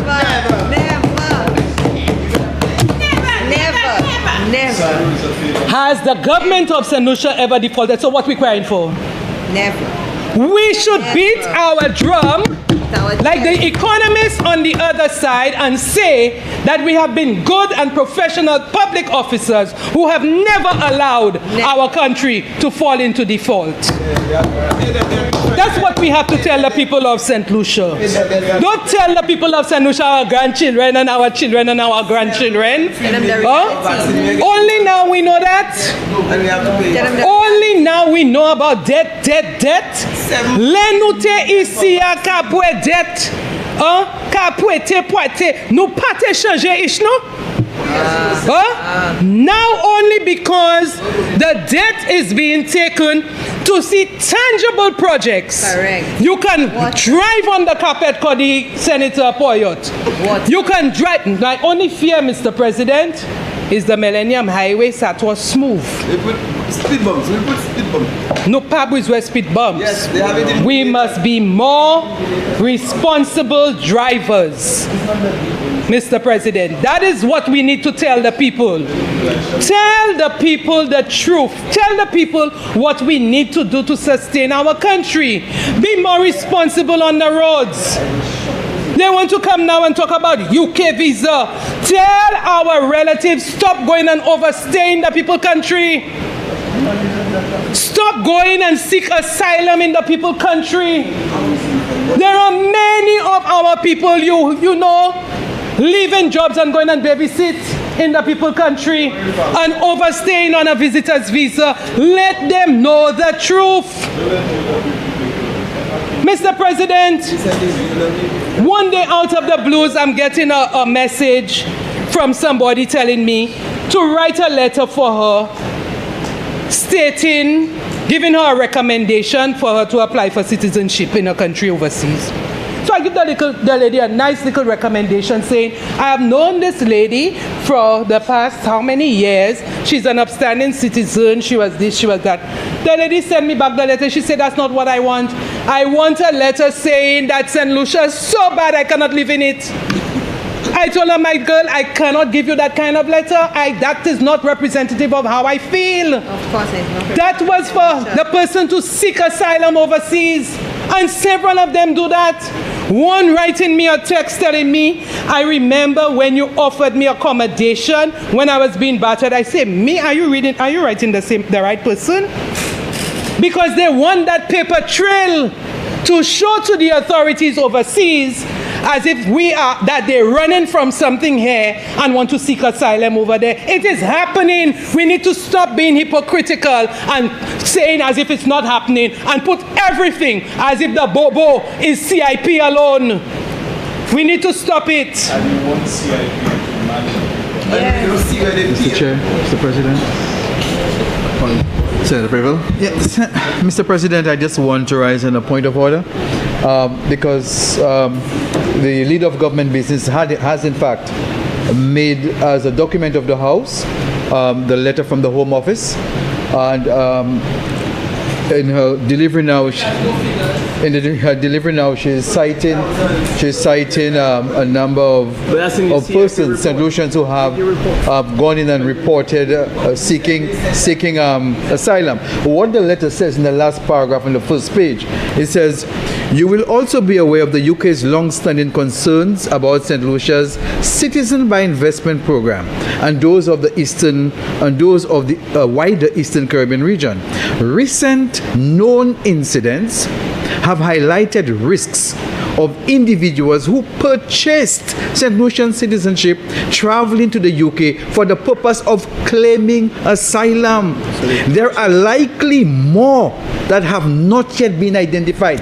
In the letter from the Home Office, they cite their cause for concern. So I just say, Mr. President, that the document here from the UK gives the reason. So I have a little difficulty with the leader of government business saying it is the ordinary St. Lucian who somehow have been undertaking this action of seeking asylum, and we know the basis for asylum seeking have to do with the conditions we explained earlier, and they don't exist in St. Lucia. So that's why I had to raise this with the Honorable House. Thank you, Mr. Chair. Thank you, Senator. Continue. Mr. President, Senator Preble is being selective in a 2-page letter, you take one paragraph and you make it the gospel. Yeah? You take the whole letter. Right? The whole letter. But you take one paragraph and you make it gospel. Mr. President, that is disingenuous. Read the whole letter because I've read it over and over. Right? This is one concern. While I recognize, it says, while I recognize and welcome St. Lucia's ongoing reforms in this area, right? So, Mr. President, what we must tell the people of St. Lucia is that every country is sovereign and every country can do what it wants to allow whoever it wants into their country. And nobody can have control over that. They are the ones who can say so. We can say so. We have imposed visa restrictions on certain countries. And we can expand them as well. And we don't even have to give a reason. La kai nous, c'est la kai nous. La kai l'Angleterre, c'est la kai l'Angleterre. Okay? But let us stop using an avenue that has benefited the people of St. Lucia as the bobo of the country, as if this is the only thing, and at the same time we are saying that we should use the CIP funds to build roads and do other things. What do we want? Exactly, we're confused.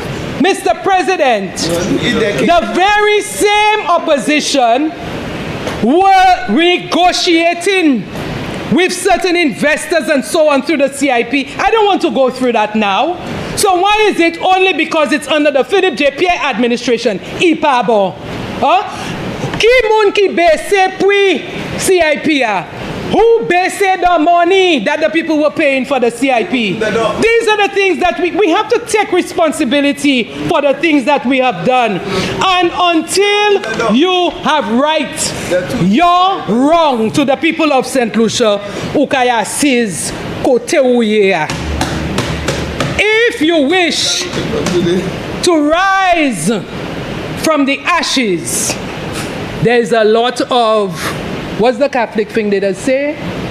Through my fault, through my fault, through my most grievous fault. Repent from what you have done to the people of St. Lucia. That is what you must do. So, Mr. President, the last thing I want to say, Mr. President, I have all of the order papers for 2025. And I've gone through it, and there is absolutely no borrowing that was done in 2025. I wanted to see it myself. I wanted to feel it myself. During last year, we never came to this Senate, and the lower house never came to borrow 1 cent. Okay? So, Mr. President, what has been done here today, and the other thing is, I didn't want to mention it yet because we have not come to the COVID loan. So it depends on how they want to calculate it, but the COVID loan was part of a bigger loan. Okay? Yeah. So, Madam, Mr. President, I wish to present the Millennium Highway and West Coast Road resolution to this Senate for approval. Thank you very much. Senators, the question is, Parliament authorizes the Minister of Finance to amend the loan agreement to borrow from the Caribbean Development Bank's ordinary capital resources an additional amount not exceeding the equivalent of $10,813,000 United States dollars, the additional loan, for the purpose of providing additional financing to meet the estimated additional cost of carrying out the Millennium Highway and West Coast Road reconstruction project, the amended loan. Be it further resolved that the loan agreement is amended A, to change with respect to the additional loan the interest rate payable on the ordinary capital resources portion withdrawn and outstanding from time to time from 4.8% to a variable interest rate of 5.6% per annum. B, To insert with respect to the additional loan, the commitment charged at the rate of 1% per annum on the amount of the ordinary capital resources portion unwithdrawn from time to time and which accrues on the date of the amended loan agreement. C. To insert that the additional loan is repayable over a period of 12 years, following a grace period of 5 years, following the date of the amended loan agreement, in 48 equal or approximately equal and consecutive quarterly installments on each due date or such later due date as the bank specifies in writing. I now put the question. As many of that opinion say aye. Aye. As many are of a contrary opinion say no. I think the ayes have it. The ayes have it. Honorable Leader of Government Business. 1 second, Mr. Chair.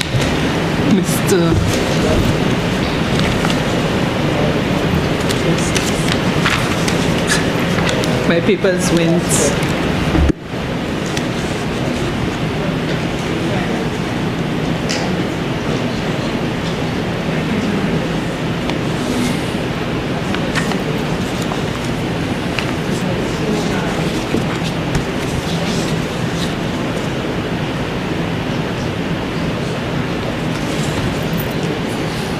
This last balloon.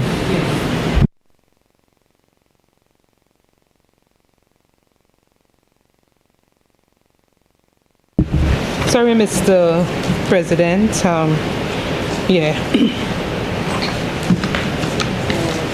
Mr. President,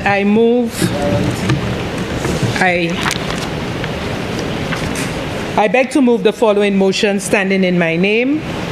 Whereas it is provided by Section 6.5 of the Public Finance Management Act, Chapter 15.01, the Act, that the Minister of Finance may, by an affirmative resolution of Parliament, grant a guarantee in accordance with an enactment, and whereas it is further provided under Section 69.2 of the Act, that a guarantee issued by the government or a contingent liability created by the government in accordance with the regulations under the Act, and in accordance with another enactment, shall be charged on and paid out of the Consolidated Fund. And whereas it is provided by Section 28 of the St. Lucia Air and Seaports Authority Act, Chapter 8.13, that with the approval of Parliament, the government may guarantee in such manner and on such conditions as it may think fit the repayment of principal and the payment of interest and other charges in respect of any borrowing by the St. Lucia Air and Seaports Authority. And whereas the Minister of Finance considers it necessary to guarantee an amount in the sum of $121,500,000, the loan, from a syndicate of banks led by the Bank of St. Lucia Limited, the bank, borrowed by the St. Lucia Air and Seaports Authority, to support the financing of the reconstruction of berth number 4 at Port Castries. And whereas the total loan is repayable in a combined principal and interest payment of $2,962,884.32 payable quarterly, or $985,246.50 payable monthly over 156 months. And whereas the total sum is repayable in 15 years, inclusive of 2-year moratorium on the principal repayment at a rate of 3.75% per annum, and whereas the loan is subject to a lead arranger non-refundable fee of $243,000 EC dollars, an annual non-refundable agent fee of $24,300 payable to the Bank of St. Lucia, a non-refundable commitment fee of $607,500 payable on the execution of the loan agreement, an amendment fee of $7,500 EC dollars for each material amendment requested by the borrower over the life of the loan, and a repayment penalty fee of 2% of the outstanding principal balance if more than 10% of the loan principal balance is repaid in any 1 year up to the 3rd anniversary date of the loan. Be it resolved that Parliament authorizes the Minister of Finance to guarantee an amount in the sum of $121,500,000, the loan, from a syndicate of banks led by the Bank of St. Lucia Limited. The bank borrowed by the St. Lucia Air and Seaports Authority to support the financing of the reconstruction of berth number 4 at Port Castries. Be it further resolved that the total loan is repayable in a combined principal and interest payment of $2,962,884.32, payable quarterly, or $985,246.50 payable monthly over 156 months. Be it further resolved that the total loan is repayable in 15 years, inclusive of a 2-year moratorium on the principal repayment at a rate of 3.75% per annum. Be it further resolved that the loan is subject to a lead arranger non-refundable fee of $243,000 EC dollars, an annual non-refundable agent fee of $24,300 EC dollars payable to the Bank of St. Lucia, non-refundable commitment fee of $607,500 EC dollars payable on the execution of the loan agreement, an amendment fee of $7,500 EC dollars for each material amendment requested by the borrower over the life of the loan, and a repayment penalty fee of 2% of the outstanding principal balance if more than 10% of the loan principal balance is repaid in any 1 year up to the 3rd anniversary date of the loan. Mr. President,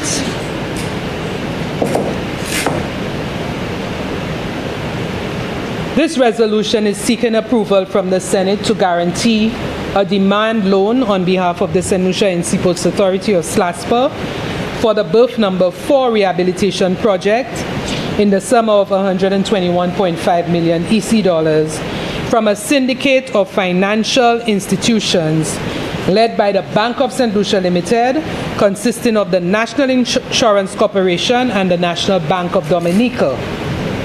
Pursuant to the Public Finance Management Act, Chapter 15.01, Section 65(1), which states that the Minister of Finance may, by affirmative resolution of Parliament, grant a guarantee in accordance with an enactment, the Public Debt Management Act emphasizes that government guarantees can only be granted under Section 65 of the Public Finance Management Act and within the National Debt Management Framework.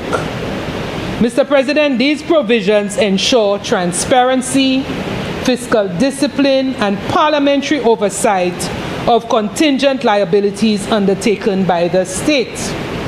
The confidence of the syndicate of financial institutions clearly demonstrates their trust in the economic stability and creditworthiness of SLASPA and, by extension, the government of St. Lucia.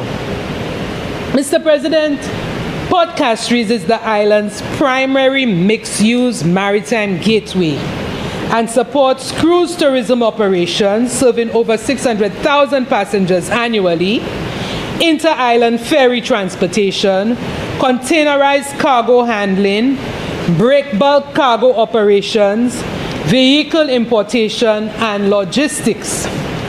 Berth number 4 is central to these operations, particularly container handling activities conducted using the mobile harbor crane infrastructure.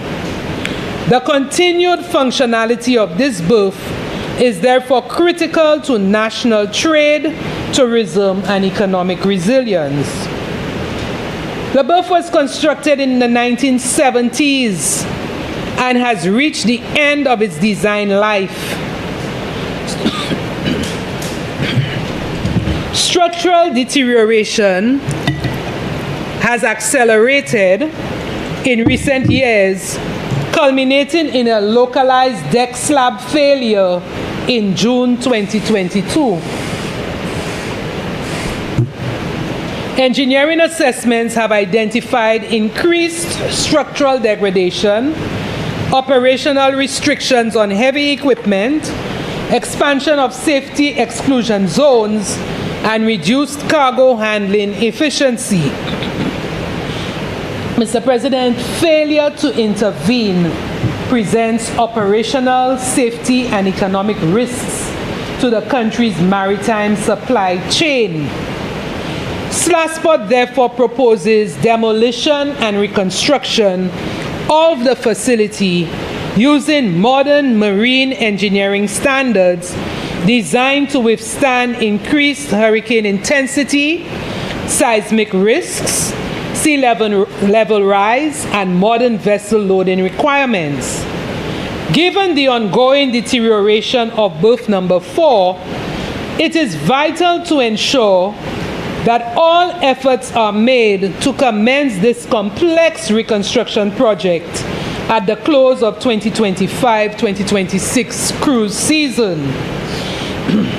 Mr. President, procurement processes were initiated to attract knowledgeable marine contractors with a demonstrated history of undertaking complex marine works in constrained conditions.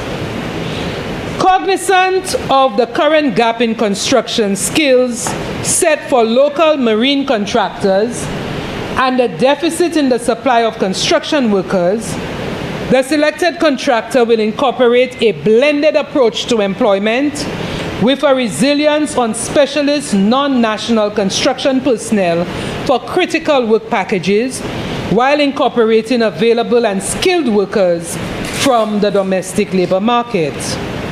Construction will be phased to maintain port operations while construction proceeds.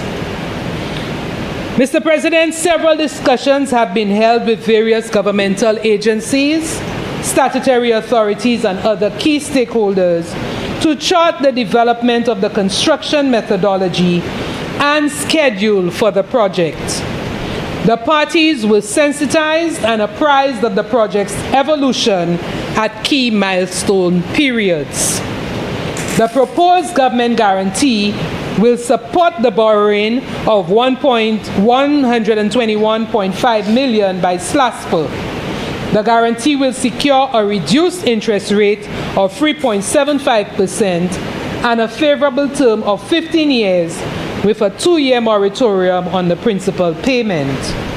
Mr. President, this resolution is necessary as it forms part of the collateral security for the loan, and therefore we seek the approval of the Senate. Mr. President, senators should note that the guarantee constitutes a contingent liability of the government, and it may contribute to an increase in the government's debt to GDP ratio should the guarantee be called by the creditors. In other words, should SLASPA default on its payment obligations, the government of St. Lucia will then be liable for any outstanding balances on the loan. However, I can categorically state, Mr. President, that SLASPA has never defaulted on its financial obligations, which is evident in the management letters contained in the annual reports presented annually to this Parliament. Mr. President, in addition to the above guarantee, the government will provide fiscal concessions as follows: waivers of VAT, import duties, and related taxes for building construction materials, machinery, plant and equipment to approved contractors, subcontractors, and consultants. Waiver of import duty, VAT, and excise tax on the importation of vehicles for approved contractors, subcontractors, and consultants. Waiver of corporation tax on profits derived from the berth number 4 reconstruction project for approved contractors, subcontractors, and consultants. Waiver of work permit fees for non-nationals for a period of up to 2 years for foreign nationals engaged or employed by the contractors, subcontractors, and consultants. and a waiver of withholding tax on fees paid to approved personnel of the contractor, subcontractors, and consultants. Mr. President, the revenue foregone for value-added tax and health and security levy can be recorded as government's contribution to the project. This amount is estimated at 5.7 million EC dollars. The reconstruction of berth number 4 is not merely a port improvement project, Mr. President. It is a strategic national investment essential to safeguarding commerce, tourism, and economic stability. Approval of this guarantee will preserve the operational integrity of St. Lucia's main port, protect tourism and trade logistics, improve cargo efficiency and safety, strengthen climate-resilient infrastructure, and support employment and local economic activity.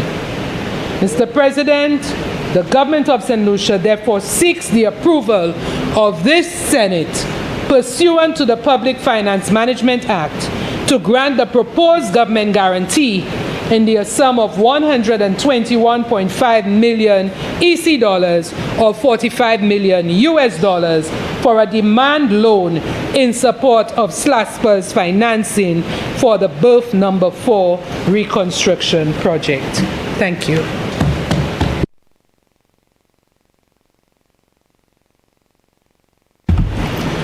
Senators, the question is that Parliament authorizes the Minister of Finance to guarantee an amount in the sum of 121,500,000 Eastern Caribbean dollars.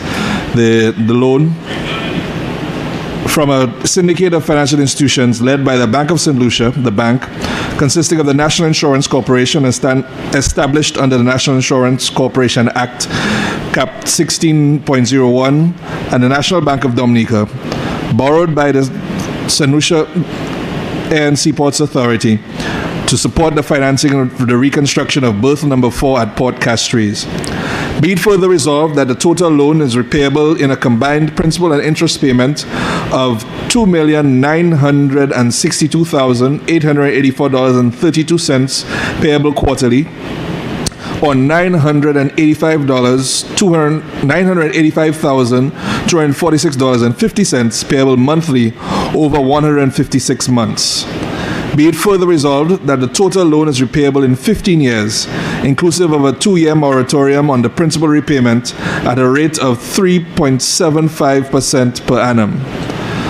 Be it further resolved that the loan is subject to a leader range of non-refundable fee of $243,000, an annual non-refundable agent fee of $24,300 payable to the Bank of St. Lucia, C, non-refundable commitment fee of $607,500 payable on execution of the loan agreement, D, an amendment fee of $7,500 on each material amendment requested by the borrower over the life of the loan, and E, a prepayment penalty fee of 2% of the outstanding principal balance if more than 10% of the loan principal balance is repaid in any 1 year up to the 3rd anniversary of the anniversary date of the loan.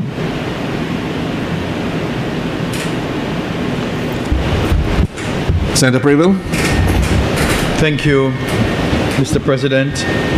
Mr. President, I wish to make my contribution on this very important matter by first commending SLASPA for having received very recently an award for outstanding performance, I think by the Caribbean Shipping Association, or one important regional association responsible for the conduct or overseen or being of which SLASPA is a member of, in terms of how SLASPA has operated the ports under its control, meaning Port Castries in the main.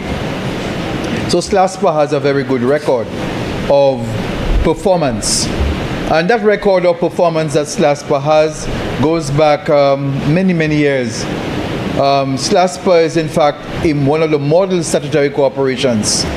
And the leader of government business would have indicated that SLASPA has always submitted its annual the requirement to meet the legislative the responsibility to submit its audited statements on time and submit it to this parliament. SLASPA, a statutory organization, like some other statutory organizations, has always met its commitment.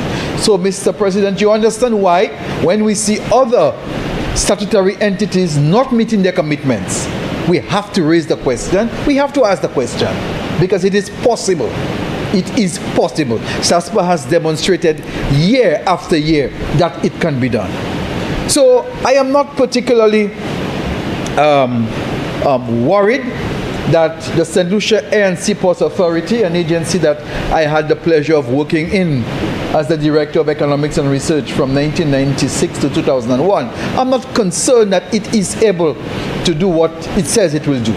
I am also not concerned that had SLASPA been given the responsibility to undertake some of what we see being done by Global Ports, it would have done it very well. I'm not worried about that either, because SLASPA has demonstrated its ability to perform. So, Mr. President, when we look at the request, this resolution, a few things jump out at anyone reading this. Given SLASPA's record of performance, I personally believe that a number of conditions are stipulated here that are fairly stiff. I guess that was the best that could have been negotiated, but I think the number of conditions, the conditionalities in this loan seem almost to suggest that there is a bit of concern or worry over SLASPA. And I don't think that should be. I think a number of these penalties should not have been there. But it is what was negotiated and what the financing syndicate felt comfortable with and what SLASPA is able to meet. But Mr. President, we are now at a situation where SLASPA, the government of St. Lucia, is approving SLASPA to undertake a loan of $121 million to undertake important work on Berth 4. That work needs to be done. There is no doubt about that. However, Mr. President,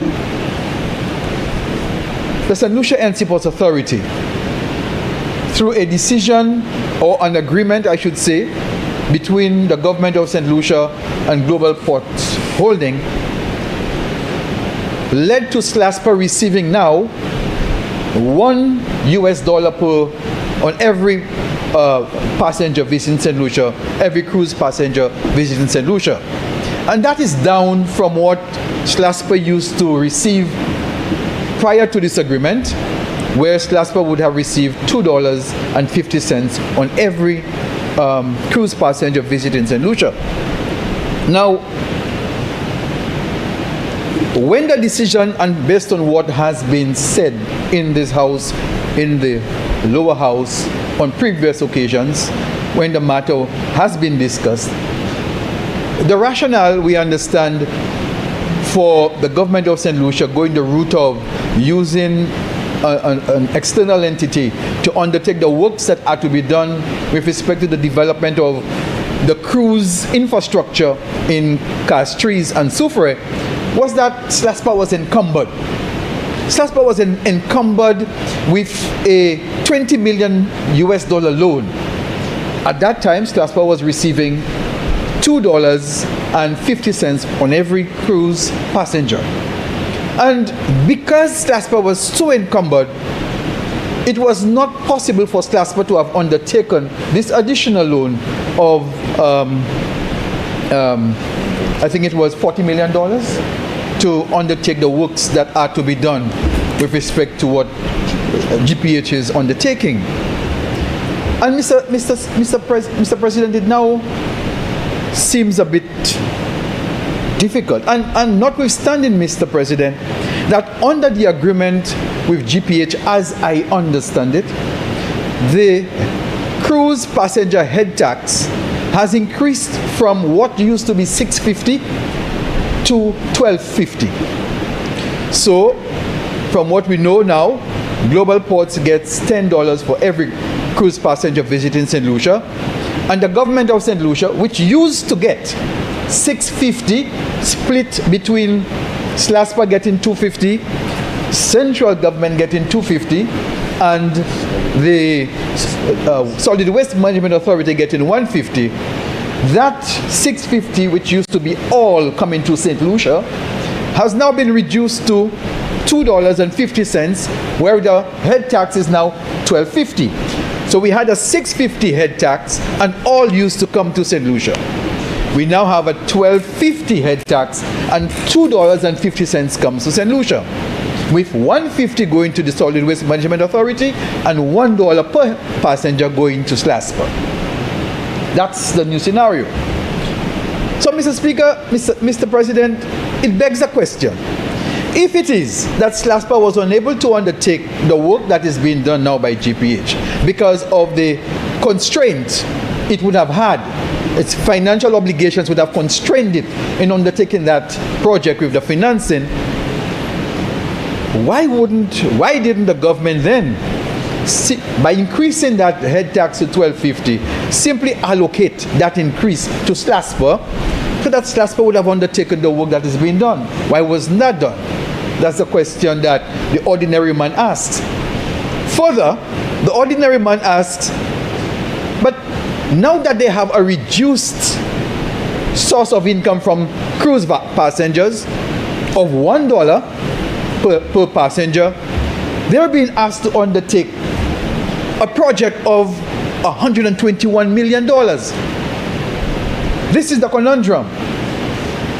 And I'm sure some explanation will be given, but it begs the question, why put SLASPA in a position today where it is being asked to undertake important work on Beaufort of $121 million worth, but it is now receiving from one of its main sources of income less than it used to get before?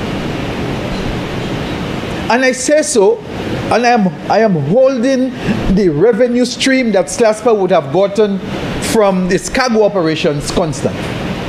Assuming that is held constant, what is variable and what is predictable more than anything was the cruise head tax, because we have a history, we know what the trend is, we know what the numbers are. We could have done some good forecasting with respect to cruise passengers, and everything we see, and based on the government's own program of maximizing tourism arrivals, we anticipate that cruise passengers numbers would have increased. So SLASPA would have been in a position to get increased revenue from that stream, and therefore be able to service the loans anticipated for the work that is being done by the private entity now, as well as undertake this work. But alas, we have a different situation. But, Mr. President, what seems to be a black box to most St. Lucians is the fact that we have no idea what is in the agreement that has been negotiated between the government of St. Lucia and Global Ports St. Lucia Limited with respect to that operation. We have no idea. We understand, I must say understand, because that is the document is not a public document. We understand that the entity is to receive revenues for all cruise passengers arriving in St. Lucia. The entity is to receive that revenue, the head tax, at the rate of $10 for the next 30 to 40 years. I cannot tell you if that is confirmed, because I have never seen, and I don't know how many St. Lucians have seen the agreement. I haven't, but I understand that's what contains there. I also understand that the entity is responsible for doing port infrastructure for cruise ships. So interestingly, Mr. Chairman, Mr. President, Beaufort is one of the berths that cruise ships berth against. So they normally utilize berths 3 and 4 for those mega ships that come alongside on the side for La Place Carénage. So the simple question is, why is SLASPA being asked to finance the important work, reconstruction work for berth number 4, when the ships of the future, the cruise ships of the future, will be berthing against berth number 4, because we know it is a mixed use port. It is not only used for cargo operations.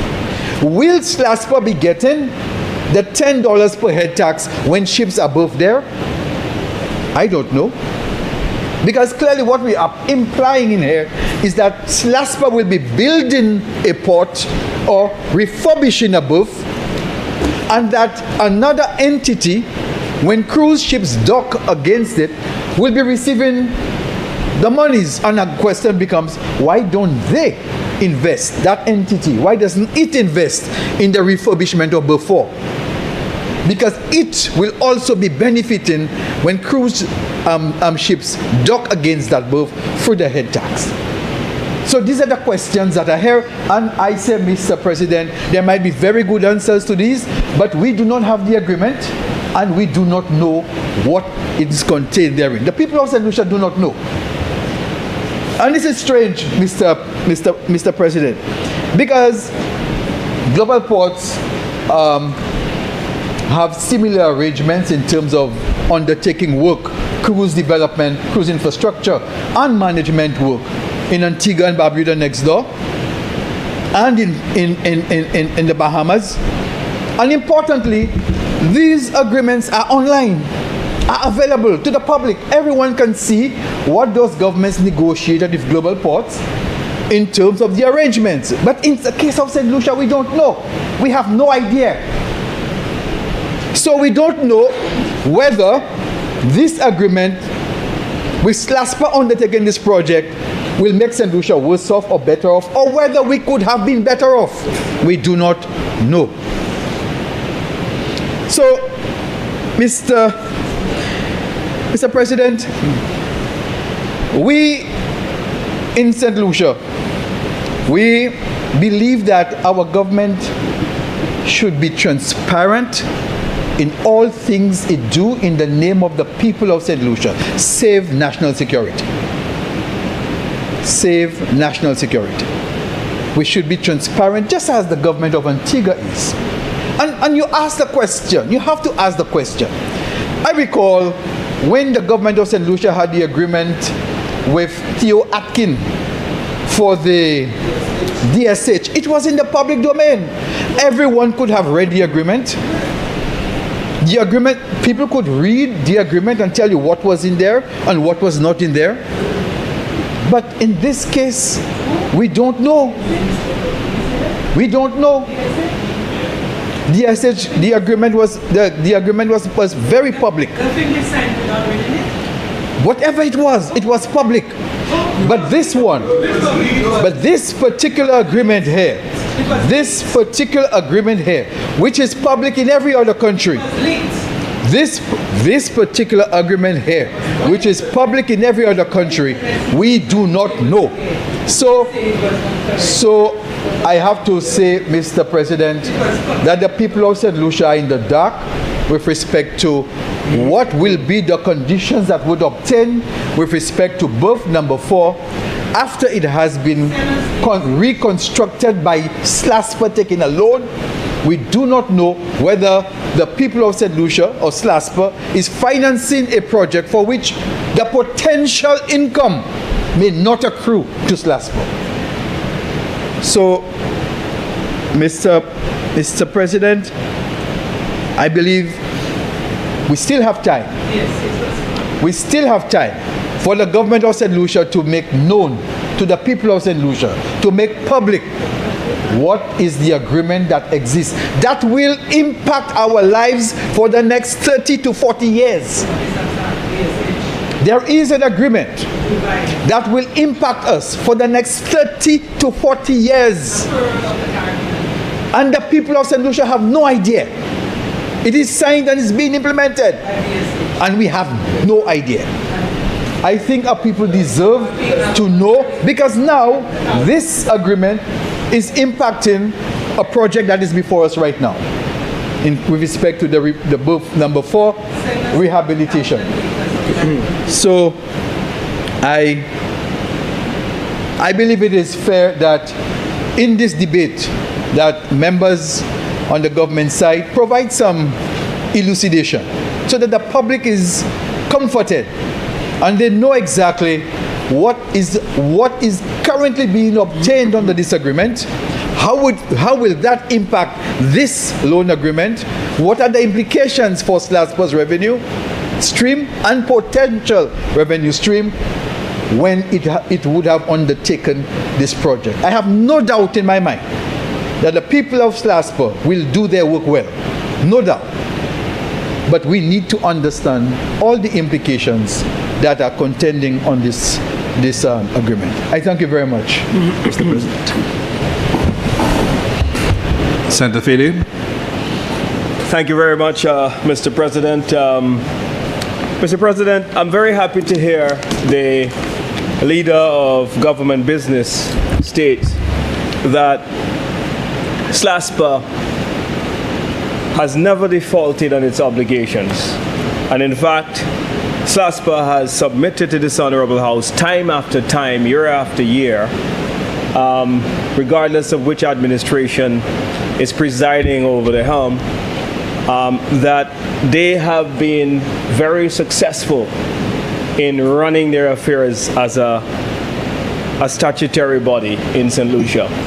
Mr. President, this goes in the face of earlier suggestions by the government that submits to the public that SLASPA cannot borrow or SLASPA cannot take additional debt because it was heavily burdened. Mr. President, how is it, on the one hand, the government says that they are confident in SLASPA's financials, and yet as an excuse to enter into the loan with global ports, because when the opposition, Mr. President, would have first gained sight and gained knowledge of the GPH deal, we said to the government, why would you lease away a profitable institution, a profitable business? St. Lucia, Mr. President, was the first country in the OECS region to establish a dedicated port facility. First country in the Eastern Caribbean. And SLASPA has had a record a proud record of not only running the cruise facilities in our harbor successfully, but, Mr. President, with distinction, they have declared good finances year on year, year on year. It then is perplexing to the opposition.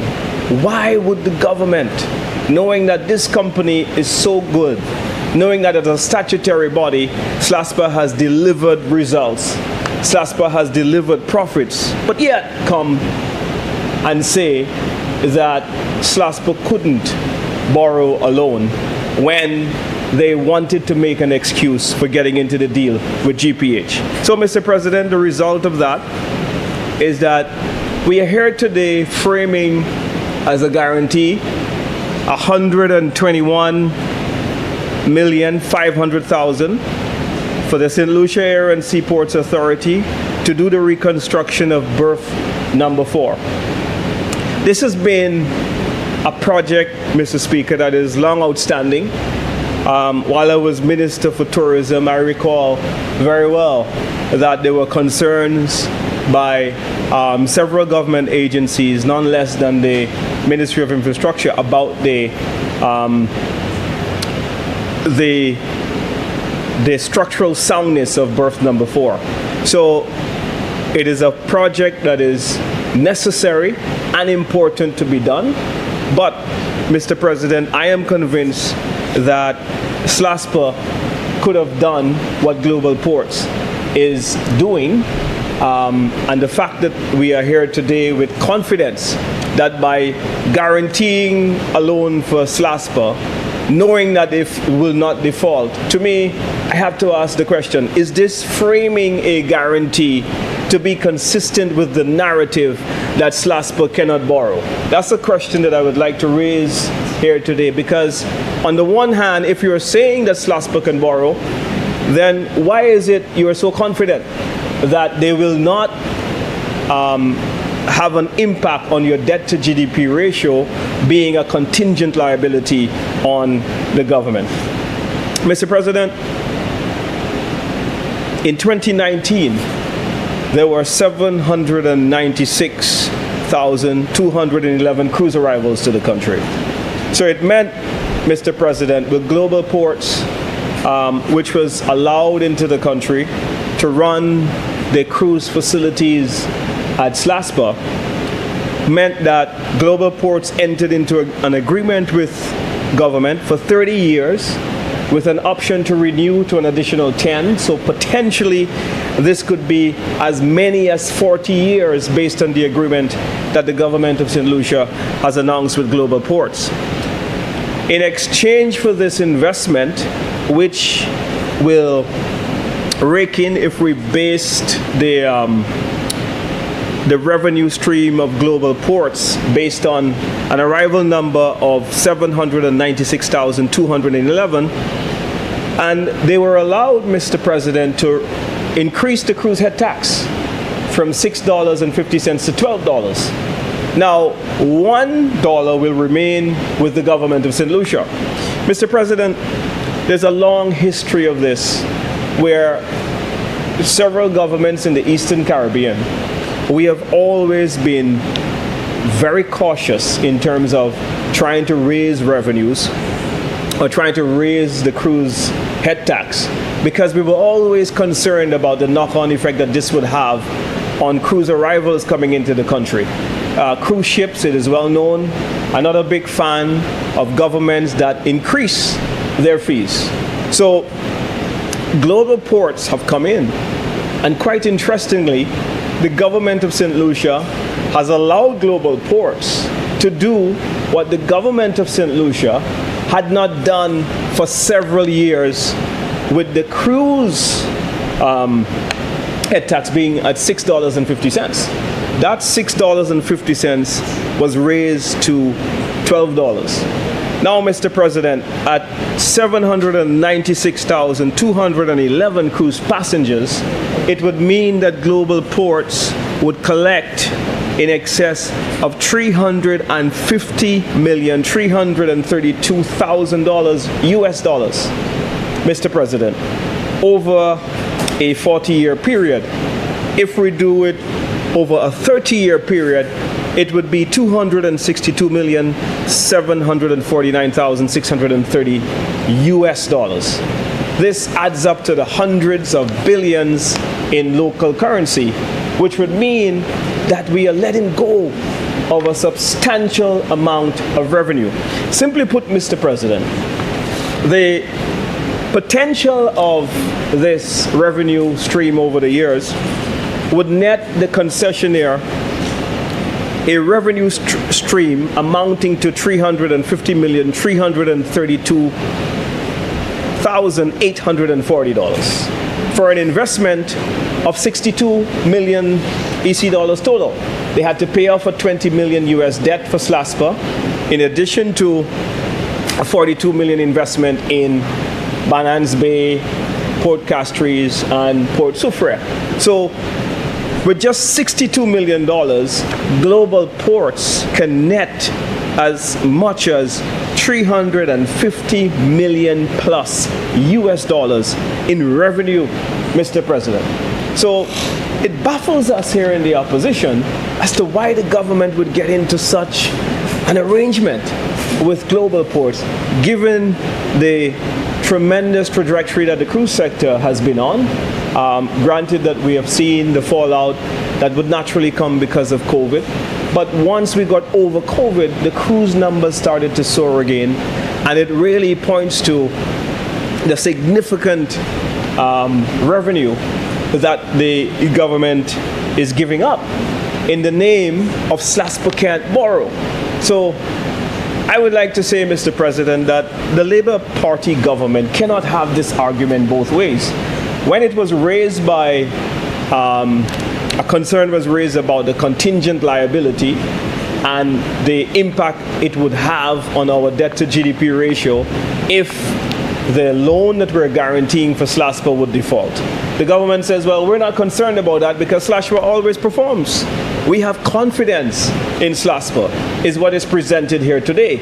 But when they were looking to lease the ports to the concessionaire GPH, what we saw was the government saying, well, SLASPA cannot borrow additional monies to do the port itself. I am confused. I don't know what the government is really saying, what is the strategy, and really what is the revenue plan. So I am glad to see that this berth number 4 is finally being done, because this is a project that has been long-standing for many years, Mr. President, that this had to be done. Mr. President, the government, in addition to the tremendous revenue that they're given to global ports, it would have been laid here in papers in the House in the statutory instrument, the suite of concessions that have already been made public in the agreement. And they include, Mr. President, the government has given GPH 100% waiver of customs duty on their building materials, articles, and equipment.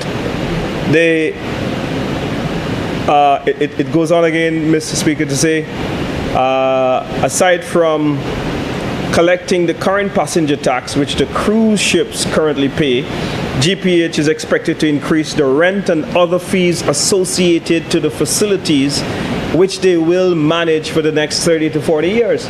So in addition to over $350 million US in revenue, the government of St. Lucia said, that's not enough.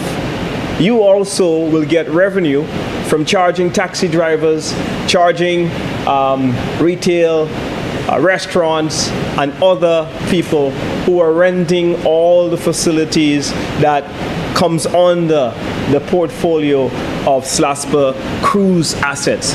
So again, Mr. President, we see that the government is giving global ports massive concessions, massive revenue from the head tax, massive revenues as well from the concessionaires, vendors and so on at the arcade. And so, Mr. President, this is a sweetheart deal. This is a massive windfall of revenue that the government is giving to global ports. So the opposition, Mr. President, is extremely concerned about this arrangement, because we believe that this is not good economics. This is not good planning. This is bad business. Why would you give away a profitable enterprise that has been making money? It is unfathomable. It is inconceivable as to why the government would undertake such a ridiculous project in the name of what? Doing a PPP arrangement? It just does not make any sense at all. Why would you do this? Why would you be owning a profitable business, gives it away, then you come now to borrow for the very same thing that you could have done yourself? It is not good business. This is the art of a bad deal. And so, Mr. President, there's no other way to describe this than being ludicrous. It is absolutely atrocious that what the government has done here in this. Contrastly, Mr. President, in the Bahamas and in Puerto Rico, the projects were put to tender.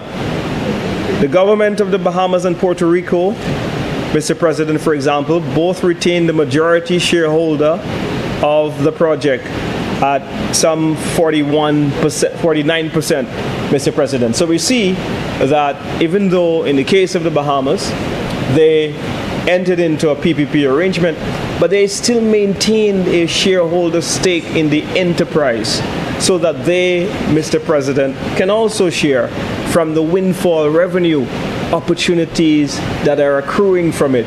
Why didn't the government of St. Lucia look at those models? These are similar models that global ports have done in other parts of the Caribbean. But we went away and we gave away our port carte blanche.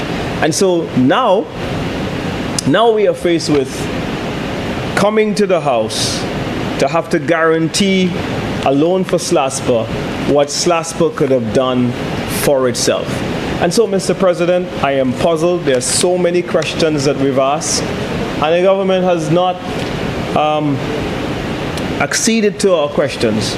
So the opposition, I want to make clear, we're not against investment. We're not against berth number 4 being reconstructed. It has to be done. But why in this method? Baffles us. Thank you, Mr. President.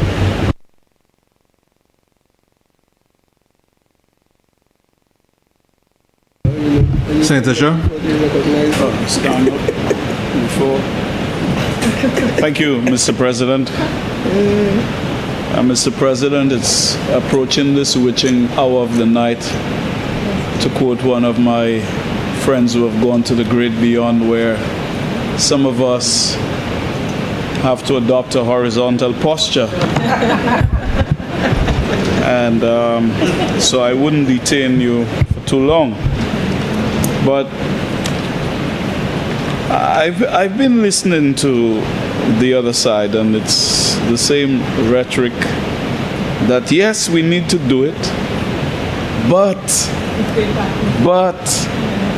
we should find another source.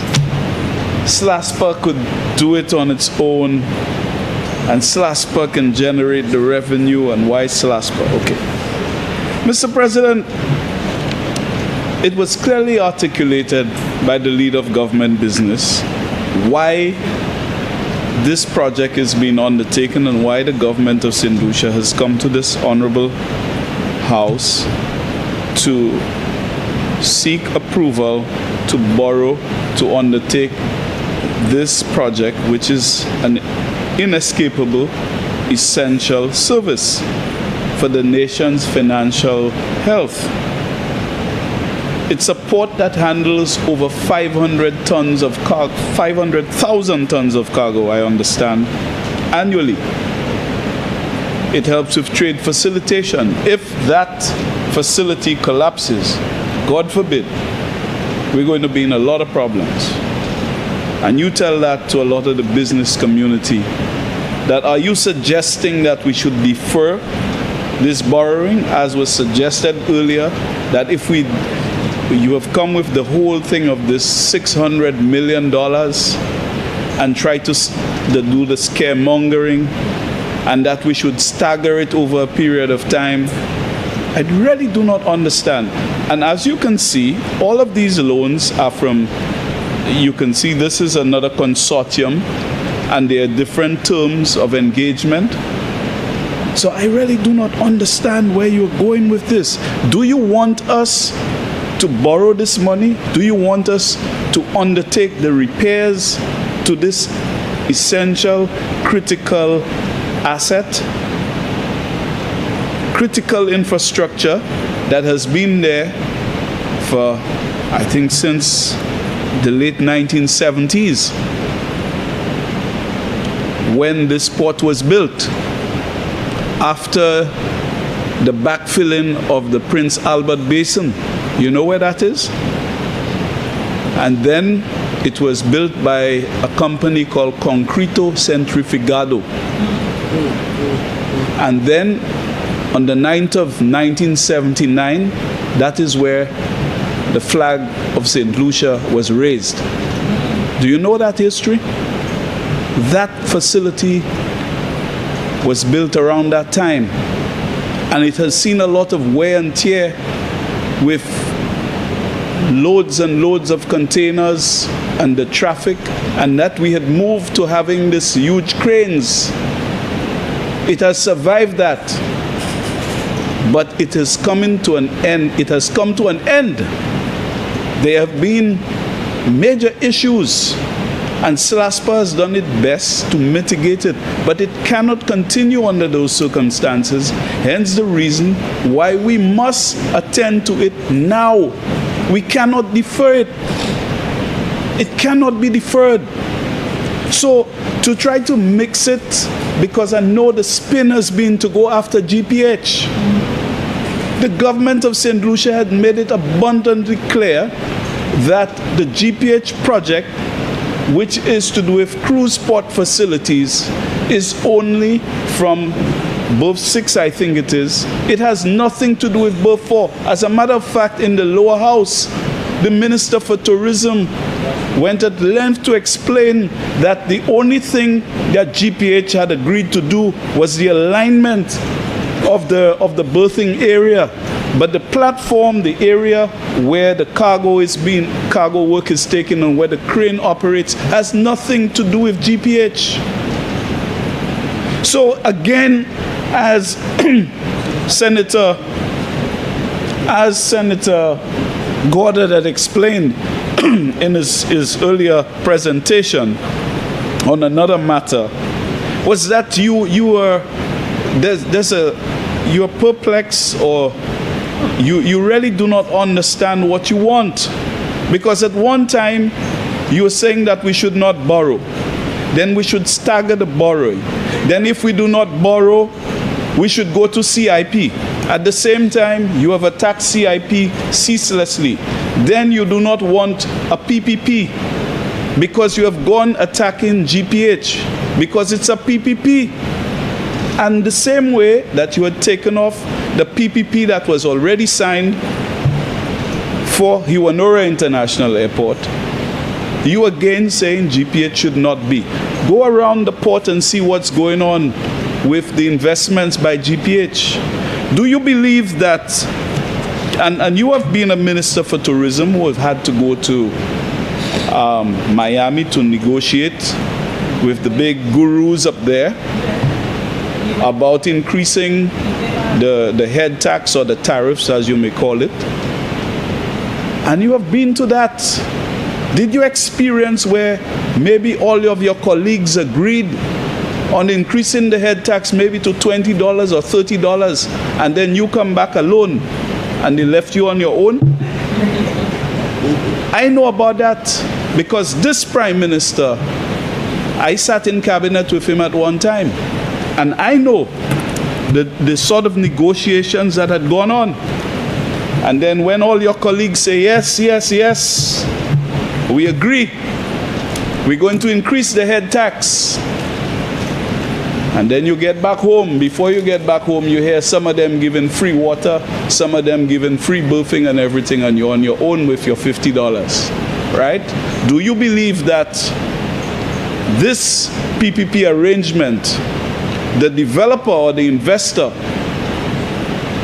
has every incentive to be able to cause more arrivals?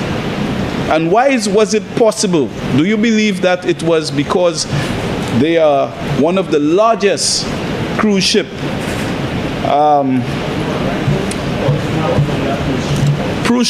calls, I'm saying? Don't you believe that they may have more leverage because they are the largest? They are the largest cruise port handlers. No, I'm just asking.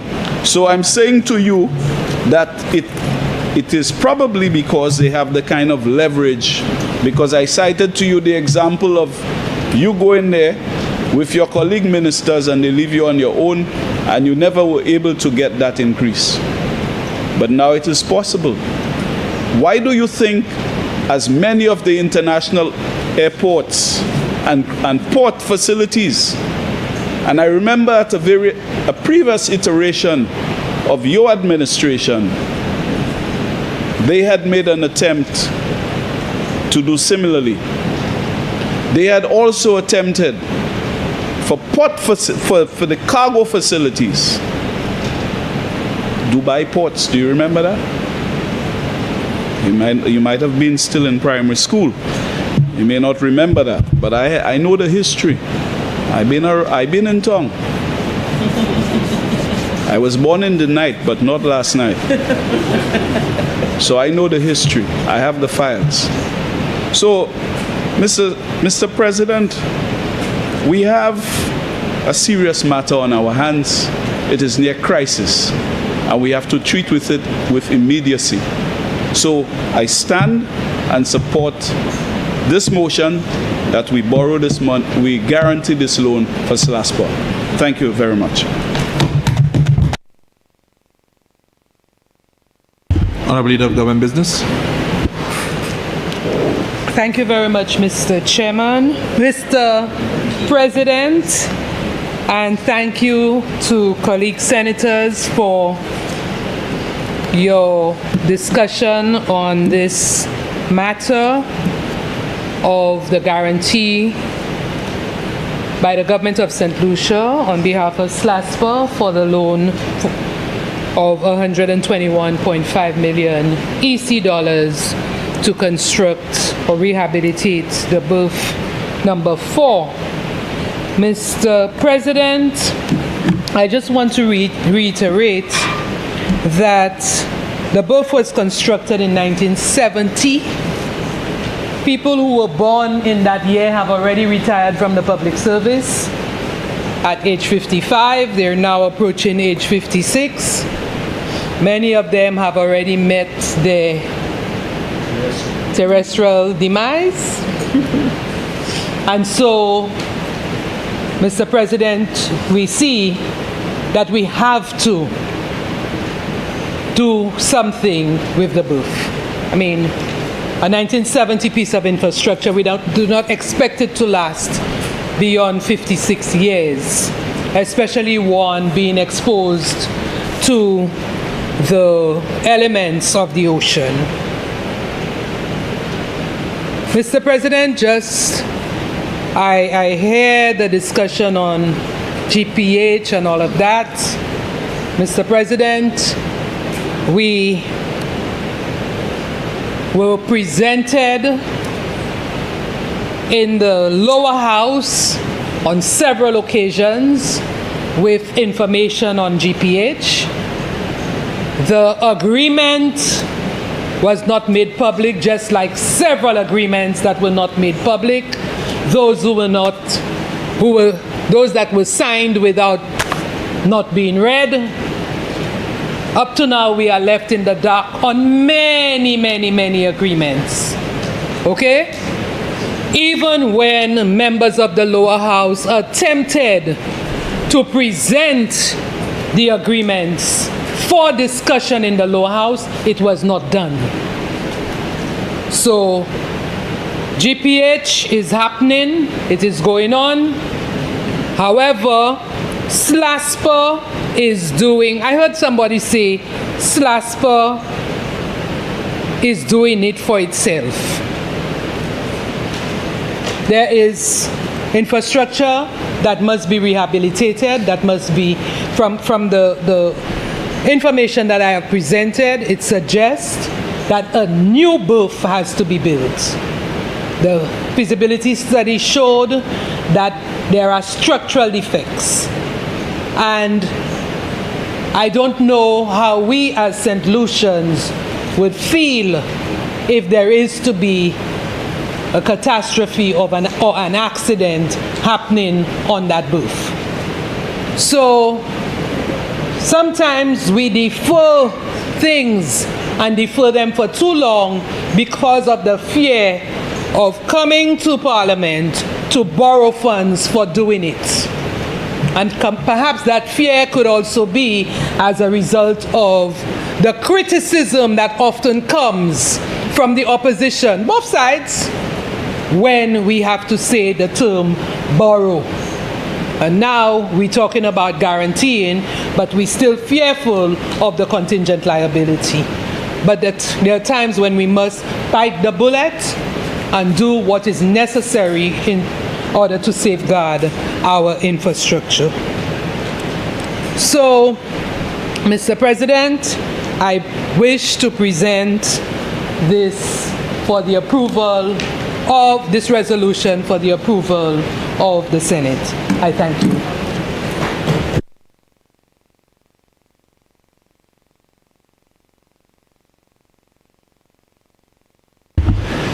Senators, the question is that Parliament authorizes the Minister of Finance to guarantee an amount in the sum of $121,500,000, the loan from a syndicate of financial institutions led by the Bank of St. Lucia Limited, the bank consisting of the National Insurance Corporation established under the National Insurance Corporation Act, Cap 16.01, and the National Bank of Dominica, borrowed by the St. Lucia ANC Ports Authority, support the financing of the reconstruction of berth number 4 at Port Castries. Be it further resolved that the total loan is repayable in a combined principal and interest payment of $2,962,884.32 payable quarterly, or $985,264.50 payable monthly over 156 months. Be it further resolved that the total loan is repayable in 15 years, inclusive of a 2-year moratorium on the principal repayment at a rate of 3.75% per annum. Be it further resolved that the loan is subject to a lead arranger non-refundable fee of $243,000. B, an annual non-refundable agent fee of $24,300 payable to the Bank of St. Lucia. C, non-refundable commitment fee of $607,500 payable on the execution of the loan agreement. D, an amendment fee of $7,500 for each material amendment requested by the borrower over the life of the loan. And E, a prepayment penalty fee of 2% of the outstanding principal balance if more than 10% of the loan principal balance is repaid in any 1 year up to the 3rd anniversary date of the loan. I now put the question. As many of that opinion say aye. Aye. As many of a contrary opinion say no. I think the ayes have it. The ayes have it. Honorable Leader of Government Business. Thank you, Mr. President.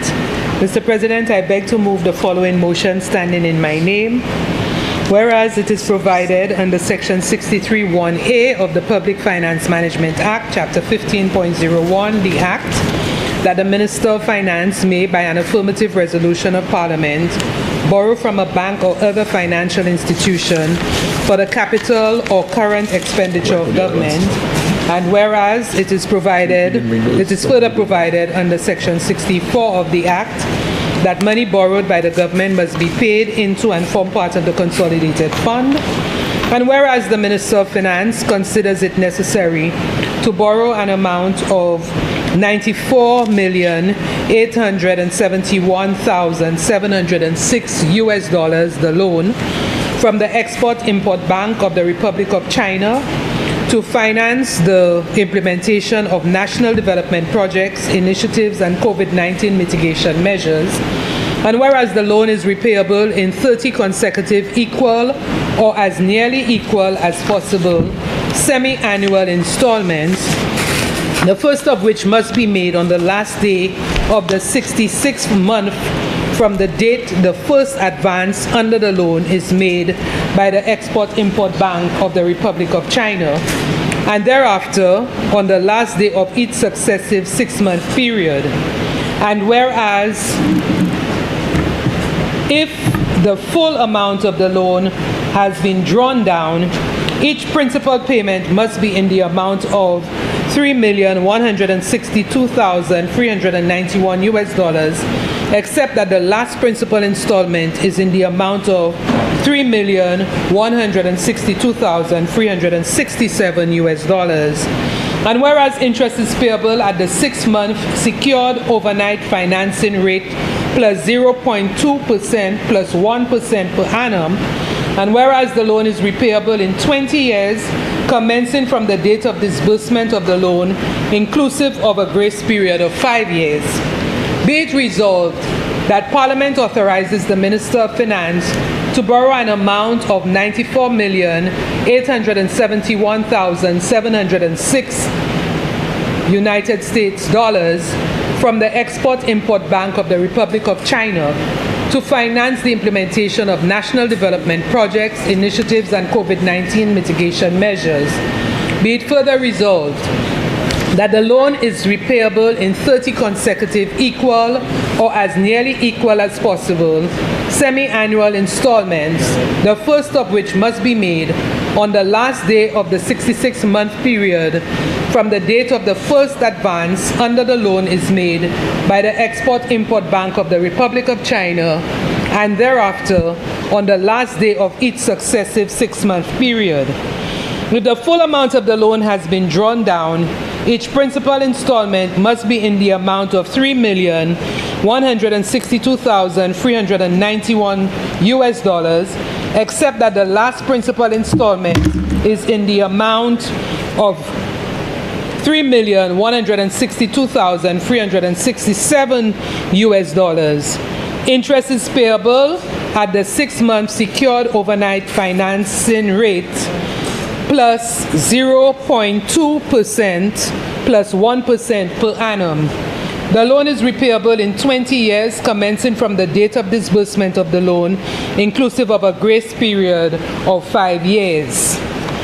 Mr. President, this resolution is seeking approval from the Senate to borrow the sum of $94,871,706 US from the Export-Import Bank of China, or the Exim Bank of the Republic of China, Taiwan, ROCT, for national development projects and initiatives and COVID-19 mitigation measures, Phase 2.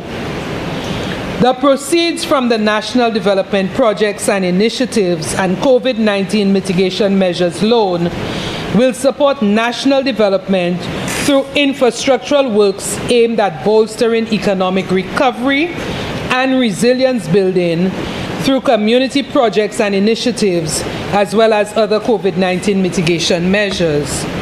Mr. President, as with other small island developing states, St. Lucia continues to face a myriad of socio-economic and climate-related challenges. There is therefore an urgent need for the government to take bold policy decisions to respond to the global inflationary pressures brought on by the Ukraine wars and imposition of global tariffs by the USA.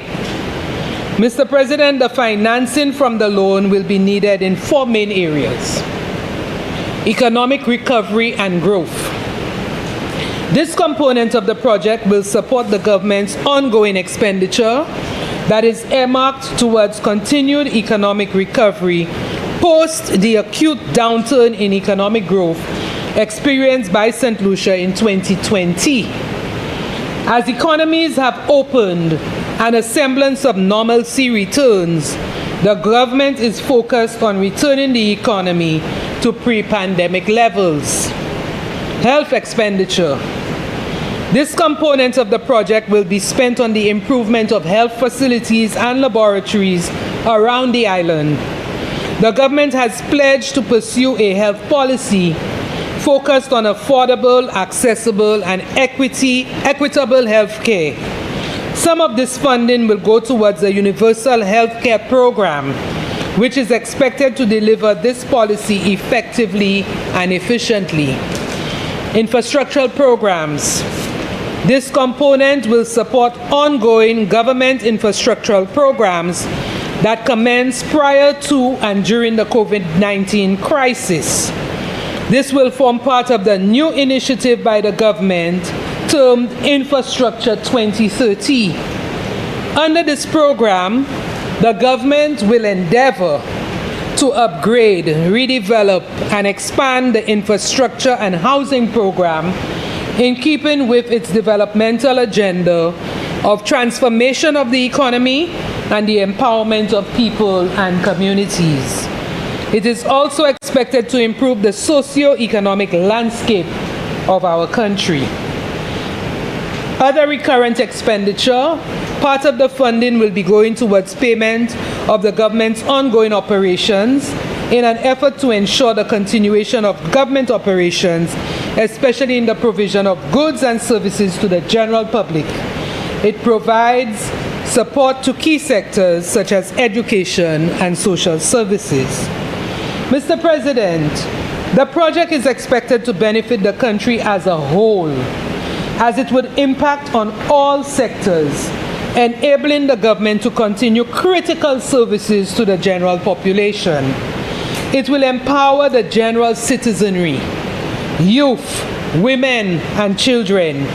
It will also benefit the business sector, as it is expected to lead to an improvement in the ease of doing business. Foster an enabling business environment for micro, small, and medium-sized enterprises.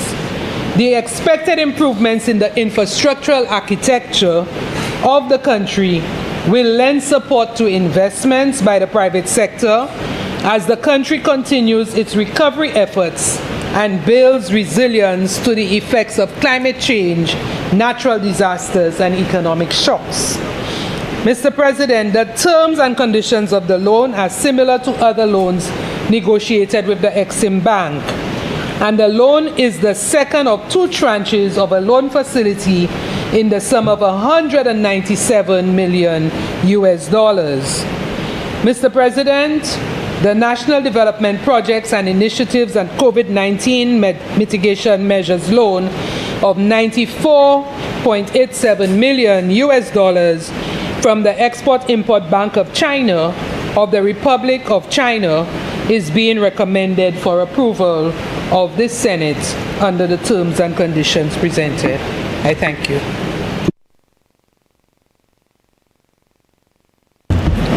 Senators, the question is that Parliament authorizes the Minister of Finance to borrow an amount of $94,871,706 United States dollars from the Export-Import Bank of the Republic of China to finance the implementation of national development project initiatives and COVID-19 mitigation measures.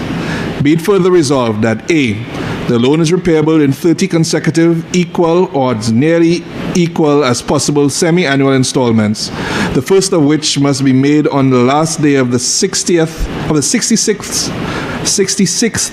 month period from the date of the first advance under the loan is made by the Export-Import Bank of the Republic of China, and thereafter on the last day of each successive 6-month period. B, if the full amount of the loan has been drawn down, each principal installment must be in the amount of $3,162,391 US, except for the last principal installment is in the amount of $3,162,367 United States dollars. C, interest is payable at the 6-month secured overnight financing rate plus 0.2% plus 1% per annum. D, the loan is repayable in 20 years commencing from the date of disbursement of the loan, inclusive of a grace period of 5 years.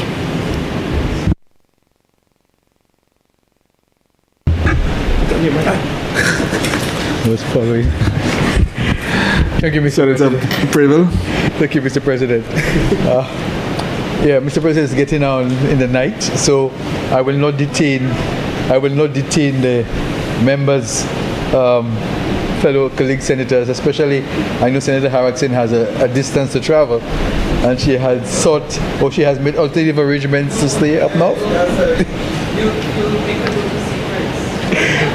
So, Mr. President, this resolution before us, as I understand it, is the second part of a wider loan that has already been contracted from the Export-Import, the Exim Bank of the Republic of China and Taiwan. So essentially the government has now found a reason and reasons to utilize, to draw on the remaining money for essentially what is budget support. Let's be frank, it's about budget support. Very vague. Yeah. But what is, I think, the solution, the average solution would find very interesting and would pay attention to is the fact that we are in 2026 and the COVID-19 was critical years were 2020, 2021. And the fact that in 2026 we are still speaking about recovery from COVID-19 indicates the significant economic shock and what St. Lucia went through and the rest of the region went through during COVID-19. And in spite of anything anyone might say, we do know that in St. Lucia, the COVID-19 pandemic was handled in a manner that all would have determined was very well done. That is also on the record from other leaders within CARICOM. So that's on the record. So what we're seeing here, though, is an indication of the amount of work that was done during the COVID period to reposition St. Lucia so that when the government, the Labour administration came in office in 2021 and they were able to see recovery in 2022 in a V-shape, not a U-shape type curve, it showed the level of work and preparation that was done during the COVID period to place St. Lucia on a trajectory for growth. It also tells us, whether we'd like it or not, the fact is that the debt to GDP ratio that went up in 2020 is a fact of the borrowing that had to take place. And it is a fact also, Mr. President, that if all the borrowing that took place in 2020, it was still less, and 2021, it was still less than the borrowing that has taken place between 2022 and 2024, which is not the COVID period. So these are the facts. So I believe that the resolution before us, as presented by the leader of government business, there is not much to be said about it, except to say that it tells St. Lucia, it indicates to St. Lucia the crisis that had to be managed and which was managed very well by the administration between 2020 and 2021. And that we are still, and the government of St. Lucia is still trying to reposition St. Lucia following that COVID-19 crisis. And therefore, it underscores the magnitude of the problem that we have. I thank you, Mr. President.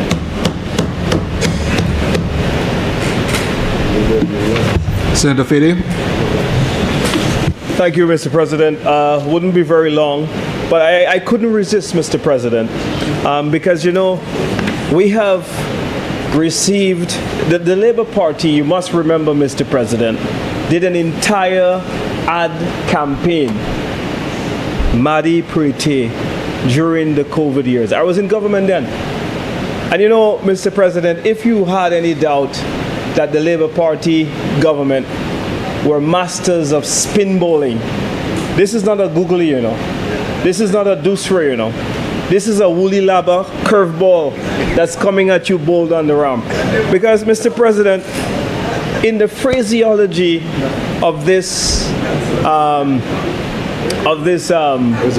resolution, government is saying, on one hand, they've excoriated us for recovering the country in the height of the pandemic. In fact, in the height of the pandemic, we only took the debt to about $300+ million.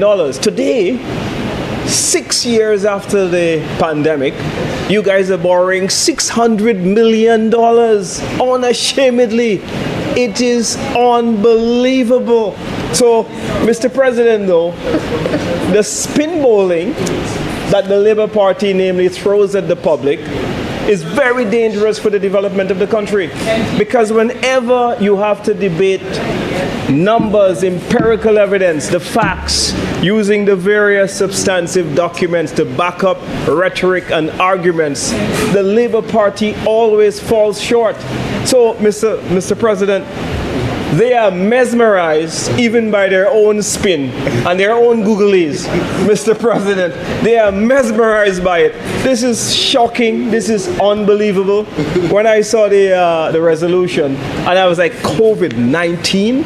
6 years later, you guys have the audacity to come to the House and to find a way to design a reason for borrowing $94 million, and you want the people to take you seriously? Oh my goodness. This is an all new low for the Labour Party. Even by your standards, this is low. And this is laughable. I mean, wow. So, Mr. President, this is unbelievable.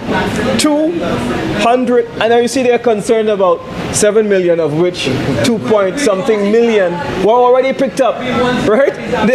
They come to borrow 600 million. Some of the interest rates, Mr. President, are on variable interest rates with no taxes. They have left the people of St. Lucia widely exposed. Mr. President, my goodness, I cannot believe it. But good observation by my colleague, COVID-19, 6 years later, and then you're boasting, telling everyone how great you're managing the economy and how you've had growth and you have primary surpluses, and now you're coming to talk about recovery? Come on, come on. Now, you see, Mr. President, we warned them in the COVID years, in the immediate aftermath, because what they were doing, they were saying, in the first year, 2021, after COVID, the economy grew by 12, and then I think 2022 grew by about 18%. And they were boasting, telling the world they were masters, they had double-digit growth. And we said, guys, slow down, slow down, slow down. That is not factual. You are confusing growth with recovery. Yes. If it is, you are in the hole. And you are at minus, you are below zero. Getting up from -5 to -2, you are still below zero. You have not reached where the economy has been. Mr. President, up to now, the Labour Party, after 6 years, have not been able to take one of the major drivers of the economy, tourism, back to where it was in 2019. But they go and they make ads and billboards. It is the record break. Every year is a record-breaking year. They're breaking their own record. But today, Mr. President, they have broken their own record, because this is the most googlies and doostras I have ever seen in my life. You know what? I don't even think the Woolly Lava game can compete with the spin that we have seen here today. This is unbelievable. And yes, bamboo rafting is a very successful business, and we are very proud of bamboo rafting. But, Madam President, bamboo rafting survives even in difficult economic times, and we've reduced tourism numbers by the mismanagement of the St. Lucia Labour Party. So, Madam President, Mr. President, sorry, this is shocking. It's absolutely shocking, and I couldn't believe it. This is laughable. I want to say to the government, find another reason. I mean, there's no specificity in the explanation given by the leader of government business. A whole ton of vague poetry stuff, and you go and you ask yourself, but what are they spending the money on? $94 million US. You know, the only good thing I can see coming out of this is my profound thanks to the people of the Republic of China, who have been good friends over the years, regardless of which administration, and they have been great supporters of St. Lucia in various economic development projects. Mr. President, they spoke earlier about a lockbox for the development of the airport.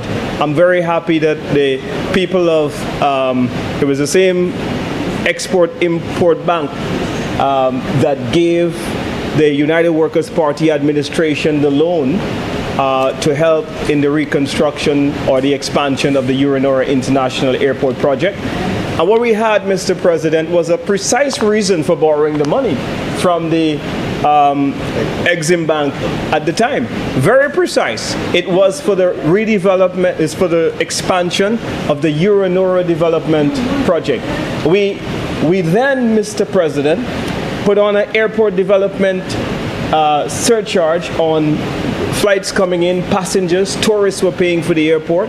And so the lockbox that they're talking about, Mr. President, that they can't find, I am sure that they are very thankful that we've been picking up all those monies because, Mr. President, in that same lockbox, they know that because of the stewardship and the management of the United Workers' Party administration, that they are millions of US dollars that we have accumulated as a country over time, and we are extremely delighted to see that this is going to bear dividends. So when we come to the House and we say we're borrowing, we actually put revenue streams in a lot of our borrowing that we've done.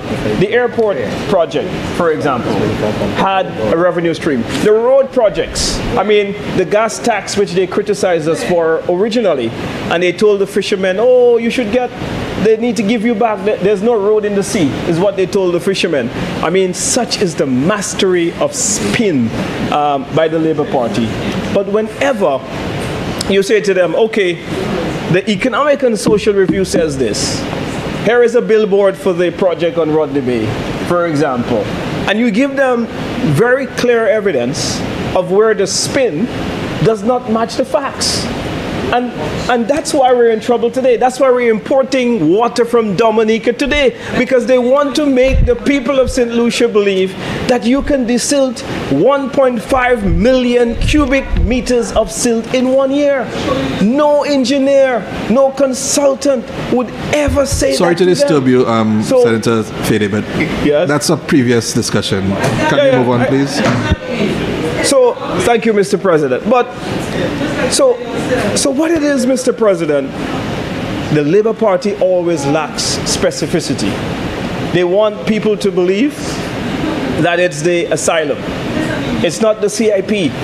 It's not the 5,641 CIP applicants that they had received based on their own CIP report for 2024. And that was 2 years ago. And the UK government has actually said in the explanatory memorandum that they are concerned about the 423% increase. These are all specifics. So when you're coming and you're drafting a resolution, I am not expecting such vague language. It means that such monies will disappear into a black hole. And it is too much money, Mr. President, for there to be such ambiguity as to what specific purposes the monies are going to be used for. It is too important, Mr. President, that if you're going to raise almost 300 million EC dollars, that you give the public, what are you using the monies for? You cannot come up with COVID-19 in 2026. That's not all. So, Mr. President, I am very disappointed. COVID? Really?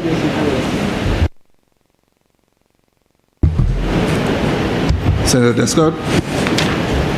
Mr. President, I'll be very, very brief. Like my colleagues, I was pleasantly surprised. Pleasantly surprised. I had a good laugh to see that after the World Health Organization had declared COVID no longer a public health emergency of international concern on May 5th, 2023, that we are here on May. Of course, I will tell you what the new strain is. Of course, I will tell you. She picked it up and she's clairvoyant, I can tell you that. I mean, I always thought that something was wrong between 2021 and 2025. I could not put my finger on it. Because I knew there was several variants. There was the Alpha, there was the Omicron, there was the Delta. But today we know that there was a Labour variant.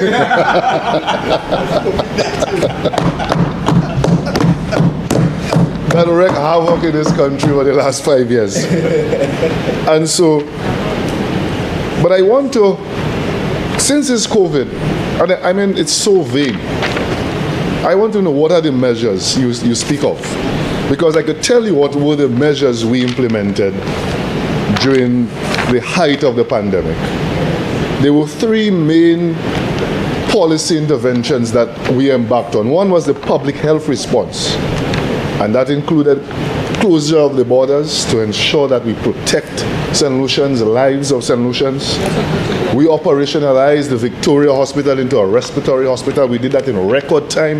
We engaged with the World Bank in record time to repurpose it. We operationalized the OKU simultaneously. That is what we did during the pandemic. Okay? We operationalize it, and you all were busy matching. You all were busy matching. That's what you all did during the pandemic. There was the social stabilization plan, where the NIC gave $66.7 million provided in income support to 16,746 people. There were non-NIC supporters, contributors of $16 million were provided to them. That's the measures we give. Bus drivers, bartenders, barbers. That's right. I personally met barbers, and I went online. No. I personally sat with my barber, and on his phone, I applied for it for him, and he got it. And I remember the Labour Party then were discouraging their people from going and get their $1,500.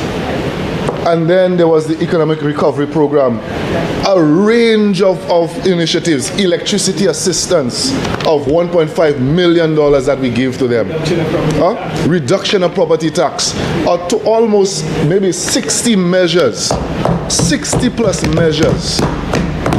You cannot tell me one measure, just vaguely say COVID recovery measures after in 2026. March 19th, after the World Health Organization declared COVID is no longer constitutes a public health emergency of international concern on May 5th, 2023. It's unacceptable. That's right. That's totally unacceptable. Absolutely unacceptable. But that is the Labour Party for you, Mr. President. Thank you very much. Honorable Leader of Government Business. Thank you very much, Mr. President. Mr. President, I listened to the opposition, and again, selective review of what is being presented. The resolution says, a resolution of Parliament to borrow for capital and current expenditure to finance the implementation of national development projects, initiatives, and COVID-19 mitigation measures. But all they focused on is COVID-19. Selective, I don't know what to call this, right?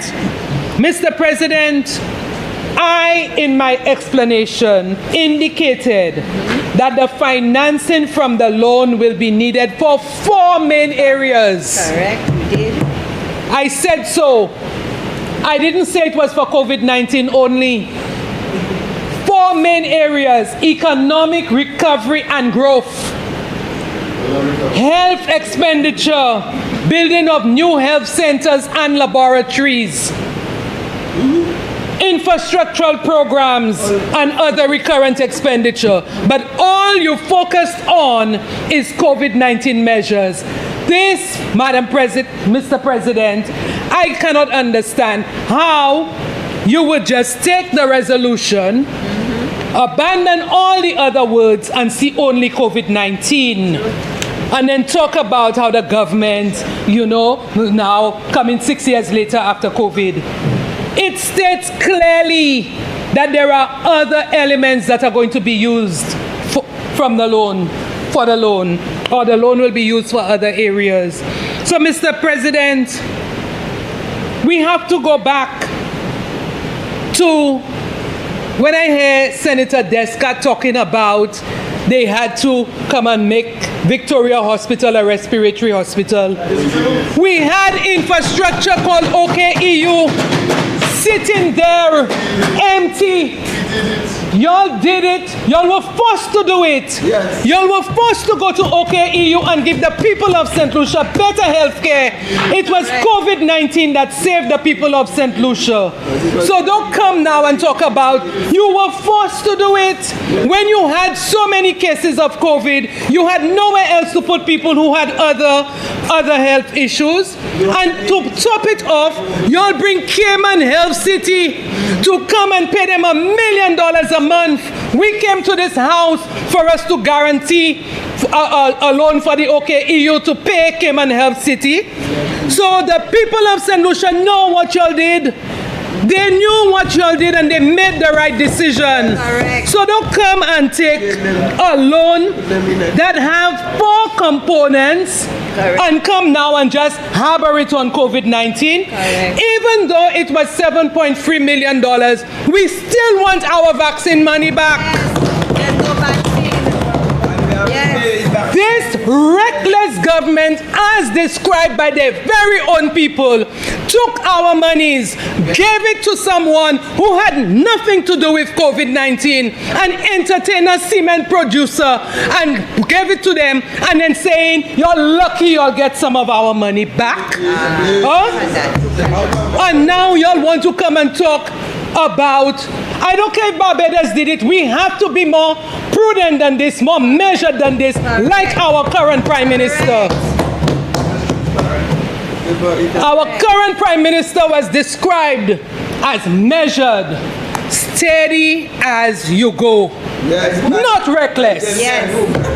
The people of St. Lucia know who said it. I'm not going to say it here. Yes, Shakespeare. Let Shakespeare resurrect from the dead. Right? The recklessness that we were faced with during COVID-19 and up to 2016, we knew that we were able to make a better decision than what we had during that period. And the people of St. Lucia confirmed it on the 1st of December 2025.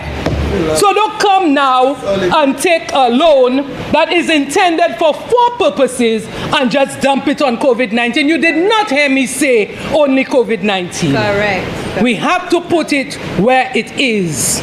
Okay? So, Mr. President, it was Senator Preville particularly caught the part where it says that it was part of a big loan, right? Which was taken before. So the rubric, the name of the loan is the same. It remained the same because it's part 2. That's what it is. But you will come clear. If there are 2 components of the same loan, you're going to change it at this stage. Mr. President, we have to be careful. I tell you all already, go back rebaptize for the people of St. Lucia to see the opposition in a different light. Don't come with your same, découché. See, when you have stale food, now stale food good, When it's stale food, good, but you must keep it on a proper fridge. At the right temperature. At the right temperature. Pakite lamp ici. Manger ça assis. Moun pa vle encore. Ça kay ba mal boudé, ça kay mene. Okay? So do not take an explanation that has been given that have 4 components and you just want to talk about COVID-19 and laugh and then say you'll open Victoria Hospital. COVID-19, as Senator Preville said, was a shock.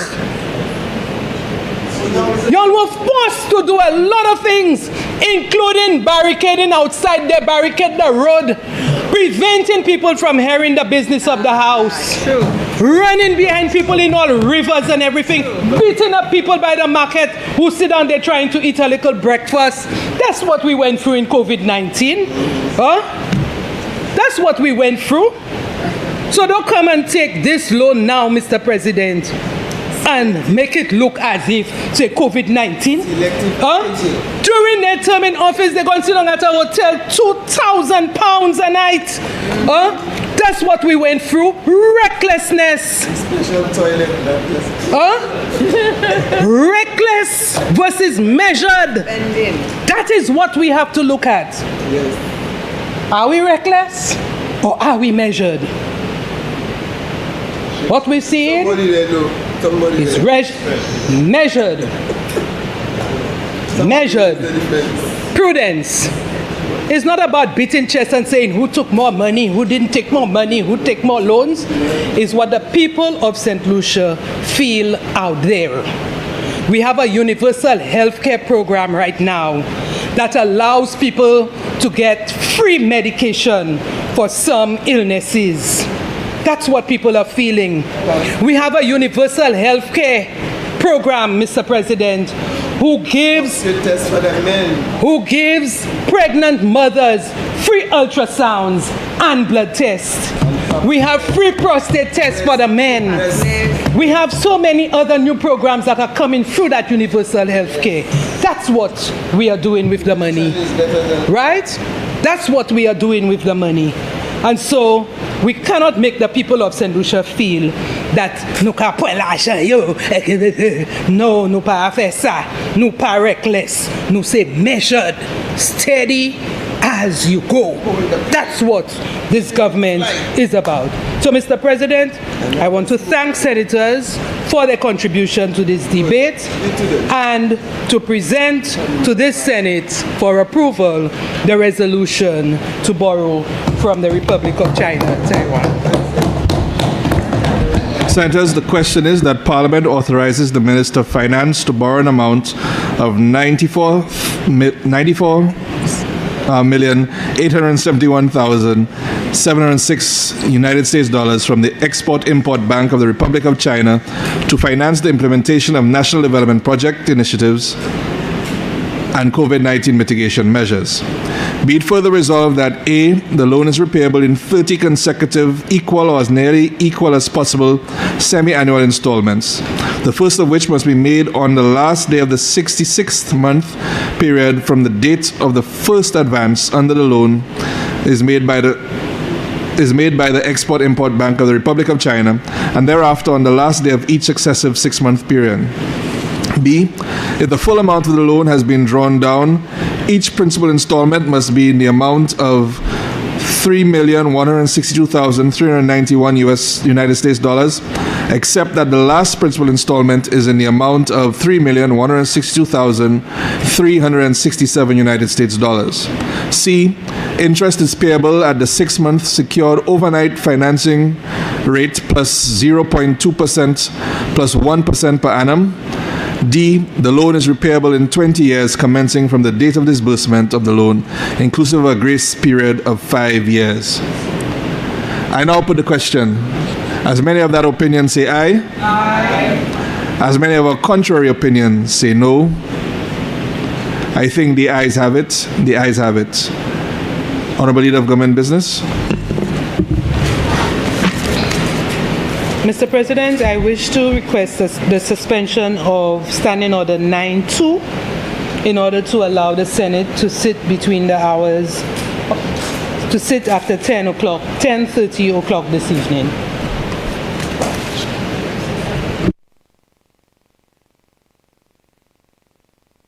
Sorry.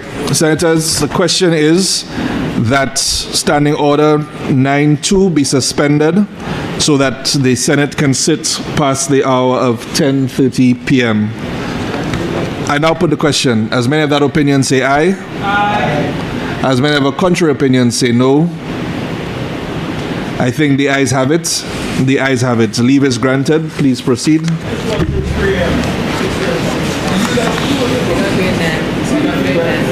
Mr. President, I beg to move the following motion standing in my name.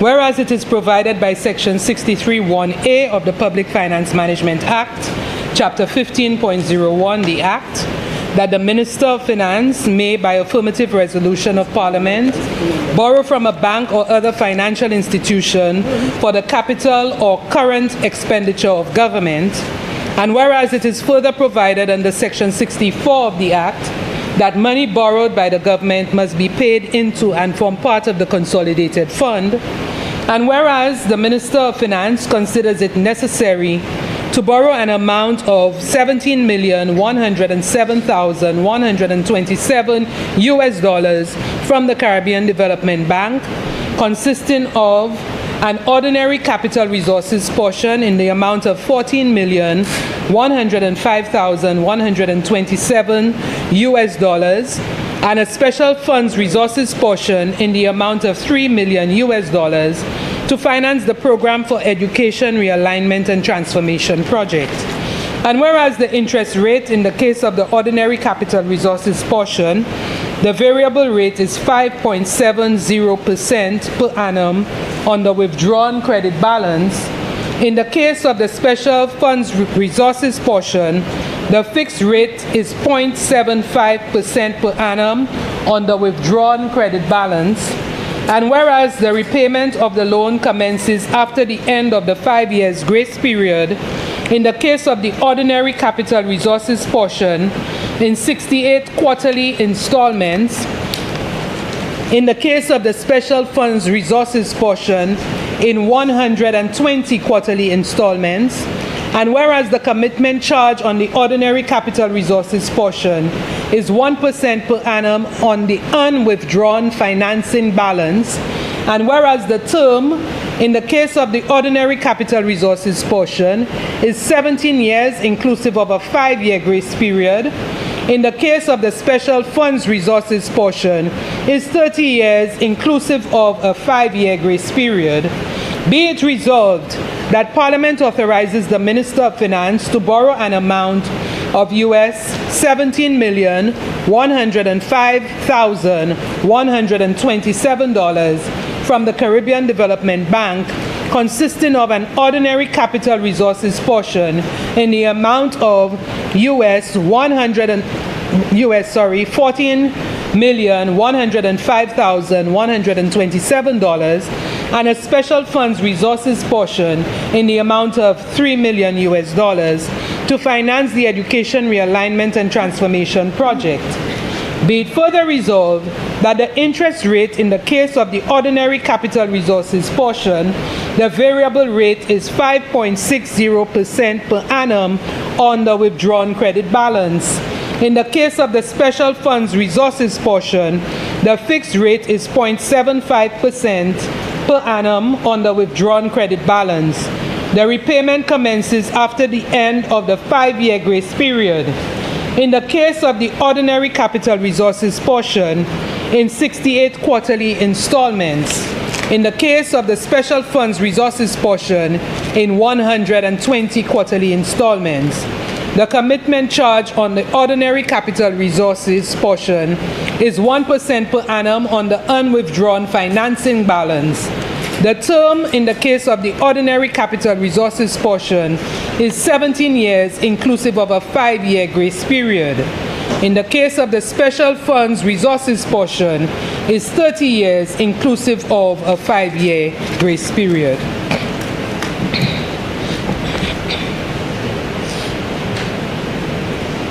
Mr. President, this resolution seeks approval from the Senate to consider a proposed Caribbean Development Bank loan in the amount of $17.105 million to assist with financing the Program for Education Realignment and Transformation, or PERT project. Mr. President, the project will also receive a proposed grant of an amount not exceeding the equivalent of $4 million from CDB's special funds resources allocated from the Global Partnership for Education Resources in addition to the proposed loan. The loan from the Caribbean Development Bank is to finance the Program for Education Realignment and Transformation, which is a continuation of the Education Quality Improvement Project EQUIP. Specifically, the loan will be used to address key challenges in St. Lucia's education system, such as low quality of preschool education, limited access for students with special education needs, and underdeveloped technical and vocational education and training, or TVET. It will implement targeted initiatives like building a new special education needs school in Vieux-Fort and upgrading other school facilities, retrofitting TVET labs, training TVET teachers, and strengthening climate resilience in selected schools. Also, it will build institutional capacity through professional development and degree programs for educators, early detection, support for at-risk students, consultancy, and project management services. Mr. President, by way of the project's background, the government of St. Lucia is committed to transforming the education sector to be more inclusive, agile, and innovative. This vision aligns with both national priorities and international education goals for equitable, high-quality education. The Draft Education Sector Plan 2023 to 2028 outlines strategic priorities, including expanding access to education, democratizing education and training, improving student achievement and teacher effectiveness, strengthening workforce capacity, enhancing leadership and governance in education, and building climate resilience and social development. The Program for Education, Realignment and Transformation project represents the second phase of the Education Quality Improvement Project, or EQIP, which was supported by financing in loans and grants from the CDB. The CDB approved the loan and grant financing for this project during the 12th December 2024 board meeting. Mr. President, the EQIP aimed to improve the quality, equity, efficiency, and effectiveness of St. Lucia's education sector. The key achievements of that project included development of special education needs and psychosocial support policies, review of the Education Act, special education needs curriculum and climate vulnerability assessments, infrastructure improvements, including at the South Louis Community College and 3 primary schools. I know former representative for Babono got her Lage school through that project. Institutional capacity building and upgrade of 3 primary schools.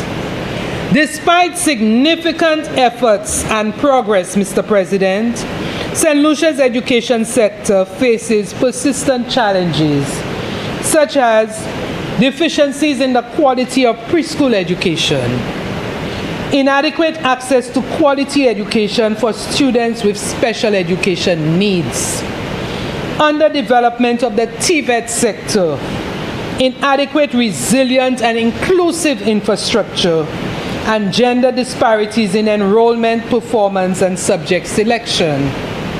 As you are aware, Mr. President, the formative years of a child are from 0 to 5. During that time, they are learning how to think and communicate, developing emotions and social skills, forming habits and values, building confidence and attachment.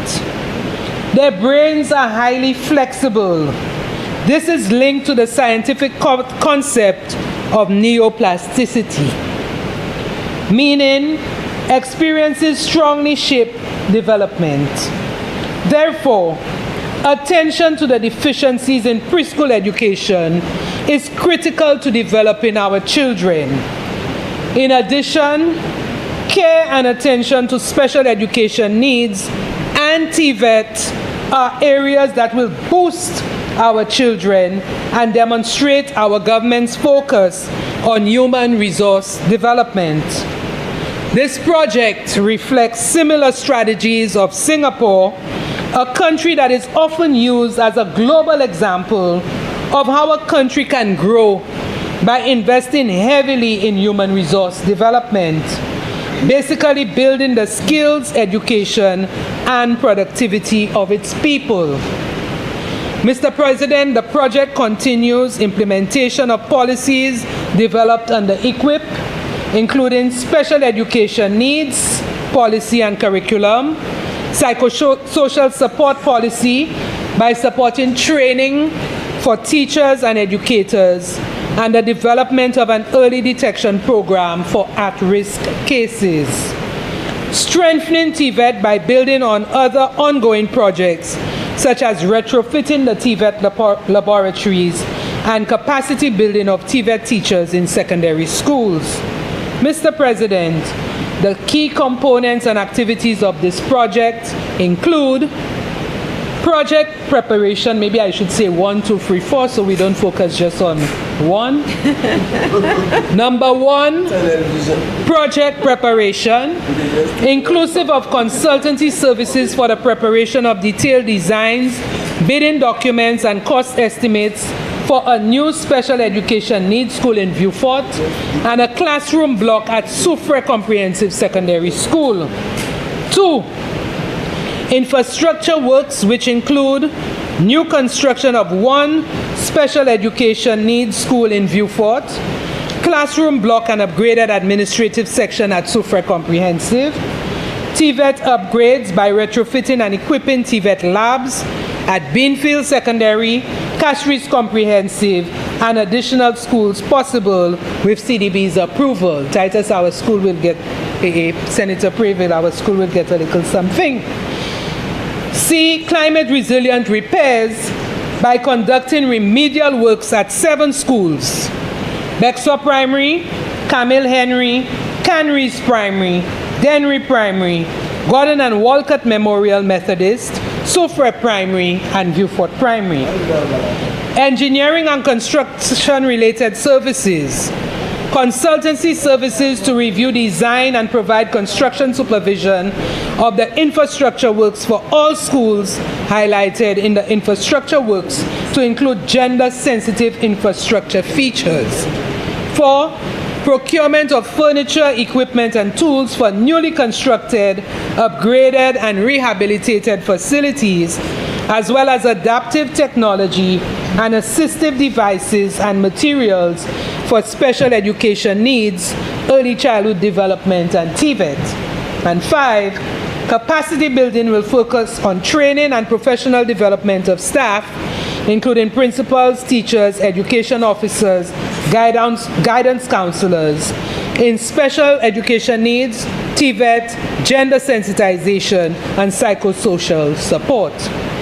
35 officers and 44 teachers will be exposed to master's and bachelor's degree programs in early childhood development, special education, and TVET. Mr. President, the grant of $4 million from the CDB's SFR allocated from the Global Partnership for Education Resources carries no repayment obligation. Mr. President, the program, or PERT, presents an opportunity to resolve persistent systemic issues within St. Lucia's education sector and to advance the nation's prospects for sustained social and economic growth. The PERT presents a strategic investment in human capital and socio-economic development, contributing to a holistic reform of St. Lucia's education sector. I therefore respectfully request that the Senate give support to this resolution. Thank you. Senators, the question is that Parliament authorizes the Minister of Finance to borrow an amount of $17,105,127 United States dollars from the Caribbean Development Bank, consisting of A, an ordinary capital resources portion in the amount of $14,105,127 United States dollars, and B, a special funds resources portion in the amount of $3 million to finance the program for education realignment and transformation projects. Be it further resolved that A, the interest rate in the case of the ordinary capital resources portion, the variable rate is 5.60% per annum on the withdrawn credit balance. In the case of the special funds resources portion, the fixed rate is 0.75% per annum on the withdrawn credit balance. The repayment commences at the end of the 5-year grace period, In the case of the ordinary capital resources portion, in 68 quarterly installments. In the case of the special funds resources portion, in 120 quarterly installments. The commitment charge on the ordinary capital resources portion is 1% per annum on the unwithdrawn financing balance. The term in the case of the ordinary resources portion is 17 years inclusive of a 5-year grace period. In the case of the special funds resources portion is 30 years inclusive of a 5-year grace period. Senator Charles. Mr. President, it's late, and I don't want to be between people and their dinner, so I'll be brief. Mr. President, I welcome the detailed submission by the Leader of Government Business. But just to make a couple of observations on this particular loan,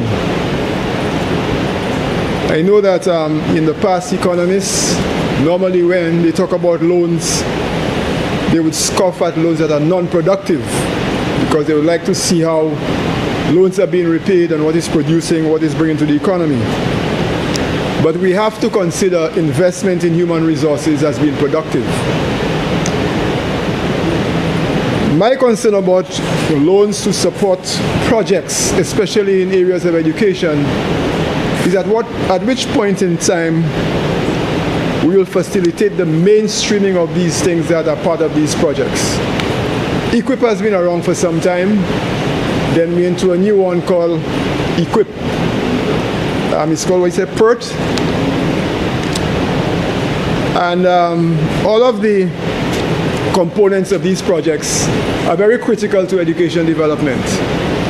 But I think going forward, there has to be some kind of assessment of the impact of the projects midway, so we know whether we need to come back to this Parliament for further financing of the project or move to a different stage where we have to mainstream these projects into the normal business of the Ministry of Education. Because we become sometimes so comfortable with projects, reporting on projects, and even the capacity of the staff in projects. When the project ends, what do you do with them? You have to bring them back into the mainstream of the particular ministry or the particular education sector. So I think we have to prepare for that. The other point generally I want to make on this, Mr. Acting President, acting President, has to do with, mention was made of TVET as well. Again, it's how we treat people we call slow learners or late learners, and we, rather than trying to integrate them as early as possible, we create special enclaves for them in our education system because the society perceives them as failures because they do not drop comfortably into this mainstream of the academic system, and you create a new school for them away from everybody else who are supposed to be successful. I think we need to be rethinking how we approach treating issues like that. You know, whereas there may be benefits in the infrastructure that come out of these projects, but again, they have to be mainstreamed back into the education system as soon as possible, because you begin to create problems which themselves have unintended consequences, and it's become a very bad cycle of project replacing project, and another project replacing another project without solving the key problem. So having said this, I think is a measure that has to be supported because it really supports the foundation of building capacity for our society as far as education and human resource development is concerned. And with these few points, Mr. President is back. Thank you very much.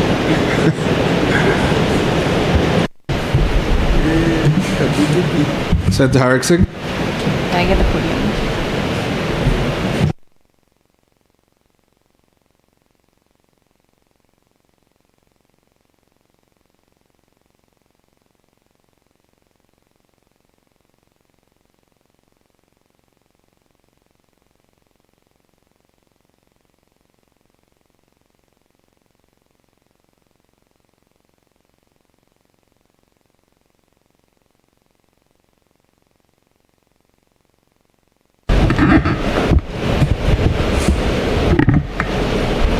I'll be quick because I know we all need to get out.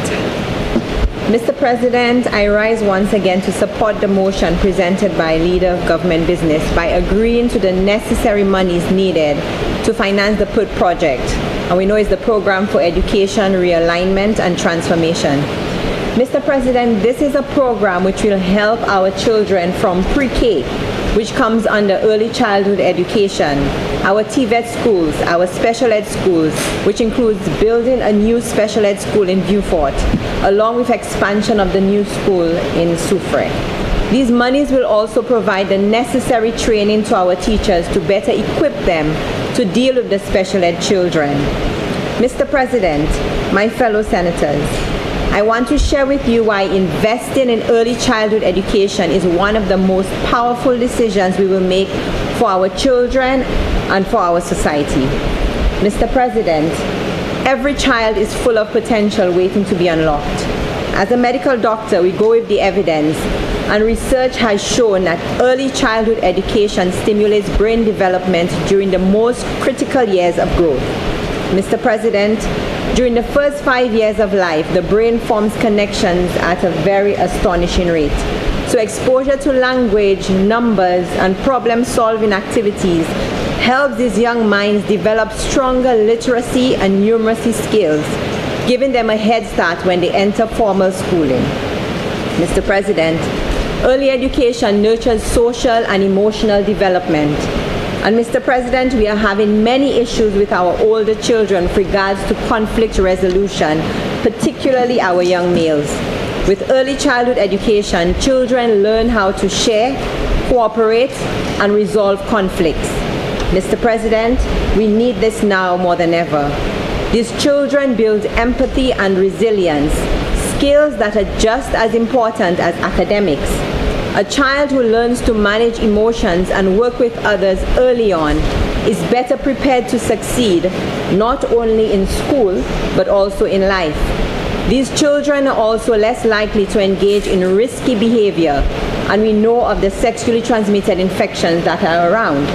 So in other words, Mr. President, early childhood education is not just about preparing children for kindergarten. It's about preparing them for adulthood and the world. Mr. President, today's world is fast changing, and once upon a time the focus at our schools was academics. But we have recognized that knowledge alone is not enough. We need skills that can be applied directly to solve problems and drive innovation. And this is where technical education comes in. The TVET schools were introduced into this country some time ago, and our children have benefited tremendously from the skills that they have acquired from these technical schools. We currently have a number of TVET schools on island, and they are doing a good job with our kids. The expertise which these children acquire equips them with not just theories, but with practical abilities that open doors to opportunity and progress. And we have been fortunate to have one right here in Mikusau. Technical education focuses on hands-on learning. But just to reiterate, these children get a combination of knowledge and practical skills, so it does make them all-rounded. It bridges the gap between education and industry.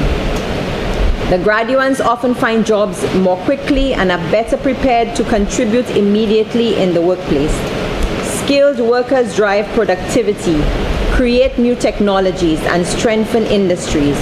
For many students, it offers a practical alternative to traditional academic routes, opening doors to upward mobility and reducing unemployment. Technical education is more than training, it is empowerment. Mr. President, empowerment. This is a powerful word. So who should be empowered? It should not only be the strong among us who become empowered, but also the vulnerable. Mr. President, the children who attend the special needs schools are some of the most loving kids that you can encounter. We need to invest in them and empower them along with their families. And I have interacted with many of them, both in the different communities and as a medical doctor. And they really are awesome kids. They are very, very, very loving. and I had the privilege of listening to the children from the special ed school do a version of the national anthem using bells. And Mr. President, I was in awe. It was absolutely brilliant. These children are talented. So I don't think I need to say too much on the need for these children to be invested in. Mr. President, every child is a gift from God. But too often, children with special needs are overlooked or underestimated. We need to build a more inclusive and compassionate society. We need to teach our children to be more empathetic, patient, and respectful to all. These children are talented, and with the right resources, specialized teaching, therapies, and supportive environments, children with special needs can thrive academically, socially, and emotionally. When we invest in them, we are not just helping them cope, we are helping them shine. We have many individuals with disabilities who have gone on to become artists, innovators, and leaders because someone believed in their potential. When children grow up learning side by side, regardless of ability, they learn that diversity is not a barrier, it is a strength. Inclusive education and support systems create communities where everyone feels valued and accepted. When special needs children receive proper support, they are more likely to become independent, contribute to the workforce, and live fulfilling lives. This reduces long-term social and economic costs while increasing productivity and innovation. Investing and empowering our special needs children is an investment in humanity. And this Labour government continues to hold true to its mantra of putting people first regardless of age, sex, social status, ability, or disability. This Labour government has invested heavily in education. The 1 degree per household, bursaries for students to go to Sir Arthur, 4 CXCs per student, 1 laptop per secondary school student, smart classrooms, etc. This Labour government has worked, and it continues to work. So I ask my fellow senators across the aisle to support this motion to invest in the educational needs of our children right here in St. Lucia in order for them to live better and more productive lives. I thank you.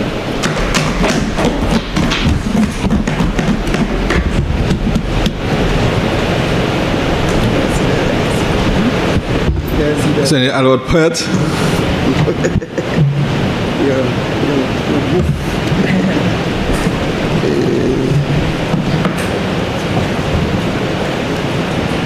Mr. President, I rise in the late hours of the evening. I know most people are almost dozing off or they have gone to sleep. But when it comes to education, we cannot afford to fall asleep at the wheel, because education is the future of our nation. I rise in support of the motion as presented by Leader of Government Business in the Senate, where government has agreed to borrow money to improve the quality of education for our citizens. Education, as we know, is a lifelong process. There is no end to it. It's from the cradle, and it's even before the cradle now, from the womb to the grave. And we have to provide the support and the facilities to enhance education. I know we have a Prime Minister who is very passionate about education because he keeps reminding persons that his mother was a teacher and he did some teaching too. So he will definitely invest in education. And all of us sitting here around this table understand the value of education. So there is no debate about that. The issue is we need to ensure that the resources are allocated in the right place. It is used effectively to give the desired results. So I speak tonight on behalf of those who do not have the voice inside here. The teachers, the parents, the students, we are actually putting their cases forward for them. And this money that will be used will help early childhood education. And as we know, early childhood education is not for all. It's more for those who can afford. And government has provided some facilities for early childhood education.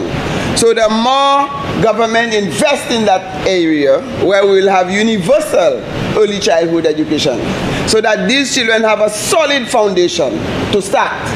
Because it means when they come into kindergarten, some would be ahead of others because their parents could have afforded to give them early childhood. That should not be the case. So we are seeing a government that is providing the support so that every child will start at the same level. And it goes up to post-secondary. We have TVET education. Many children leave school with a certificate, but they do not have the skills. And therefore they send application for different jobs, and the jobs available, they may not have the skills to work. And the government is providing that facility. We have the issue of ICT. Technology has taken over the world by storm. And we were not even ready for that, Mr. President. So now we have to play catch up. And government investment in that area will help us catch up. We have the issue of first generation, where we are striving to get at least every household to have one university graduate. And all of us here who are graduates understand what that means: advanced learning, better understanding, able to manage conflict and take decisions at the right time. When you have technology at your disposal, you have the world at your fingertip. And some persons, especially the young minds, they don't know how to manage the volume of information that comes to them in 1 second. And with the support of teachers in the classroom, they will be able to navigate and manage that situation. I heard the senator, the independent senator, spoke about projects. But projects is a combination. When you put all projects together, they have to be part of a program. It cannot be projects in isolation. And as a result, when you look at the education sector plan, this is government's program for a 5-10 year period. And all these projects fit into that program to realize the goal of this sector plan. And I think that money that is borrowed is actually heading and helping government achieve that mission in the education sector plan. And Mr. President, when we speak of education, those of us who remember our lives in early childhood, at one time they said we needed education for all because not every child had an opportunity to go to school. This government was able to bring in universal secondary education. So it's not only primary, they also got secondary. Now we are trying to bring early childhood. But educators regionally and internationally felt that the slogan education for all was inadequate. Because I recall a gentleman I worked with at the international level. He said we were striving for education for all. And in Africa, Tom Bidiako, that was his name, he said they had 200 children under one tree. And they said they provided education for all. So all children were together, so they would sing or say some rhythm and so on. So educators globally saw, no, education for all is inadequate. We have to talk about quality education for all. So they added the word quality. So they started lobbying for quality education for all. And they said quality is still not enough. Let us look for high quality education for all. And they moved to higher quality education for all. So we must not be complacent and think we have it all and we know it all. There is always room for improvement. If we have education for all, we can always move to quality education for all. And we can move from quality education for all to higher quality education for all. And the highest quality education for all. So in St. Lucia, you have a number of schools, and some parents choose to send their children to that school instead of that school. If we ask them why, they will tell you why. They'll tell you because maybe the pass rate in these schools are much better, the conditions in these schools are better, the teachers over there are better. They have reasons why they send their children to certain schools. But we do not want this kind of disparity. We want all the schools to be at the same level, have the same quality of teaching, the same environment. So you do not really have to make a difference. It doesn't make a difference whether you are from Beaufort, or Rosile, Babono, Dennery, Soufrière. The government's responsibility is to provide high quality education for every single child in the country. And I applaud this motion on the floor, so that at least it is the path in the right direction, where government is trying its best to ensure that every single child, and not just child, because this loan is also catering for principals, because the principals must continue to improve themselves, teachers must continue to improve themselves, and other education officers, so that at least the standards go up. Teaching, at one time, we are fighting to make it a profession. But we are seeing there is a struggle where it is turning into a job. And if it turns into a job, the children will suffer. Because a job, people tell you, I go to work, and when it's a certain time, I have to go home. But when you have a profession, it's a love for people, a love for children, and you will go the extra mile to help. So these are things that we need to pay close attention to. And as we invest in human capital, we will get it. The dividends will far outweigh the investment. The kind of returns we will get when these children when they have learned, they have become very good professionals and contributing to development, to the economy, they are going to pay back that loan. And not a matter of, oh, it's a loan and whatever. You can never measure how far this can take. And those of us sitting here, and I go back, you go home, and you say, when I was a little child, your parents invested in you.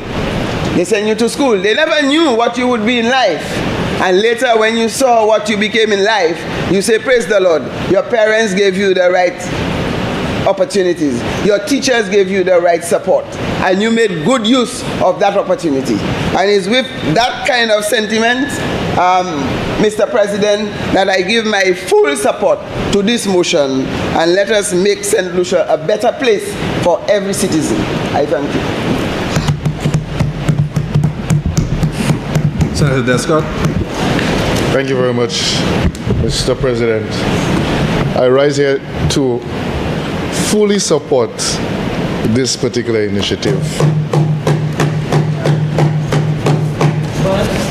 There's no buts. There's zero buts here. It's a project that I think it's dear to my heart. I don't think it's dear to my heart. In my capacity as former chief economist, I would have engaged with the Caribbean Development Bank and persons at CDB on it. And then when I moved to CDB, a gentleman by the name of Dr. Paul Murphy, who was the lead education expert, and I became very good friends. And I know he would be very disappointed if I didn't stand here and support this particular initiative. But that being said, he educated me on the importance of early childhood education. And from an economic standpoint, I also see it beyond just ensuring that a child who comes from a disadvantaged home does not necessarily have to have a disadvantaged brain when they go into the classroom. I see it as a poverty fighting strategy. Equally, I think it also provides mothers who otherwise would have to be providing care to these kids, if these kids can now be in a safe space. These mothers can now go into the labor market or go and get the skills training. And I think any such initiative is worth supporting, and I stand here in full support of this particular initiative, Mr. President. I just wanted to put on record that while we we would violently oppose things that we don't support. But those that we do support, that we stand and we make it very clear that we do support it. And I, for one, really, really support this initiative. I wish the government well in its implementation. I also want to add, one of my observations was, when I go throughout the length and breadth of this country, is the state of disrepair of washroom facilities throughout our schools. I remember when there was the debate on sanitary napkins and so on, and period poverty and so on. And I remember the Castro is comprehensive. And I went to the washroom and it was in such a state of disrepair. I went to another school down in Swazel, and it seems to be something that is constant. And I think perhaps, I don't know, a washroom rehabilitation program throughout the length and breadth of this country, I think is something that might be useful. And I'm pretty sure if we were to reach out to CDB and PUT to extend some support there, I think they would be more than willing to support that. So with these few remarks, Mr. President, I would like to again offer my support towards this initiative. Thank you. Senator Preble. Thank you, Mr. President. Mr. President, I rise in support of this particular motion or resolution. I think investing in our human capital is the way to go. That's what is going to lead to the transformation of St. Lucia. And therefore, if I didn't stand here tonight to speak, not only would I have made a disservice to my country, but my wife would be very upset with me.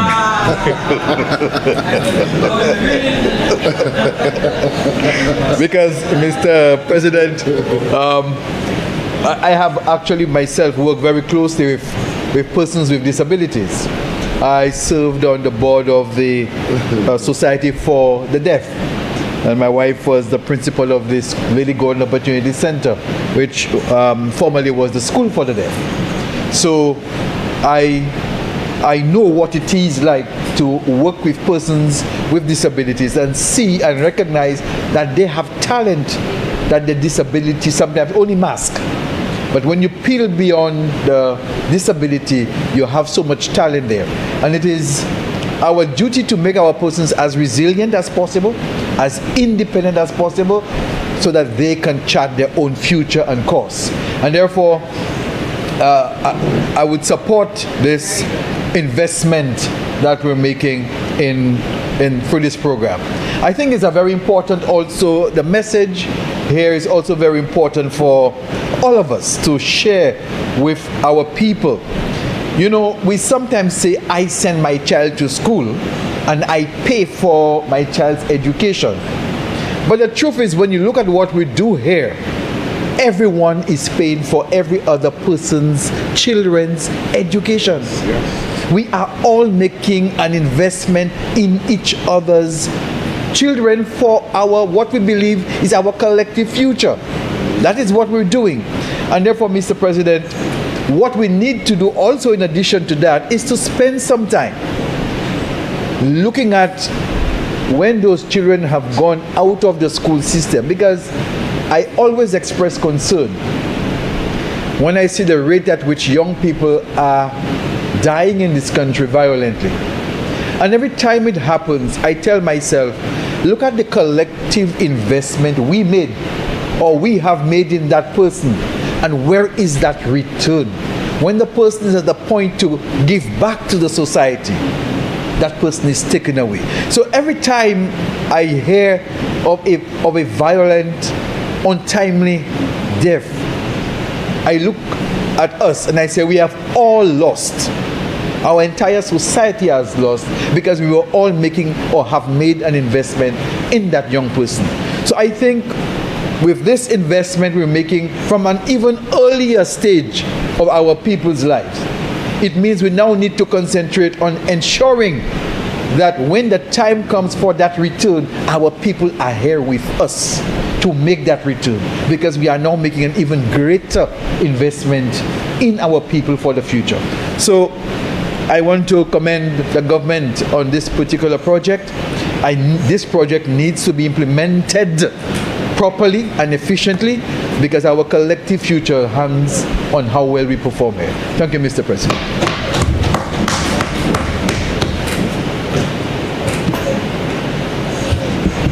Honorable Leader of Government Business. Thank you very much, Mr. Chairman. Mr. President, I wish to thank senators for their contribution, especially my colleagues on the opposite side who have given full support to no, I think it's genuinely that they've genuinely supported this resolution to borrow for the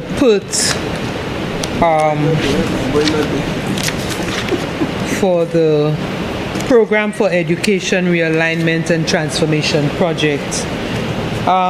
Mr. President, we could see also how the government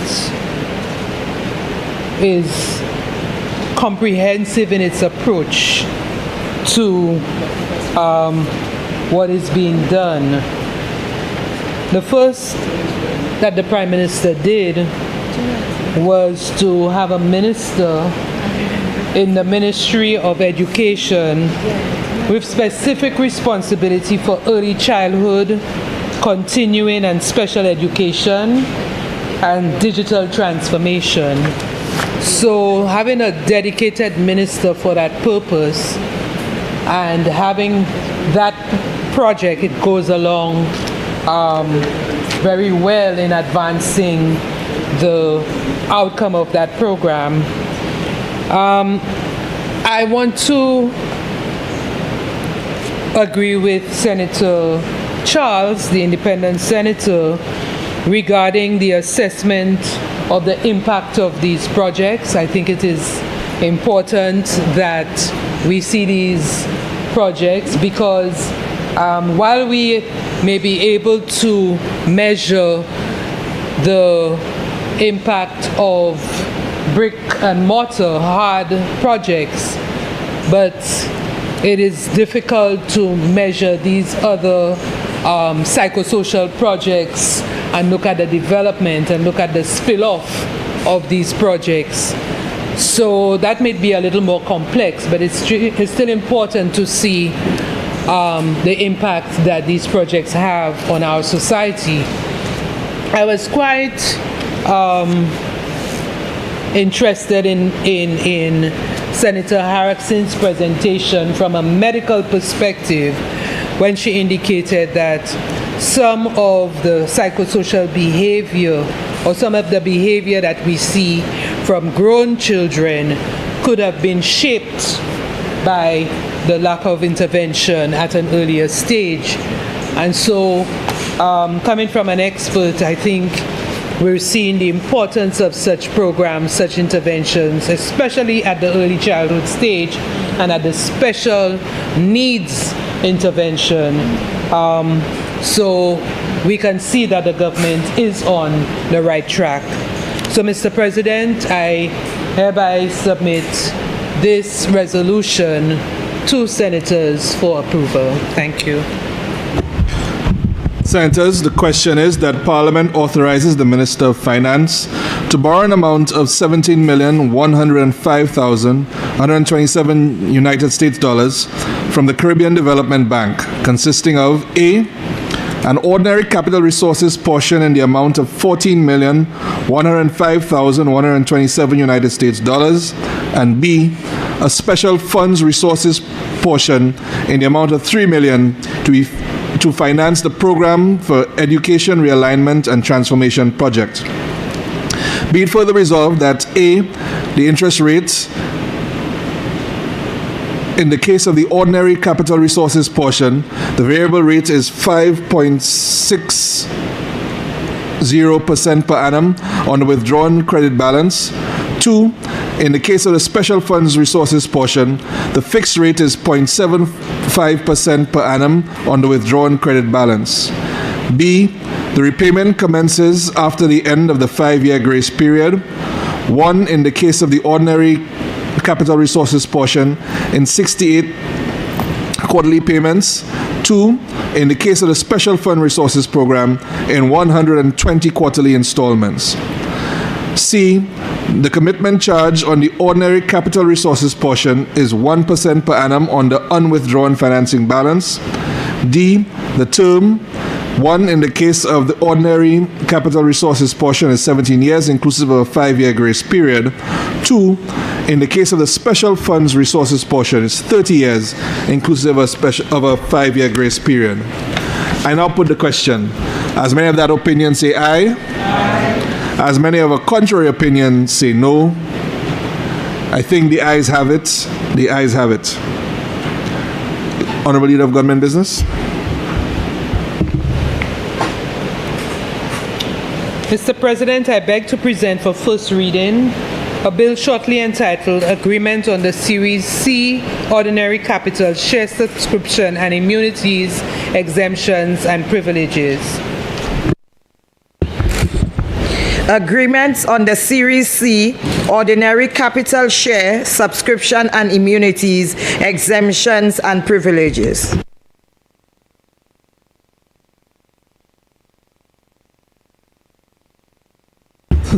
Leader of Government Business. Mr. President, I beg to move for the suspension of the Standing Order number 49-2 to enable this bill to go through its remaining stages at this sitting.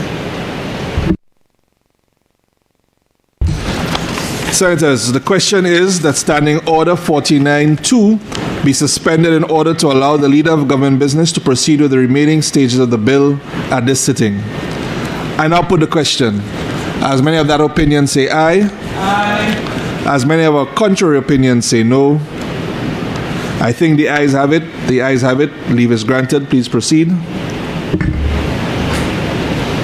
Mr. Deputy President, I beg to present for second reading a bill shortly entitled Agreement on the Series C Ordinary Capital Share Subscription and Immunities, Exemptions and Privileges.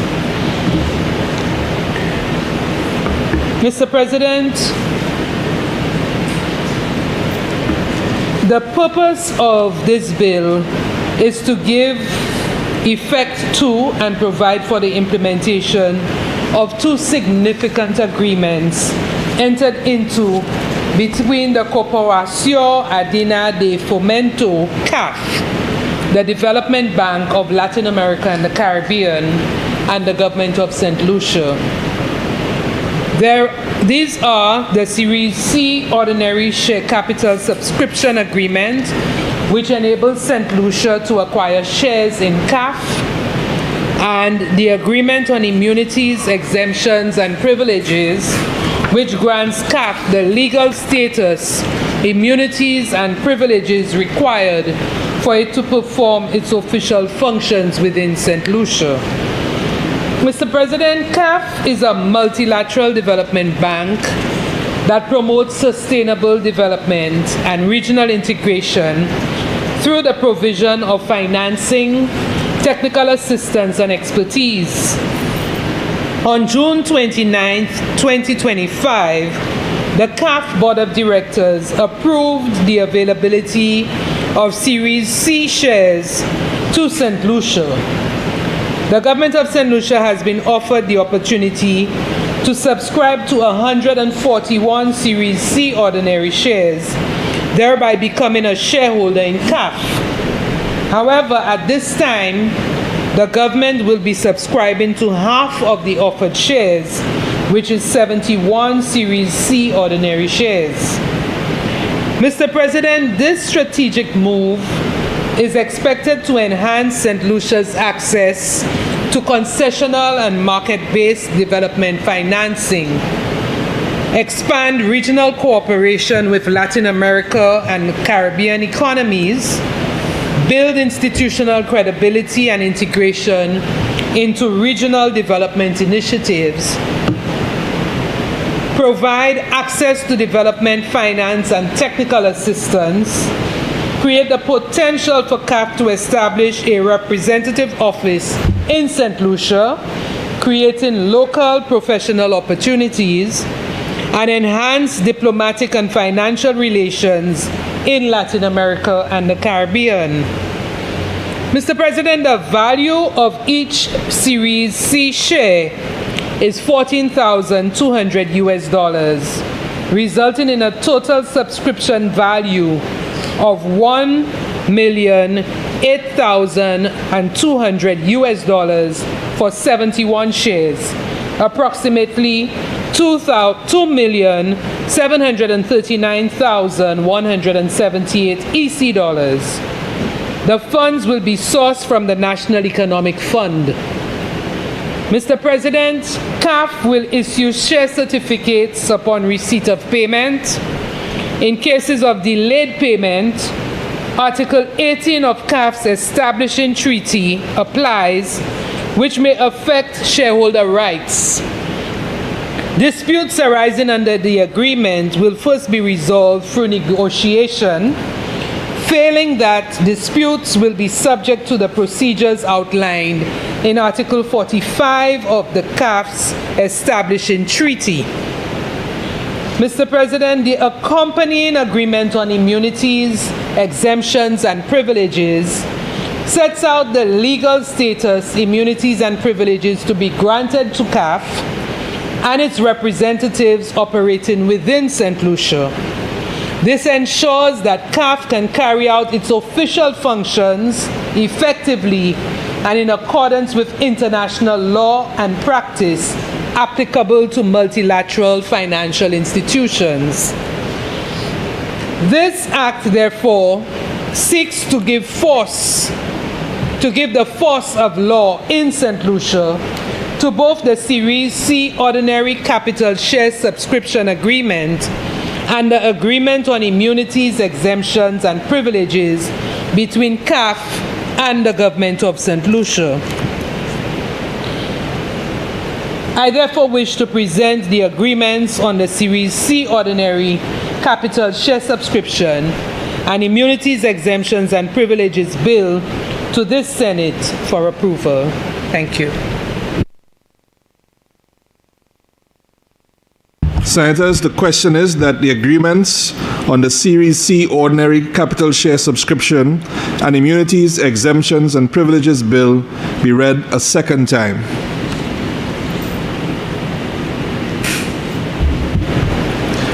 Senator Previll. Thank you very much, Chair. Chair, this bill seeks to, and it's kind of lengthy, so I never had the time to go through it in detail as I would have loved to. But it seeks to put St. Lucia in a position to be part, or in a sense, make an investment to be part of the Latin American financial system, in a way diversifying our access to resources. And I think this is an action that is moving in the right direction. I would just perhaps, Mr. President, indicate on page 13 of the draft bill, in the paragraph, just above paragraph number, the section number 2, where we speak to Series C composed of 694 registered shares. In there is a $sign before the 694, which I think, I don't know if my version is what is the correct version, but it should have been 694 without the $sign, because you were just counting the number of shares as that are registered. So I just thought maybe that's just a typographical error in the drafting of the bill, and therefore that's what I was able to pick up when I went through it. That could perhaps be material. Or you have a different version, Madam Leader of the, I think it's on the Chapter 2, Capital Shares and Shareholders, page 13. Yes, also I'm correct. Thank you very much, Mr. President.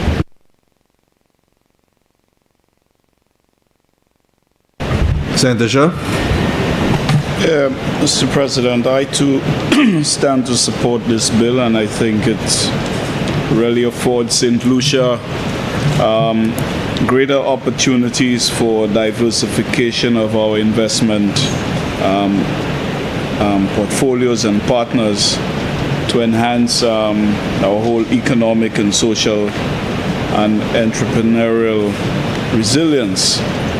I think particularly for opportunities that I too have had the experience of seeing some of the work being done in the rest of the region where the CAF has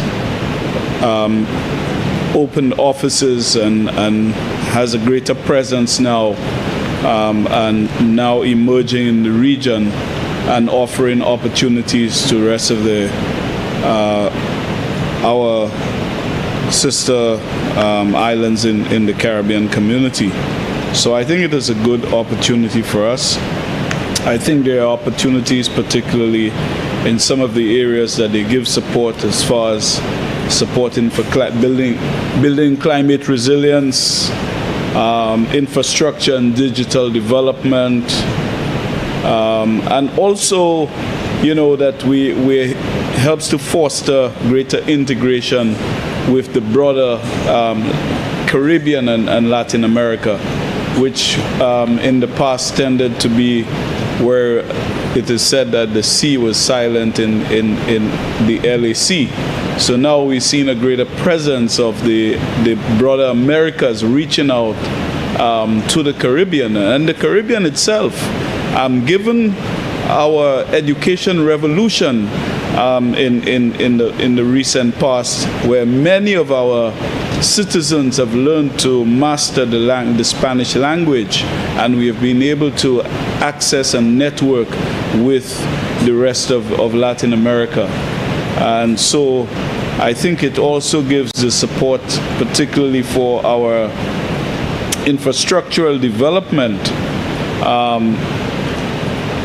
and the water sector that we were talking about, where we have a lot of work to do still.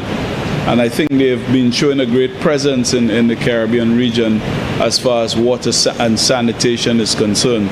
So I think it's a great opportunity, and I would not hesitate to give it my utmost support. Thank you, Mr. President.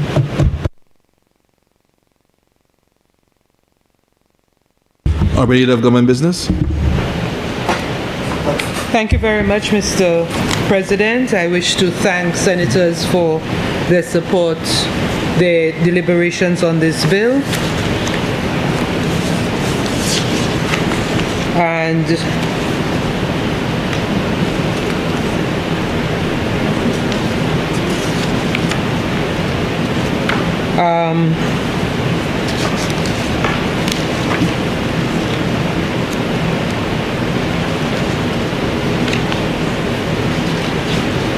I wish to submit the bill for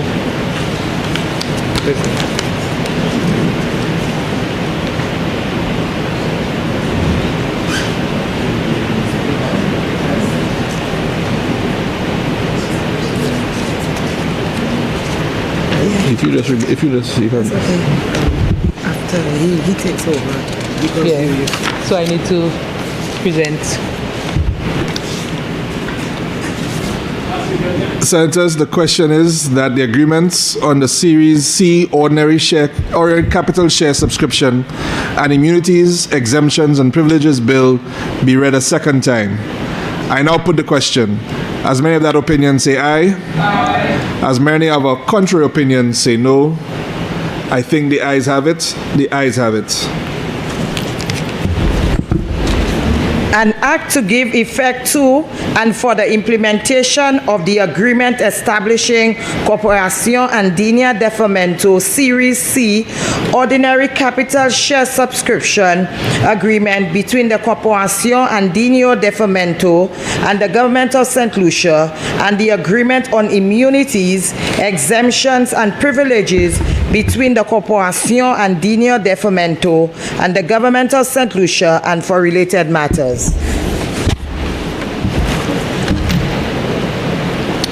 Clause 2. Just now.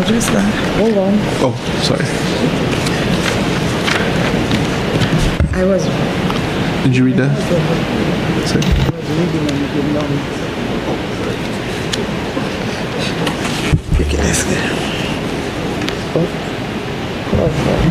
Clause 2. Interpretation. Clause 2 stands part of the bill. Aye. Clause 3. Force of law. Clause 3 stands part of the bill. Aye. Clause 4. Amendment of schedules. Clause 4 stands part of the bill. Aye. Clause 5. Regulations. Clause 5 stands part of the bill. Aye. Schedule 1. Agreement establishing Corporación Andino de Fomento. Schedule 1 stands part of the bill. Aye. Mr. Chair, there's page 21. It's Article 28. There's a typographical error on Section C, Article 28, Section C. I think it's supposed to be directed as a dash. Page 28. Sorry? Page 21, sorry. Article 28, subsection C. Yeah, just a... Oh, director. Last line, director.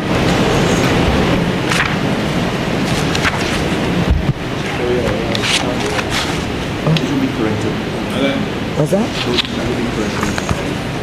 Yeah, these are typographical errors because it was not brought up in the House. But you already have errors? What is it? Is it a typographical? Yeah. Yes, we will point it out to the printer. Yeah.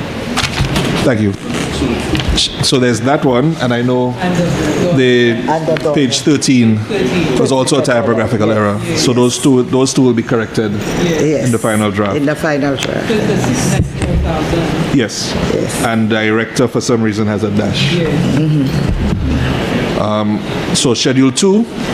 Ordinary Series C, Ordinary Capital Share Subscription Agreement between Corporación Andino de Fomento and the Government of St. Lucia. Schedule 2 stands part of the bill. Aye. Schedule 3.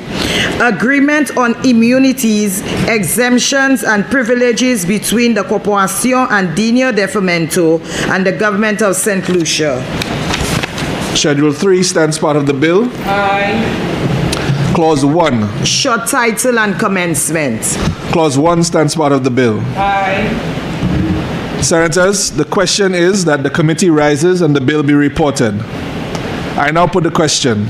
As many of that opinion say aye. Aye. As many of a contrary opinion say no. I think the ayes have it. The ayes have it.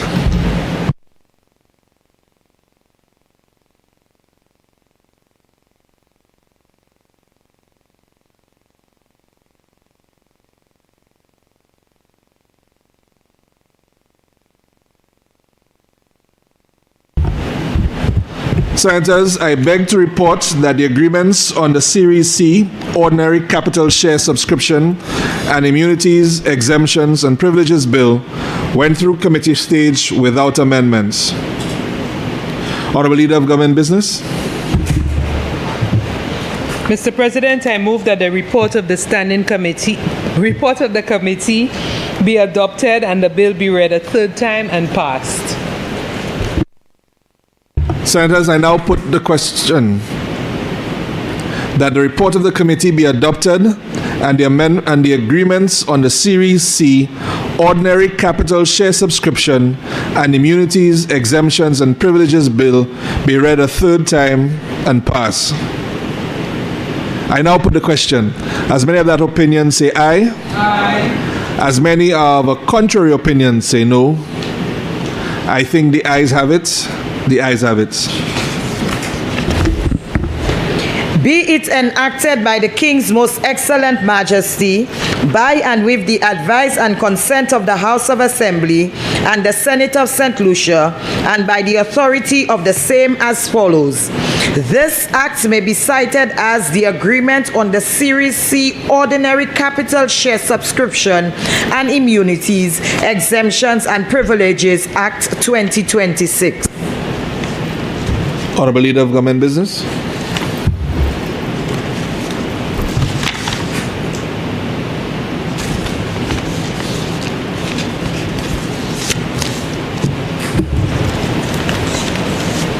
Mr. President, let me get my ordered paper.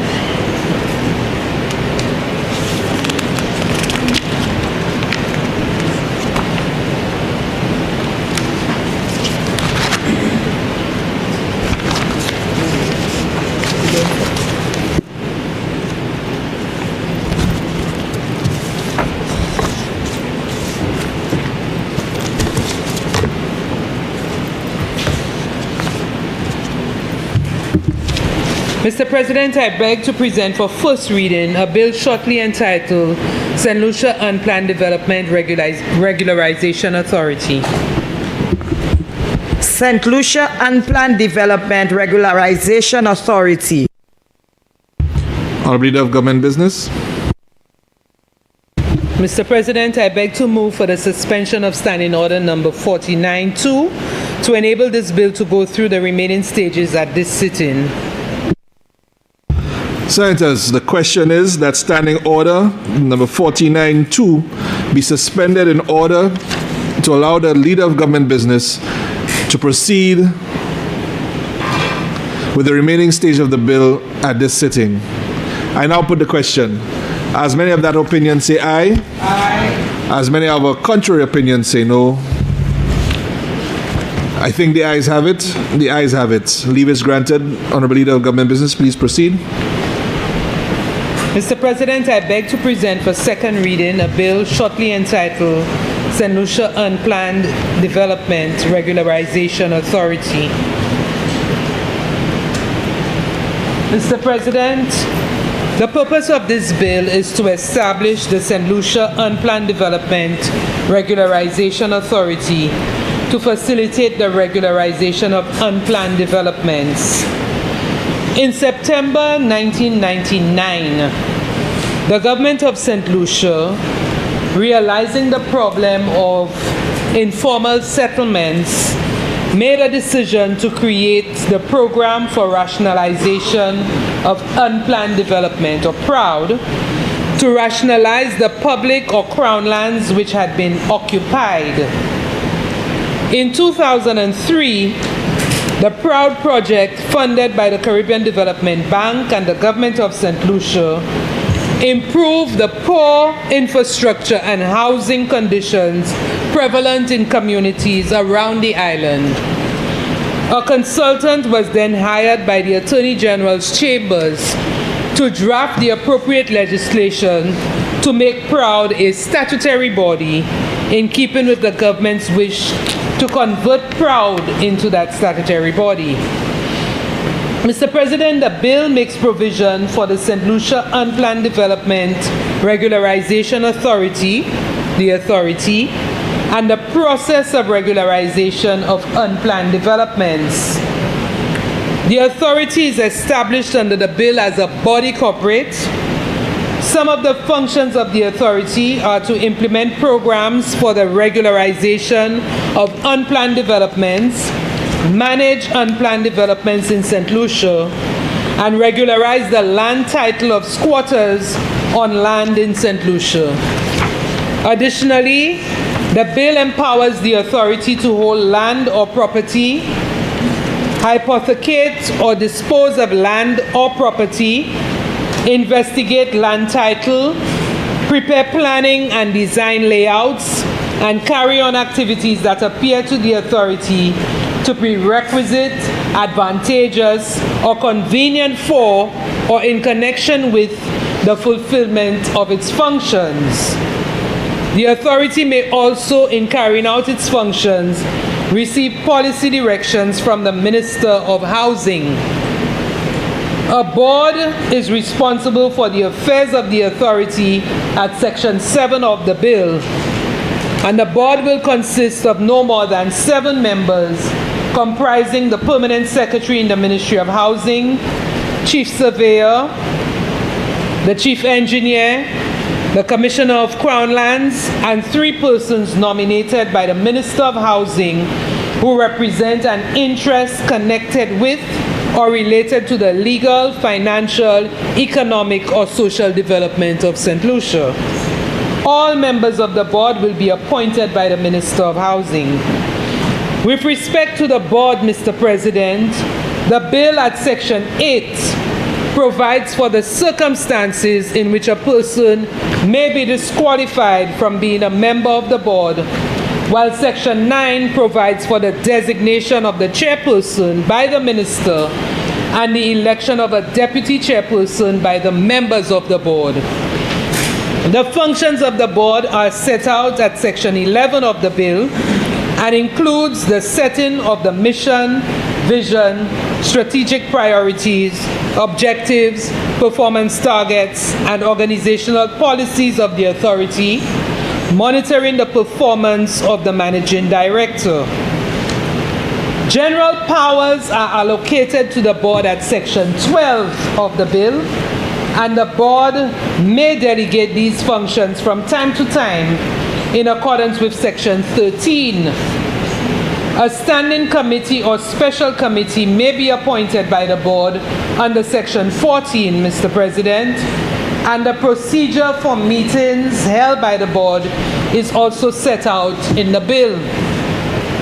For the daily management of the authority, the board is empowered under the bill, with the approval of the minister, to appoint a managing director who is also an ex officio member of the board. The managing director will perform the functions assigned by the board in accordance with the bill. In addition, the board may, after consultation with the minister, hire employees who are required for carrying out the functions of the authority according to the bill. Members of the board and employees of the authority are required to take an oath or affirmation of secrecy. However, they are afforded protection from liability as stipulated under the bill. Mr. President, the bill makes provision for the finances of the authority and ensures that there is compliance with the Public Finance Management Act, Chapter 15.01. The bill also provides for the revenue of the authority from sums allocated by Parliament and other sources of revenue, and for the application of surplus to be paid into the consolidated fund. Relating to regularization, Mr. President, the bill provides for the designation of an area for regularization, the acquisition of land under the Land Acquisition Act, Chapter 5.04, and for the assessment of compensation when land is acquired under the Act. The bill additionally allows Cabinet to transfer or divest land in a designated area to the authority through the making of a statutory instrument.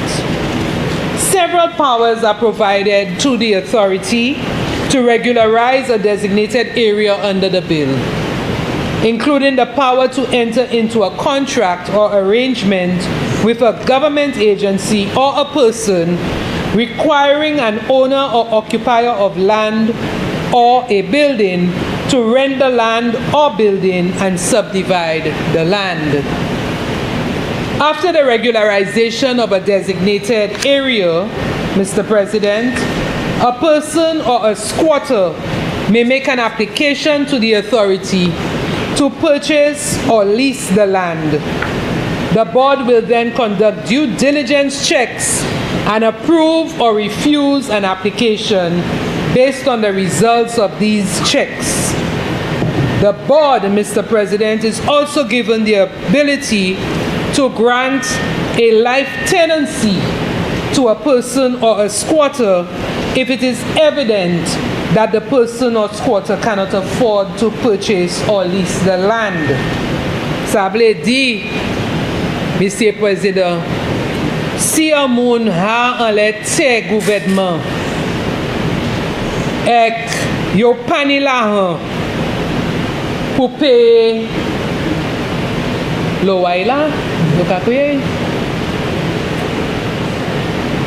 Vod la sa ba yo pour rester en l'été pour toute la vie yo. So that is the benefit that it offers to some people who are on Crown lands. Mr. President, the bill makes provision for the recovery of rent due to the authority, forfeiture of a lease, and recovery of land illegally occupied. So it is not a free-for-all. There are also provisions for the minister to secure settlement clearance, give employees of the authority power to enter premises, creating offenses, the maximum penalty of which is a fine of $10,000 or imprisonment for 2 years, amending the schedule of the bill which contains the criteria for determining exemptions to the payment of fees under the bill and the making of regulations by the minister. Mr. President, this bill is presented to the Senate for enactment so that the program for rationalization of unplanned development, PROUD, can be efficiently carried out through a statutory body for that purpose. I thank you.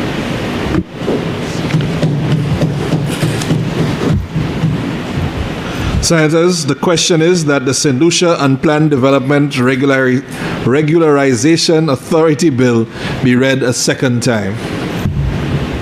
Senator Previll. Thank you, Chair. And Chair, I confess that I have not been able to spend sufficient time scrutinizing this proposed piece of legislation. However, at quick glance, I just thought perhaps we may want to have a little discussion. I know it's late in the night on the section which looks at the composition. I just missed it a while ago. The composition of the board. I think it says here that the board, yes, section page 13. Board of the Division 2, Board of the Authority. It speaks to a number of persons by virtue of the offices they hold in government being appointed automatically as members of the board. And then at E, it speaks to 3 persons nominated by the minister who represent an interest connected with or related to legal, financial, economic or social development of St. Lucia. Chair, Mr. President, generally my experience in the public service normally points to language that, and the intention I gather here in that proposed bill is to give the board a certain level of independence in terms of widening the scope of persons who are able to provide advice on the board. And generally we would put in there a person who represents a legal interest. We would normally want to put in someone from the Bar Association. In other words, it allows an independent authority to make that recommendation to the minister, as opposed to the minister choosing on his own a person to represent a legal interest. It gives the process a certain level of independence. And similarly, with respect to financial, the language generally could be crafted to say persons from the banking association or bankers association, or similar type, or whether it be the auditors association or whatever it is.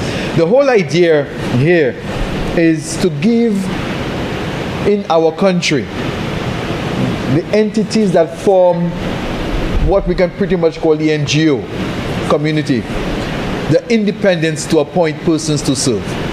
The minister may choose to accept or reject an appointment, a recommendation, but the entity does that. That is normally a practice to help with good governance. So, in keeping with that type of thinking, I wanted to put this matter, Mr. President, to colleague senators for reflection and perhaps any short discussion. I thank you, Mr. President.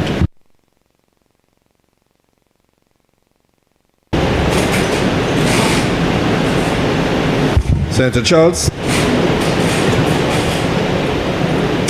Yeah, Mr. President, just to follow up on Senator Preville's point about the composition, and I want to start there, but I just want to reflect on my previous intervention when I made the point about mainstreaming programs. And this is a good example where PROUD was a project which has been coded into law now, and I think it's a very progressive step to make, that you have recognized perhaps the success of dealing with the issue through a program. Can't hear me? You can hear me now? I was saying the success of dealing the issue through a program, now it becomes coded in law. And perhaps there's better support for it legally as well as institutionally. But having said this, and I would have preferred if there was more opportunity for greater consultation on this piece of legislation, rather than taking it through all its stages at this sitting. There may be a reason why, but it would have benefited from a lot of comments from especially civil society organizations. And I go back to the issue that Senator Preville raised about the composition of the board. It just appears to be so heavily stacked in favor of technocrats in the public service, although it makes provision for the minister to appoint interests connected or related to legal, financial, economic, or social.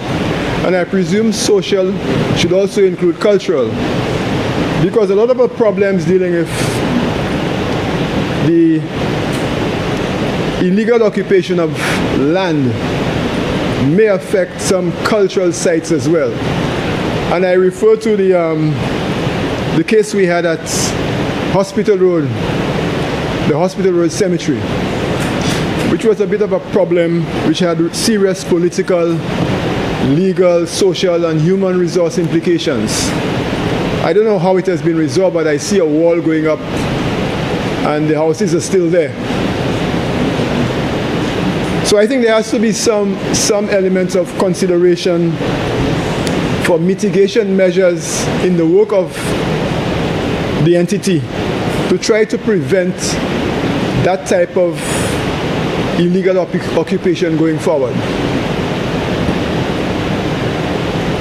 The question is whether a parastatal or just making the work part of a government agency is the most cost effective or cost efficient. I don't know. Because I find sometimes there is the argument that decisions can be quicker and a bit more agile when you take it through a parastatal as opposed to through the channels of an existing public sector organization. So I'm sure some thought would have gone into this so that this recommendation that is brought to us is perhaps the best. I just want to refer also to page 25, section, the revenue of the authority. And again, it refers to the previous point because it's a parastatal, but the revenue stream is basically central government. And there is very little opportunity in, as is stated there, for the authority to generate its own form of revenue in a very significant way, because it states that the authority, the revenue consists of sums allocated by Parliament, sums allocated by the authority with respect to the sale of or lease of land, which again are state assets, sums borrowed by the authority under the Act, which would be governments guaranteeing a loan or whatever it is. Again, central government taking the brunt of the responsibility, and sums payable to or vested in the authority with respect to a matter that is incidental to the functions and powers of the authority under the Act. Whatever that means, it still doesn't translate, in my view, to be significant sums of money for the operation of the authority. Going to regularization part 2, section 43, where it speaks to designation of an area for regularization. It says, subject to section 2, the minister may, on his or her own motion, or by request in writing by a government agency and with approval of cabinet, designate an area for regularization. Is there provision for organizations like the Archaeological and Historical Site Society, the Trust, and other agencies who have the data and the information on areas of historic significance that may be at threat or compromise by squatting, to make a recommendation for regularization? This is something that perhaps needs to be borne in mind in terms of the explicit functions of the authority. And one last point, Mr. President. Demolition or carrying out of development works to a building. Again, in recent times there have been several stories about derelict buildings of historical significance occupied by squatters and sometimes abandoned by the families and the owners as well. They create risk to the public. Sometimes you hear of fires being in these buildings and adjacent properties are at risk.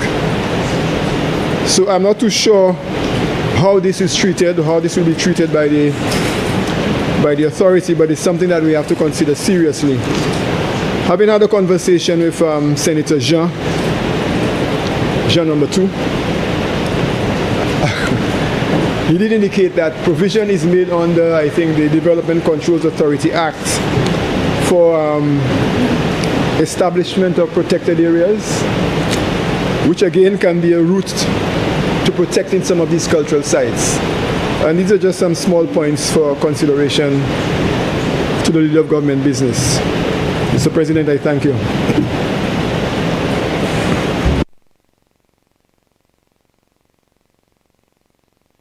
Senator Jean. Senator Jean.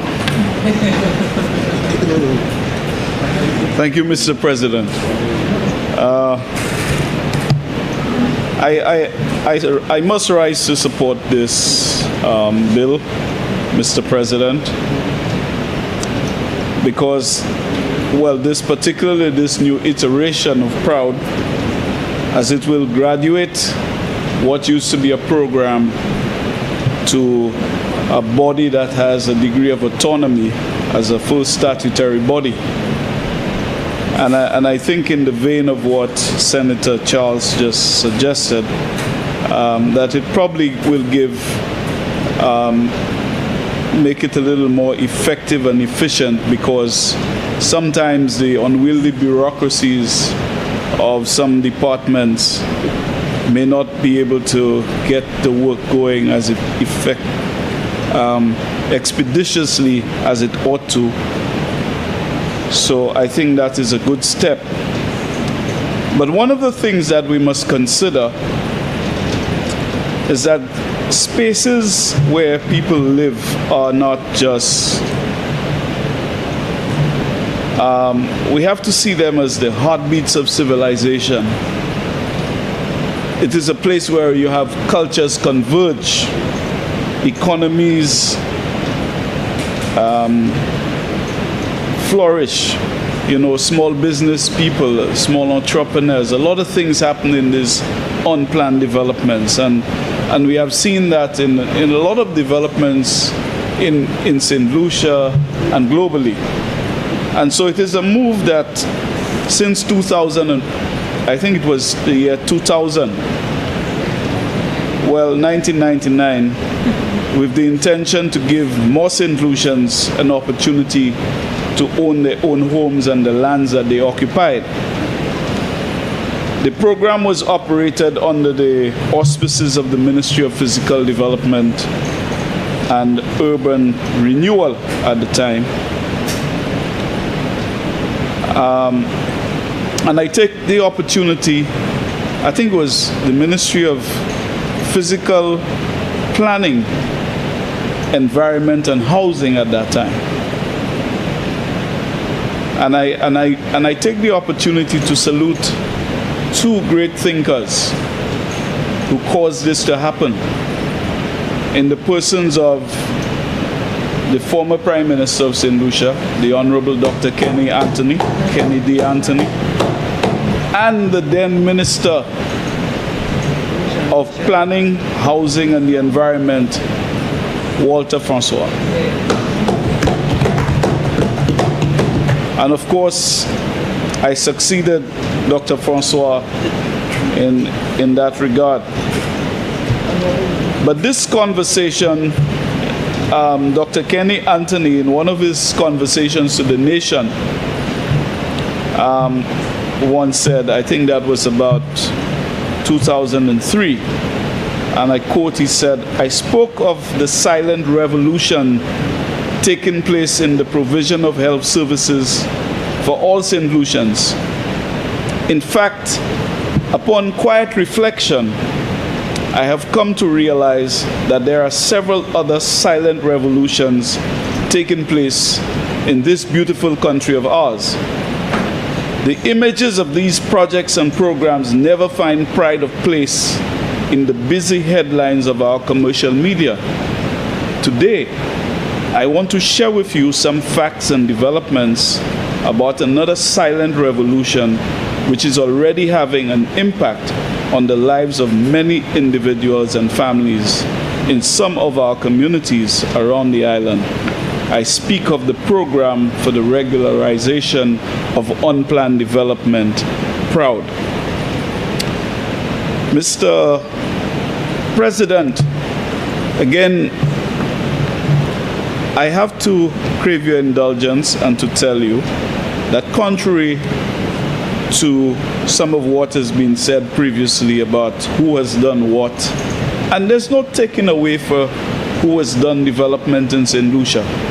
This is why we all get into government, to build on the foundation that we have and to make this place a better place for all of us to live, work and play, and that the next generation will have a better place to live.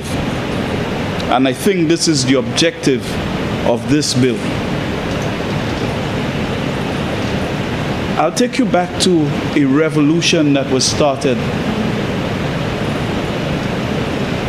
by the Labour Party government of 1979, Mr. President. One of the first acts of that administration was establish a Land Reform Commission. That Land Reform Commission has transformed this country, and its actions helped to transform this country so that St. Lucians could have had access to land, and that they could have had title and they could have gone to a financial institution, because we were largely living on the peripheries of large estates. And then St. Lucians got an opportunity to purchase those parcels from these large estates and got into the banana industry that transformed St. Lucia, because they were their own bosses. They owned a parcel of land where they grew bananas when the WTO was non-existent and we had favorable trading status with the United Kingdom. So I just wanted to make that point. And at that time, the commission was headed by Professor George Beckford of the University of the West Indies, and with members as now Sir Calix George, Mr. David D. Mack, and Mr. Hilford D. Turville, who then became a QC. And he was one of the foremost lawyers on land law in this country. I don't remember the names of others, but I can tell you that by the time when the Labour Party government had collapsed and the UWP got back in with Sir John Compton at the helm, he did not stop the work that had started. He continued with that work and was able to secure funding which would already be negotiated with USAID to establish the land registration and titling project. And this is the foundation and basis for all transactions that are going on around in St. Lucia today. Not many countries have a land registry as we have. So I just thought I should add that. And so now we have found ourselves with Proud, which started as a little project to give people title on lands that they occupied all over St. Lucia, Crown lands. And so the government of St. Lucia in recent time has said and made a commitment and a promise that people who occupied land for over 30 years, Crown lands, the government would seek to give them title for those lands so that they could improve on their homes, that they can have title, that they perhaps can go to a bank and secure financial support to send their children to universities, to perhaps take care of their health care, and so on and so forth. So this bill, Mr. Speaker, Mr. President, is also in line with the work of the United Nations Habitat Program, which deals with housing and giving people which helps to promote socially, environmentally, and sustainable towns and cities with the goal of providing adequate shelter for all. So we are in line with this. I know the government of St. Lucia has participated in the World Urban Forum, and there's another forum coming up in this year, World Urban Forum 2013, which seeks to bring heads or governments, local governments, utilities, and all of these different institutions that help to build better places for people to live. Because it is a global challenge, and we are treating with it in different ways. And sometimes I have participated in certain international fora, and I can tell you, Mr. President, the work that we are doing in St. Lucia, many other people try to emulate what we are doing here right now. This Proud program will make a lot of people proud. It has done so. If you go to spaces like when it first started in Larissus, in Deyemon, in Latune in Vieux-Fort, Lacroix in Labri, Pays Pédi in Gara, Debawa, Wavin Poisson, L'Abbaye, Saint-Diffé, Sarot, and Bexon. And then we were able to institute a lot of other programs because in those communities, because they're unplanned, they were not serviced by the sanitation services. Like solid waste couldn't go in there to get access. So because it was regularized, the government was able to put in proper road network, got Wasco to bring in a proper pipeline in these places. Because you have gone to some of these places and seen the number of what the guys in the utilities call spaghetti pipelines, a lot of little white lines running across the place. And these are some of the problems that cause a lot of theft from the water utility. So once you have put in proper access, you have surveyed the lands, you've given people title, the utilities can better relate with them and can engage them. They're now officially in the system. All the utilities, solid waste, Wasco, Lucia, and so on.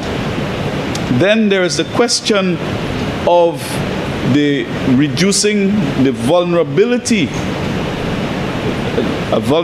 risk reduction, because some of the spaces where people occupy are very hazardous locations.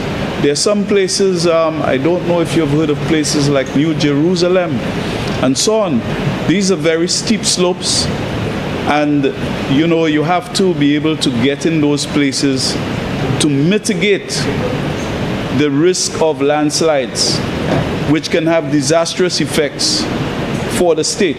So it helps with slope stability and disaster mitigation. We had some programs of that nature in the hills of Mondidon and in Castries East. The management of slope stability in communities, we call it Mosaic, where we were able to get these people to put in proper drainage And they worked in the communities, not just footpaths, but proper drainage around their homes, line them with plastic and BRC to keep it down so that we would reduce the erosion, and gave them gutterings so that you minimize the runoff around the houses. And on top of that, they got a plastic water tank, so it did a couple of things: helped with the slope stability and helped with mitigating the water shortages. These are the kind of interventions when once you have given these people and you regularize those developments. So I think this is an excellent program, and I think it is a good thing that it has gone to that next stage. There was a concern expressed by the independent Senator Charles about section 48.1, which was to do with which says that the authority shall demolish or carry out development works to a building under section 47.1F if in the opinion of the authority the building is derelict, etc. But what 47.1 says, it is specific to this. 47.1F says,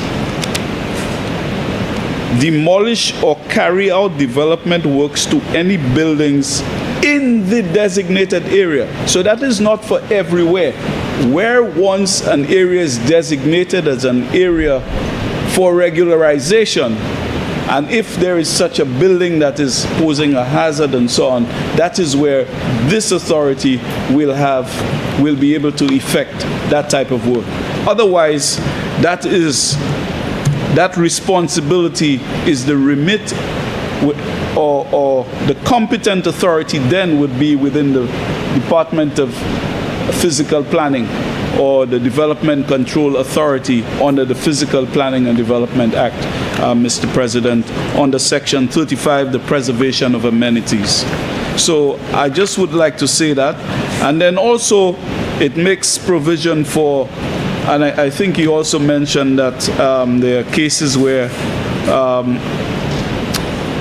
well, there's another section which deals with for enforcement, so that if you have already designated this area to be an area for Proud to operate, and somebody occupies illegally, this act also makes provision that they can go to a court to get the person evicted.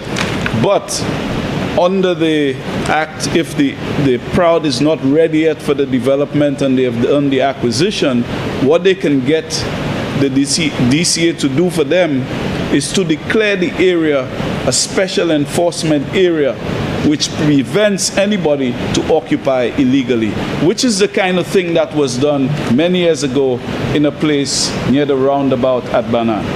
But people disregarded that. Anyway, Mr. Speaker, I think we are almost into the next day, and I yield. You are waiting for the next day to yield.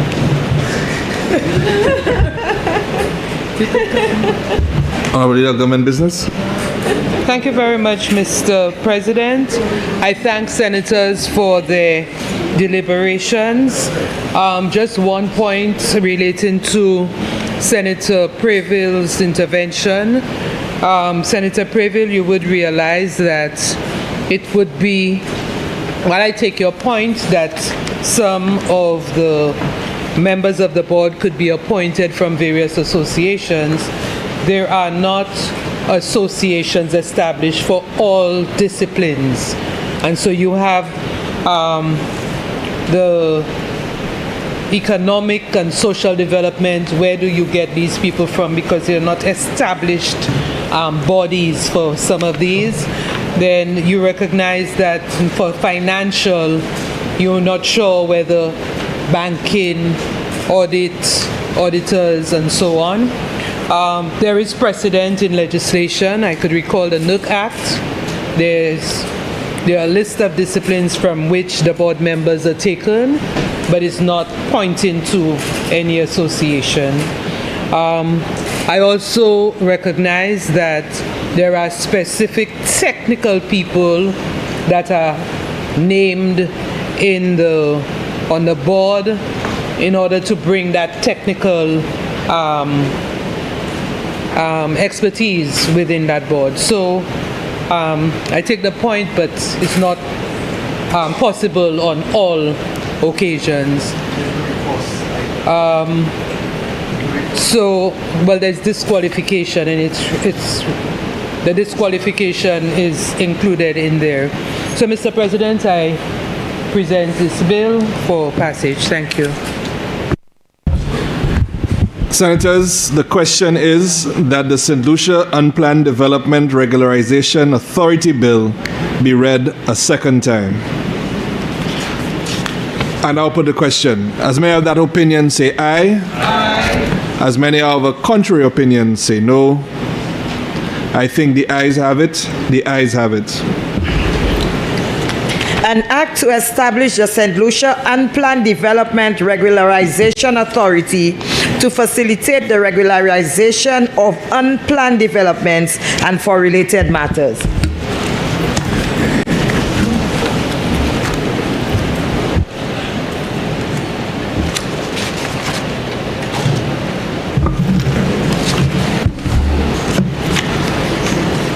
Clause 2. Interpretation. Clause 2 stands part of the bill. Aye. Part 1, clauses 3 to 42. St. Lucia Unplanned Development Regularization Authority. Clause 1, part 1, clauses 3 to 42 stands part of the bill. Aye. Part 2. Regularization. Clauses 43 to 62. Stands part of the bill. Aye. Part 3, clauses 63 to 67. Miscellaneous. Part 3, clauses 63 to 67 stands part of the bill. Aye. Schedule. Criteria for determining exemptions. Schedule stands part of the bill. Aye. Clause 1. Short title and commencement. Clause 1 stands part of the bill. Aye. Senators, the question is that the committee rises and the bill be reported. I now put the question. As many of that opinion say aye. Aye. As many of a contrary opinion say no. I think the ayes have it. The ayes have it.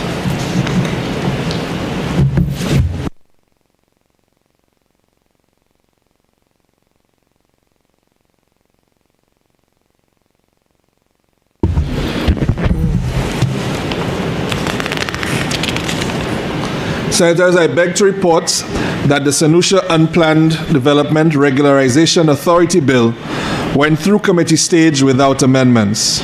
Honorable Leader of Government Business. Mr. President, I move that the report of the committee be adopted and the bill be read a third time and passed. Senators, the question is that the report of the committee be adopted and the St. Lucia Unplanned Development Regularization Authority Bill be read a third time and passed. I now put the question. As many of that opinion say aye. Aye. As many of a contrary opinion say no. I think the ayes have it. The ayes have it. Be it enacted by the King's Most Excellent Majesty, by and with the advice and consent of the House of Assembly and the Senate of St. Lucia, and by the authority of the same as follows. This act may be cited as the St. Lucia Unplanned Development Regularization Authority Act 2026. Honorable Leader of Government Business.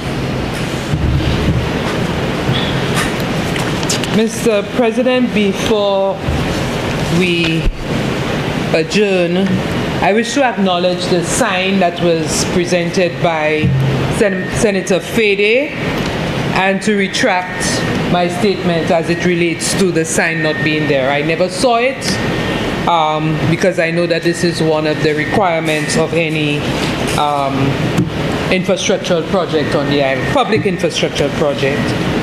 Mr. President, I move that the House stand adjourned sine die.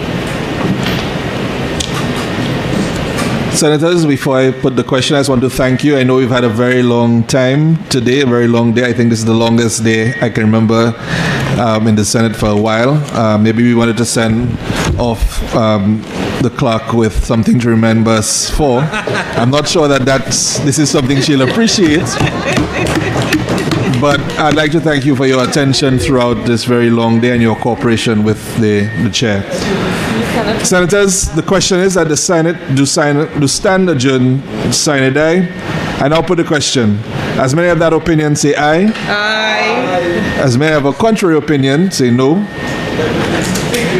I think the ayes have it. The ayes have it. Sitting adjourned. All right.